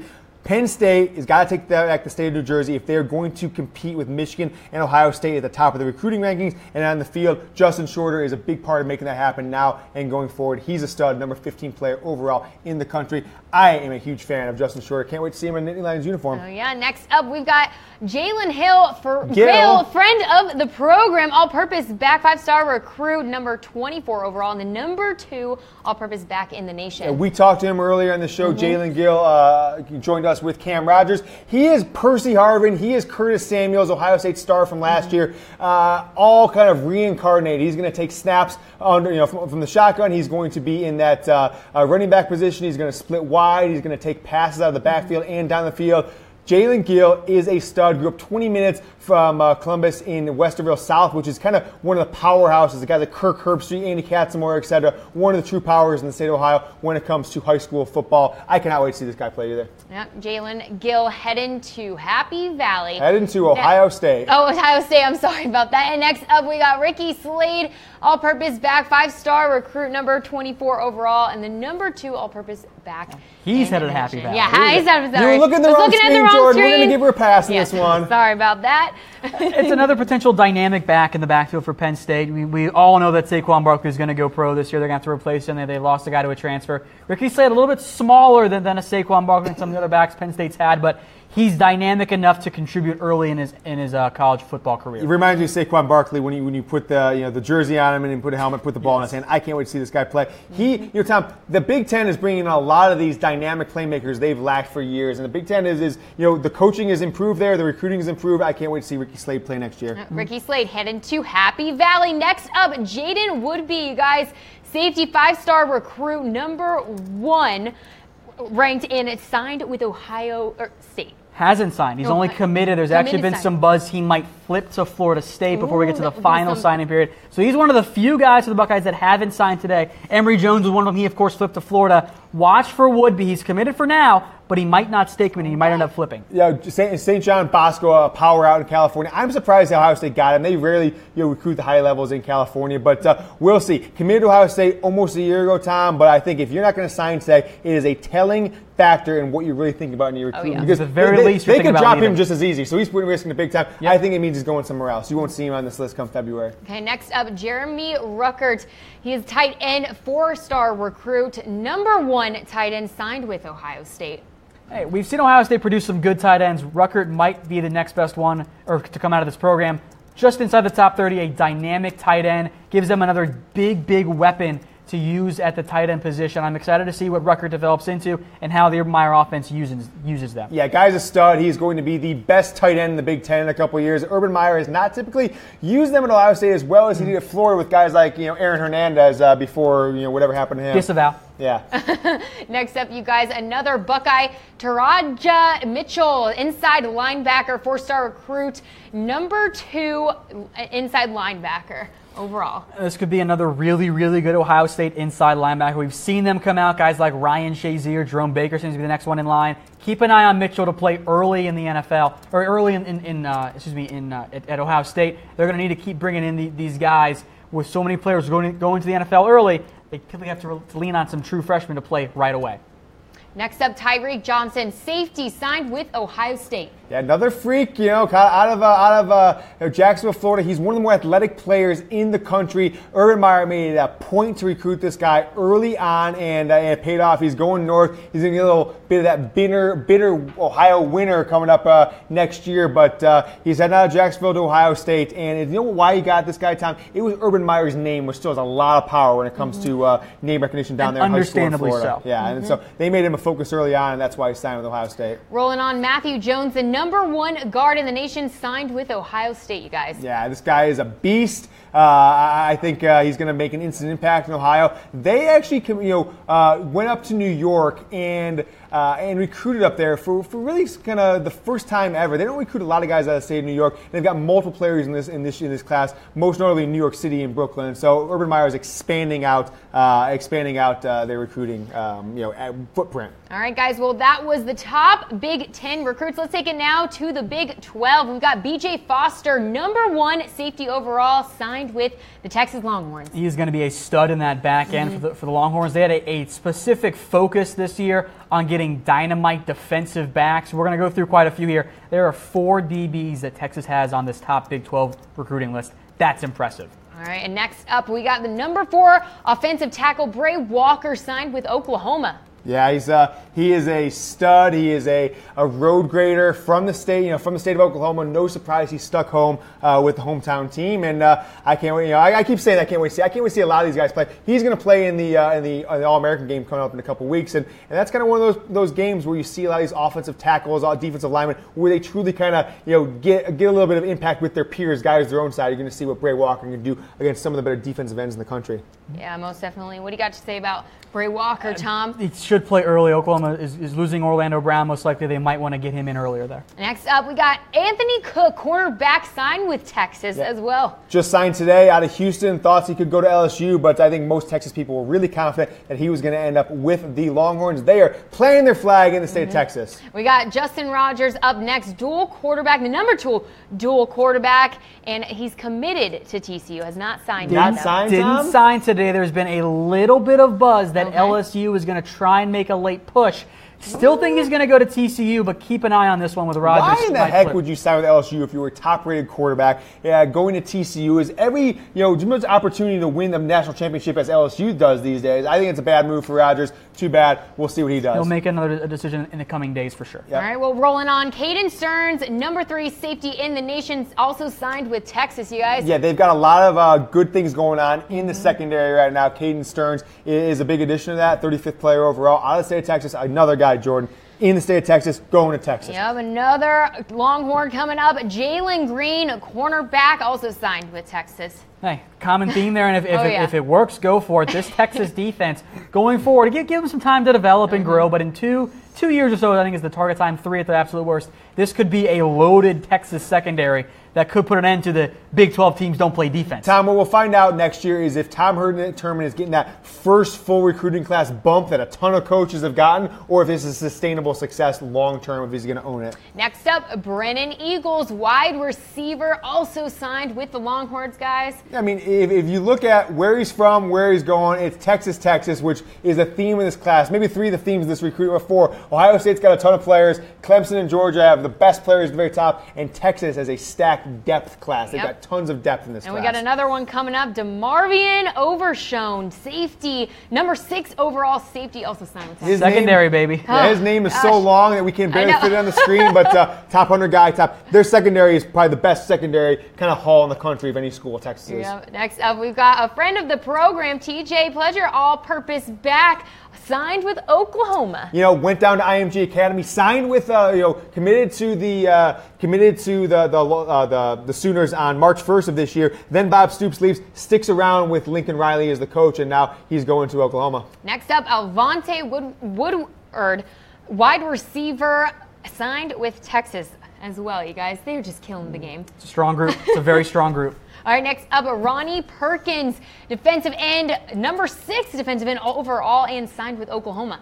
Yeah, so this is Oklahoma getting those defensive end, those keys guys, building from the trenches and inside out. A big addition there in Perkins. All right, you guys, got to help me out with this one. We're taking it to the Pac-12 now. Tom, you got this? I got it. It's Paula EA, Naute Ote, the inside linebacker. Yeah, elite name right there. Elite name. Out of Bishop Gorman in Las Vegas. That school is stacked this year, Tom. For a normal high school, non-IMG academy, you have 6 out of the top 150 players in the country. Phenomenal. They are a powerhouse. All right, next up, Olaha Griffin, cornerback, 4-star recruit, number 4 cornerback overall. Elijah, I believe. Elijah, okay. Yeah. And committed to UCLA. Yeah, out of Southern California, going to UCLA. Chip Kelly able to hold on to him. Committed, Tom. Did he sign? Do we know? I'm not sure if we know. None of the UCLA guys you've seen here have officially signed it. Now, remember, it is West Coast, so give him some time. I'm going to be doing it later in the day. Those fax machines were powered up at 7 a.m., Tom. We got another commit to UCLA, not signed yet, Dorian Thompson Robinson, dual quarterback. Yeah, so dual threat quarterback, and so what this fits Chip Kelly's offense so phenomenally. Time. I don't know why he committed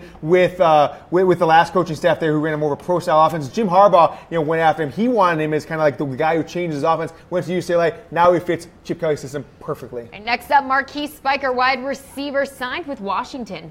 Yeah, a big get there for Washington. They've kind of kept it rolling as of late on the offensive side of the ball. Their next guy up, elite name, Colson Yankoff, the quarterback, one of 2 big-name quarterback recruits that Washington has this cycle. All right, next up, Brian Addison, 4-star recruit and committed to UCLA. Yeah, so Brian Addison's a stud. He's another guy that he's committed to UCLA. Time hasn't signed yet. UCLA's got a lot of work to do to get back in the kind of the good graces of a lot of these recruits. But with Chip Kelly, no better guy to do it. They lost some guys today. They were higher in the rankings. Have slid down since. Yeah, go ahead, Jordan. Sorry, we got another Husky commit or signee, Jacob Sermon, pro quarterback, number 4 overall. Big get there for Washington. 2 guys in the top 10 here in the Pac-12 that are quarterbacks. Next guy up is only committed to UCLA. Another great name. Here we go. Tuli Gasanoa, the defensive tackle. Some late pushes from other schools here trying to get in and swipe him away at the last second. He is only committed, has not signed. All right, next up, Justin Dedich, center 4-star recruit, signed with USC, you guys. And moving on, we got Steve Stevens, safety, 4-star recruit, signed with Oregon. This has been a big get there for Oregon with Steve Stevens, the last guy we have on here. 4-star recruit, number 116 overall, the number one safety in terms of strong safeties. He is a big addition for Oregon. They lost some of their guys when they lost their head coach, Willie Taggart. I think right now Oregon is in great shape to remain with a very, very strong class here. I like where Oregon sits right now. They're going to finish very well, but it might not be quite as great as it would have been with Willie Taggart. All right, again, thank you for watching College Football Daily, our recruiting special here. I'm Jordan Georgia alongside James Yoder and Tom Downey. We're going to hit a quick break because we have Tyler Donahue, college football analyst for Land of 10 and Penn State Insider, you guys. So don't go anywhere. We'll be right back.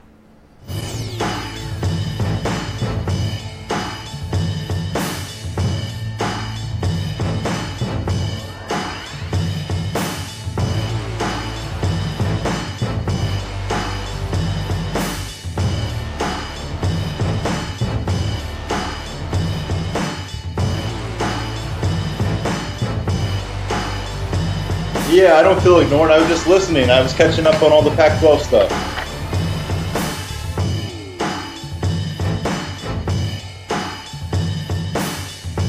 All good. Thanks for having me on, guys. I appreciate it.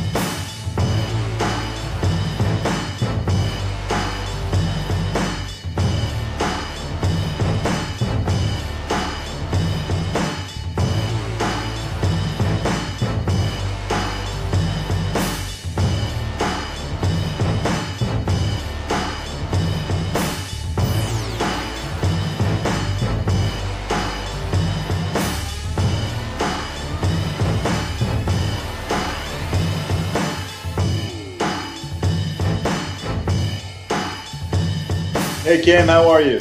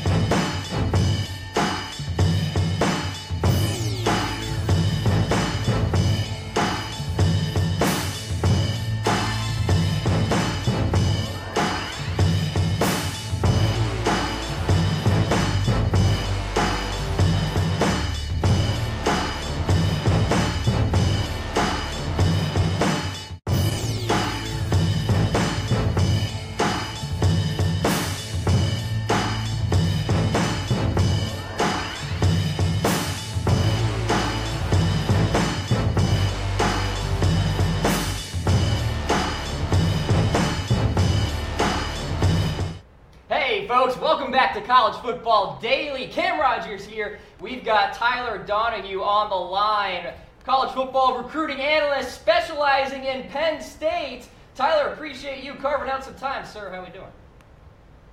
I appreciate you having me. I'm doing well. It's been a fun day. I'm enjoying this early signing period. It's quite the experience. A big change of pace for this college football calendar.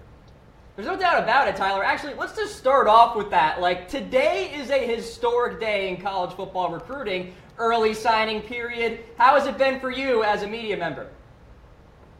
Well, I was sitting last night, staying up late, writing like everyone else was in this industry, and I got the Christmas tree next to me. We have all these bowl games, and I could have sworn for a moment it was the first week of February. It just feels like it's the new signing day. It doesn't feel like it's an early signing period. It feels like this is the new signing day, and whatever happens after this, it's going to be kind of the leftovers. It's also going to be interesting because you're going to have a depleted volume of talent out there, and a lot of teams that are trying to overcome their misses today. So I just have a feeling it's going to be very interesting these next 7 weeks to the traditional signing day.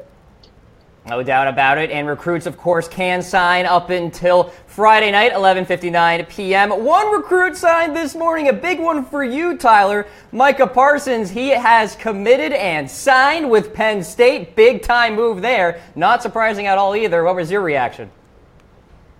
Well, it's been a roller coaster ride, and it ultimately led back to Happy Valley. Not a surprise towards the end here, but if you had asked me going into the season, would Micah Parsons end up having this reconciliation with the Nittany Lions and end up with the class, really would have said maybe 20-30% max. Ohio State was sitting really well with his recruitment. Nebraska was.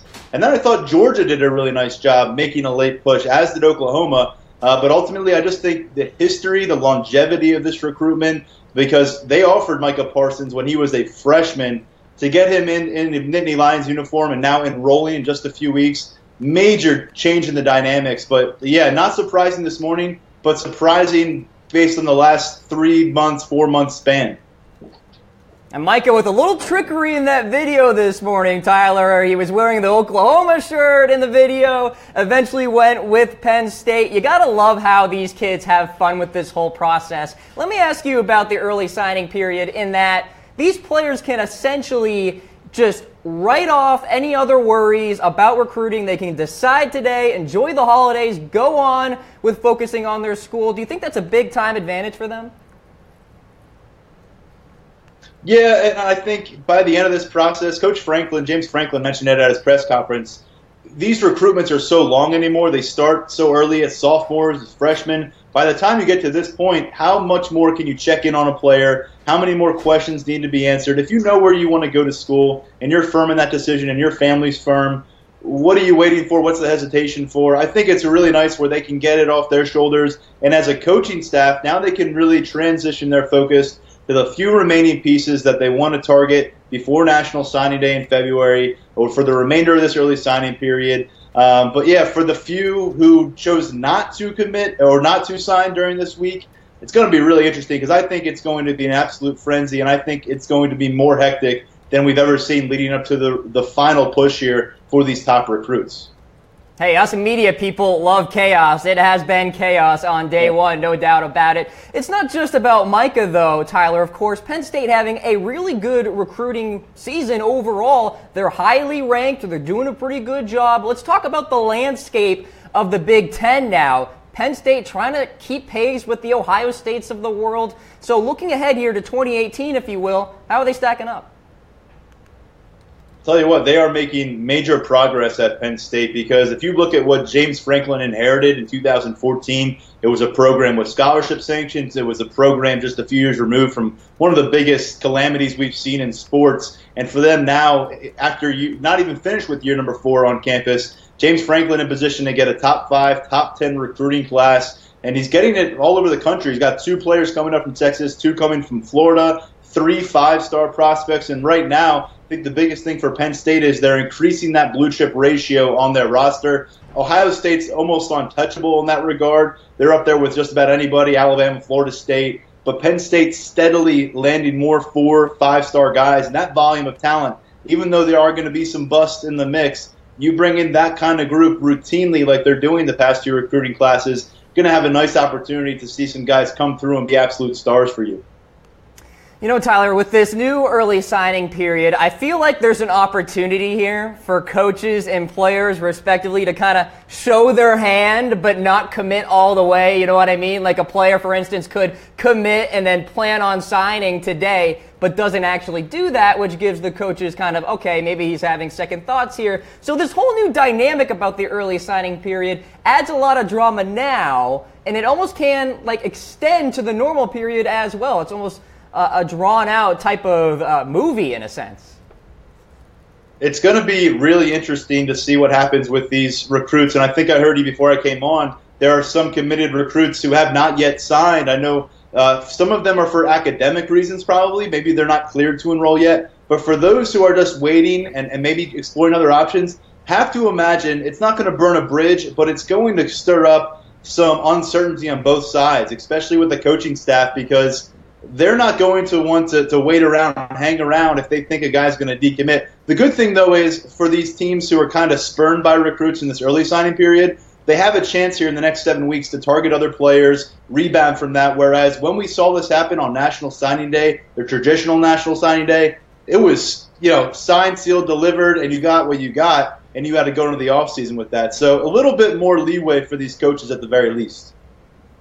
And Penn State doing a pretty darn good job. Number 4 in our recruiting rankings right here, Tyler. And let's touch upon Ohio State here. We got to give them a little credit. They're doing a pretty darn good job. And first of all, Penn State doing pretty good when they're battling Mr. Urban Meyer in that division there, or that conference, if you want to look at it that way. So in terms of Ohio State, getting Jalen Gill, Jaden Woodby, these are big-time players, 3 5-star recruits. And when you see Ohio State doing such a good job, would you say that kind of lights a fire underneath Penn State's butt to say, okay, let's go. Let's get some more 5-star guys in here?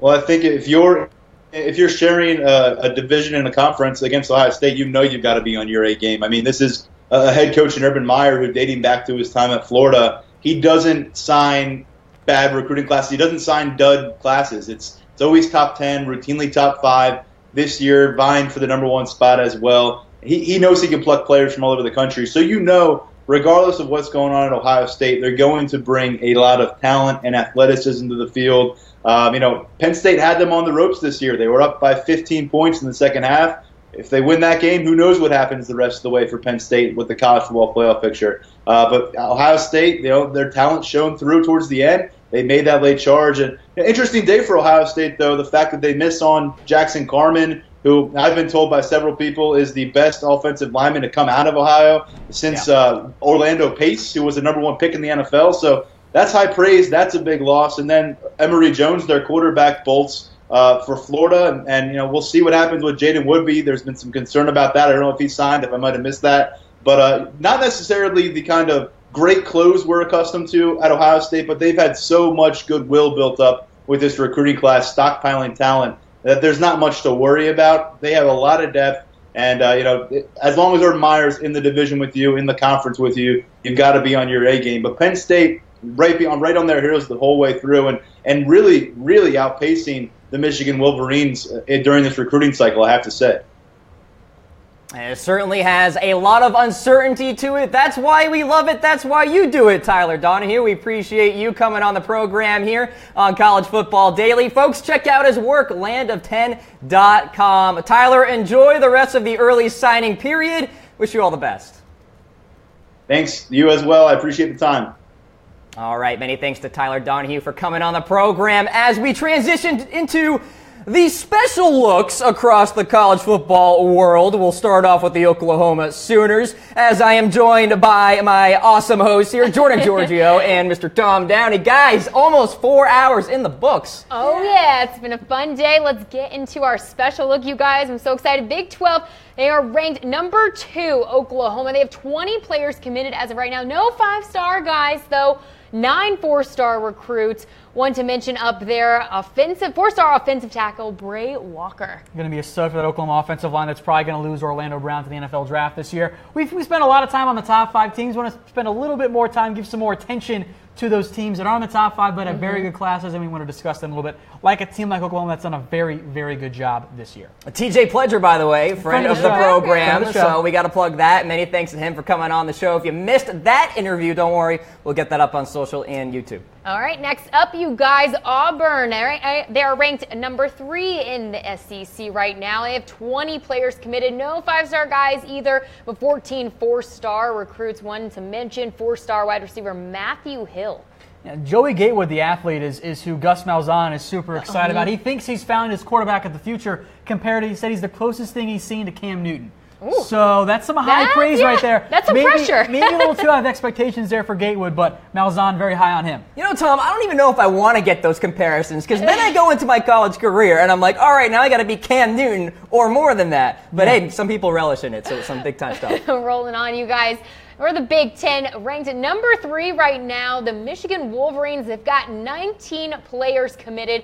No 5-star guys, but 8 4-star recruits. Top guys, linebacker, 4-star linebacker Otis Reese, not on our players to watch because he hasn't signed yet, and he's not going to sign during this period. There's a chance Michigan loses him and he flips to a school like maybe even Georgia, because the rich will only get richer this year, apparently. Yeah, they are absolutely dominating over there. All right, moving on, you guys. Clemson ranked number 2 in the ACC, behind Miami. Players committed, 14 5-star guys locked in, and 6 4-star recruits. It's not the volume. That's why they're in the special look and not with a focus on our top 5 teams, because Clemson has a very, very good class quality-wise. The quantity isn't there, but this is loaded with top prospects and top-tier guys, and this is a dynamite class for Clemson. I'm excited to see where they end up going here with the Tigers. It might not finish in the top 4 because there's just not going to be the volume, but it's a very, very good class overall. Most definitely. Okay, let's take it to the Fighting Irish now. Notre Dame, you guys, they've got 20 players committed. One up there to mention, 4-star cornerback Houston Griffith, our guy. You talked to him earlier. Tell us a little bit about that. Jordan, I'll tell you, this is a versatile defensive back, not just stuck to the cornerback position. He can play in many different areas. And Notre Dame showed a lot of promise on tape this year. Nationally relevant this year, which was really good to see. It's great for the brand. It's great for the recruiting, and you're seeing the results of that. 10 4-star recruits out of the 20 players committed. Most definitely. Okay, well, those are you just joining us. You are watching our recruiting special here on College Football Daily. I am your host, Jordan Giorgio, alongside Tom Downey and Mr. Cam Rogers, you guys. So we just looked at a special look at the teams outside the top 5, in the top 5. And so let's take it now to the most disappointing classes that we have. The caveat here is that they still have time to change things. It's all relative too, Tom. Yeah, exactly. It is. All right, and first up, you guys, we've got Stanford in the Pac-12. They rank number 8. They've only got not only, but I guess they have 13 players committed, 4 4-star guys right now. This is a class that's barely in the top 50 right now. They are at number 49. They are behind schools like Purdue, Nebraska, which has only 13 recruits, Cincinnati, Indiana, Rutgers. Cal and Washington State right now are ahead of Stanford. It's a tiny class. That's why it's not ranked that high. Stanford was a loaded class last year. They've kind of come back down this year. Still time to change things, but not really what I think Stanford was hoping for. I do like quarterback Jack West, who has a bright future. Stanford knows how to get those quarterbacks in there. You know, Tom, it's interesting because the consistency with David Shaw, you would think that year in and year out the recruiting would be good, but sometimes the rich get really rich, and Clemson and Georgia are getting really rich, and some schools like Stanford kind of reaping the bad effects of it. Yeah. All right, next up, Tom, we've talked about this one a little bit. We're shocked. USC, they are ranked number 3 in the Pac-12 right now. 11 players committed, 1 5-star guy, 9 4-star recruits, but not what we expected. It's the volume for USC, and because they actually got some guys in a little bit, they've actually jumped inside the top 25. They're actually now number 24 in the rankings. They've just snuck in. Still only 11 guys. This is not what USC expected once those. The quality is great. 9 of their 11 guys are top 300 recruits. That's incredible, but you want that to be 22 commits with like 15 guys in the top 300, not 9 and 11. So the volume is the main issue there. USC, I do like their 5-star recruit, Paulier Naute. Killed it. Good. I just like to say his name. Oh, yeah. Yeah, USC, brand name. And, Tom, you mentioned it earlier in our production meeting. Historically, one of the top-ranked teams, schools, in terms of recruiting. Not quite meeting those expectations, but, again, plenty of time. Yep. All right, many changes could be made. Let's take it now to the Big Ten. You guys, the Wisconsin Badgers rank number 7. 19 players committed as of right now. 0 5-star recruits and only 1 4-star really guy. stands out, and he's not a top 10 guy. Look, Wisconsin isn't going to compete with Ohio State in the recruiting world, but you'd like them to be ahead of schools like Iowa and Vanderbilt, right? So it's a little disappointing to see Wisconsin check in at 7 in the Big Ten. I think they'll end up finishing with another guy or two. I do like Jack Sanborn, but this is not the really, really good Wisconsin class I think the fans would have liked to have seen. Yeah, I mean, Wisconsin, it's funny. I wonder if the proximity to Urban Meyer, the closer you are, the worse it is off. So for Wisconsin, you're kind of close to Urban Meyer. So you are in trouble because of that.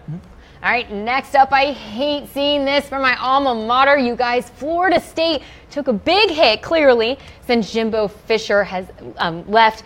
And they rank last in the ACC right now. Only 8 guys committed in 6 4-star guys, no 5-star. I will preface this by saying Florida State is in position to steal another guy or two or poach somebody or end up in good shape with where they end up standing when we get to the final signing day period later in February. But this is a disappointment. You don't want to be Florida State with a lot of the big name guys already committed and have you rank 63rd in the nation. You are behind schools like Boise State, Western Michigan, LOL, Illinois.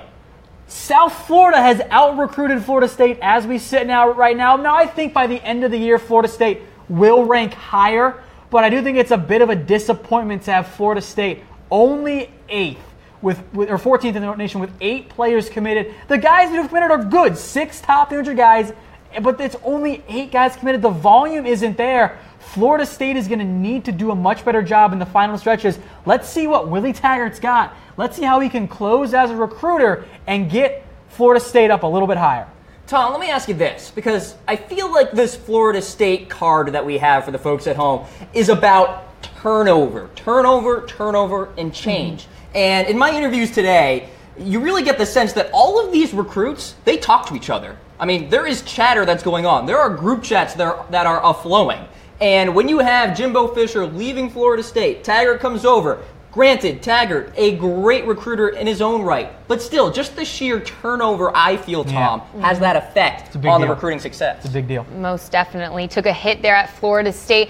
All right, well, we just went through our early disappointments. Let's take it, you guys, though, to the top 20 recruiting classes of 2018. We'll take it to the TCU Horned Frogs. You guys coming in at number 20, 19 players committed, 5 4-star guys. Yeah, if you're mentioned here for our top Big 12 recruits, Justin Rogers was on that list, though he hasn't signed yet. Now, he's going to sign later this week. But there's a chance, Sam, there's a chance, people are talking, that Justin Rogers could flip from TCU to LSU. So just monitor that. If TCU loses him, that's a huge blow. He's their best recruit by a pretty significant margin. That would definitely hurt for the Horned Frogs. Let's take it now to Maryland at number 20. You guys, 24 players committed. Cam? This makes me smile, guys. You can't see me on screen for the folks at home, but I am smiling. 3 4-star recruits is fantastic. The DJ Durkin factor is a thing. I believe our college football insider James Yoder was alluding to Dwayne Haskins leaving Maryland for Ohio State. Whatever, that's fine. I am all aboard the Maryland train right now. They are dressing that line of scrimmage. That's where they need help. Next up, Texas A&M. You guys coming in at number 18, 15 guys committed, and 8 4-star recruits. Sorry. It's a half class for Jimbo Fisher. I want to see what he does next year when he has a full cycle to actually recruit. Oh yeah, the Virginia Tech Hokies up next at number 17, 25 guys committed. Volume here, 25 guys. That's why they rank 17. They could slide down a little bit, but this is a very good class for Justin Fuente and go. Next up, South Carolina at number 16, 22 players committed, 5 4-star guys. Hey, J.C. Horn is the guy I'm watching for. His daddy was Joe Horn, famous for the cell phone celebration in the NFL. All right, taking it now, LSU at number 15, 20 guys committed, and 10 4-star recruits. I don't think they're done yet. Keep an eye on LSU here kind of down the stretch. If they can poach some guys before we get to the February signing day, they could sneak into the top 10. Dan Mullen and the Florida Gators come in at number 14 with 14 players committed and 7 4-star guys. A big winner today is Florida. They were outside the top 25 when we started today. They are now into the top 15. Emory Jones, 4-star quarterback. They flipped him from Ohio State. He could be the guy going forward. Oregon and their new leader, Mario Cristobal, come in at number 13 with 19 guys committed and 9 4-star recruits. Tyler Show, the quarterback, is the guy to watch there. Michigan Wolverines at number 12. You guys, 19 players committed and 8 4-star guys. Yeah, Otis Reese, the 4-star outside linebacker, may or may not stay. That's the one to watch. And the Washington Huskies come in at number 11 with 18 guys committed. The Clemson Tigers at number 10 with 4 5-star guys. One to mention there, Joey Gatewood. A quality class, not a quantity class. Auburn comes in at number 9 with 20 guys committed. Oklahoma, the Sooners at number 8 with 9 4-star recruits. Notre Dame, you guys, at number 7, 20 players committed, 10 4-star recruits. Friend of the show, Houston Griffin, they're their top recruit. Yeah, shout out to Houston Griffin. Thanks for coming on the program. Number 6, Miami, the Hurricanes, 20 players committed, 1 5-star recruit. The Alabama Crimson Tide comes in at number 5. You guys, 18 players committed. Penn State, James Franklin and the Nittany Lions, 22 players locked in, 4 5-star recruits and 9 4-star guys. 1 today, 5-star defensive end Micah Parsons. The Texas Longhorns at number 3 with 20 players committed, 1 5-star guy. Texas is back when it comes to recruiting. Oh, yeah. Okay, next up, you guys, we got Kirby Smart and the Georgia Bulldogs. A great class. Unbelievable job by Georgia. Unbelievable job. He's done 21 players committed, 6 5-star guys. And Ohio State, the Buckeyes, you guys come in at number 1 with 22 players committed, 3 5-star recruits. A fantastic job by OSU. The depth and the quality here, 17 guys in the top 300. That is why they are number 1 right now in the composite rankings. Well, thank you so much for joining us on this special edition. 4 hours, you guys. That's what we do here at Chat Sports. So much chaos, so much fun. Thank you so much for joining us. Make sure to follow Chat Sports on Twitter, Facebook, and Instagram at Chat Sports. For Tom Downey and Cam Rogers, I'm Jordan Giorgio. We'll see you next time.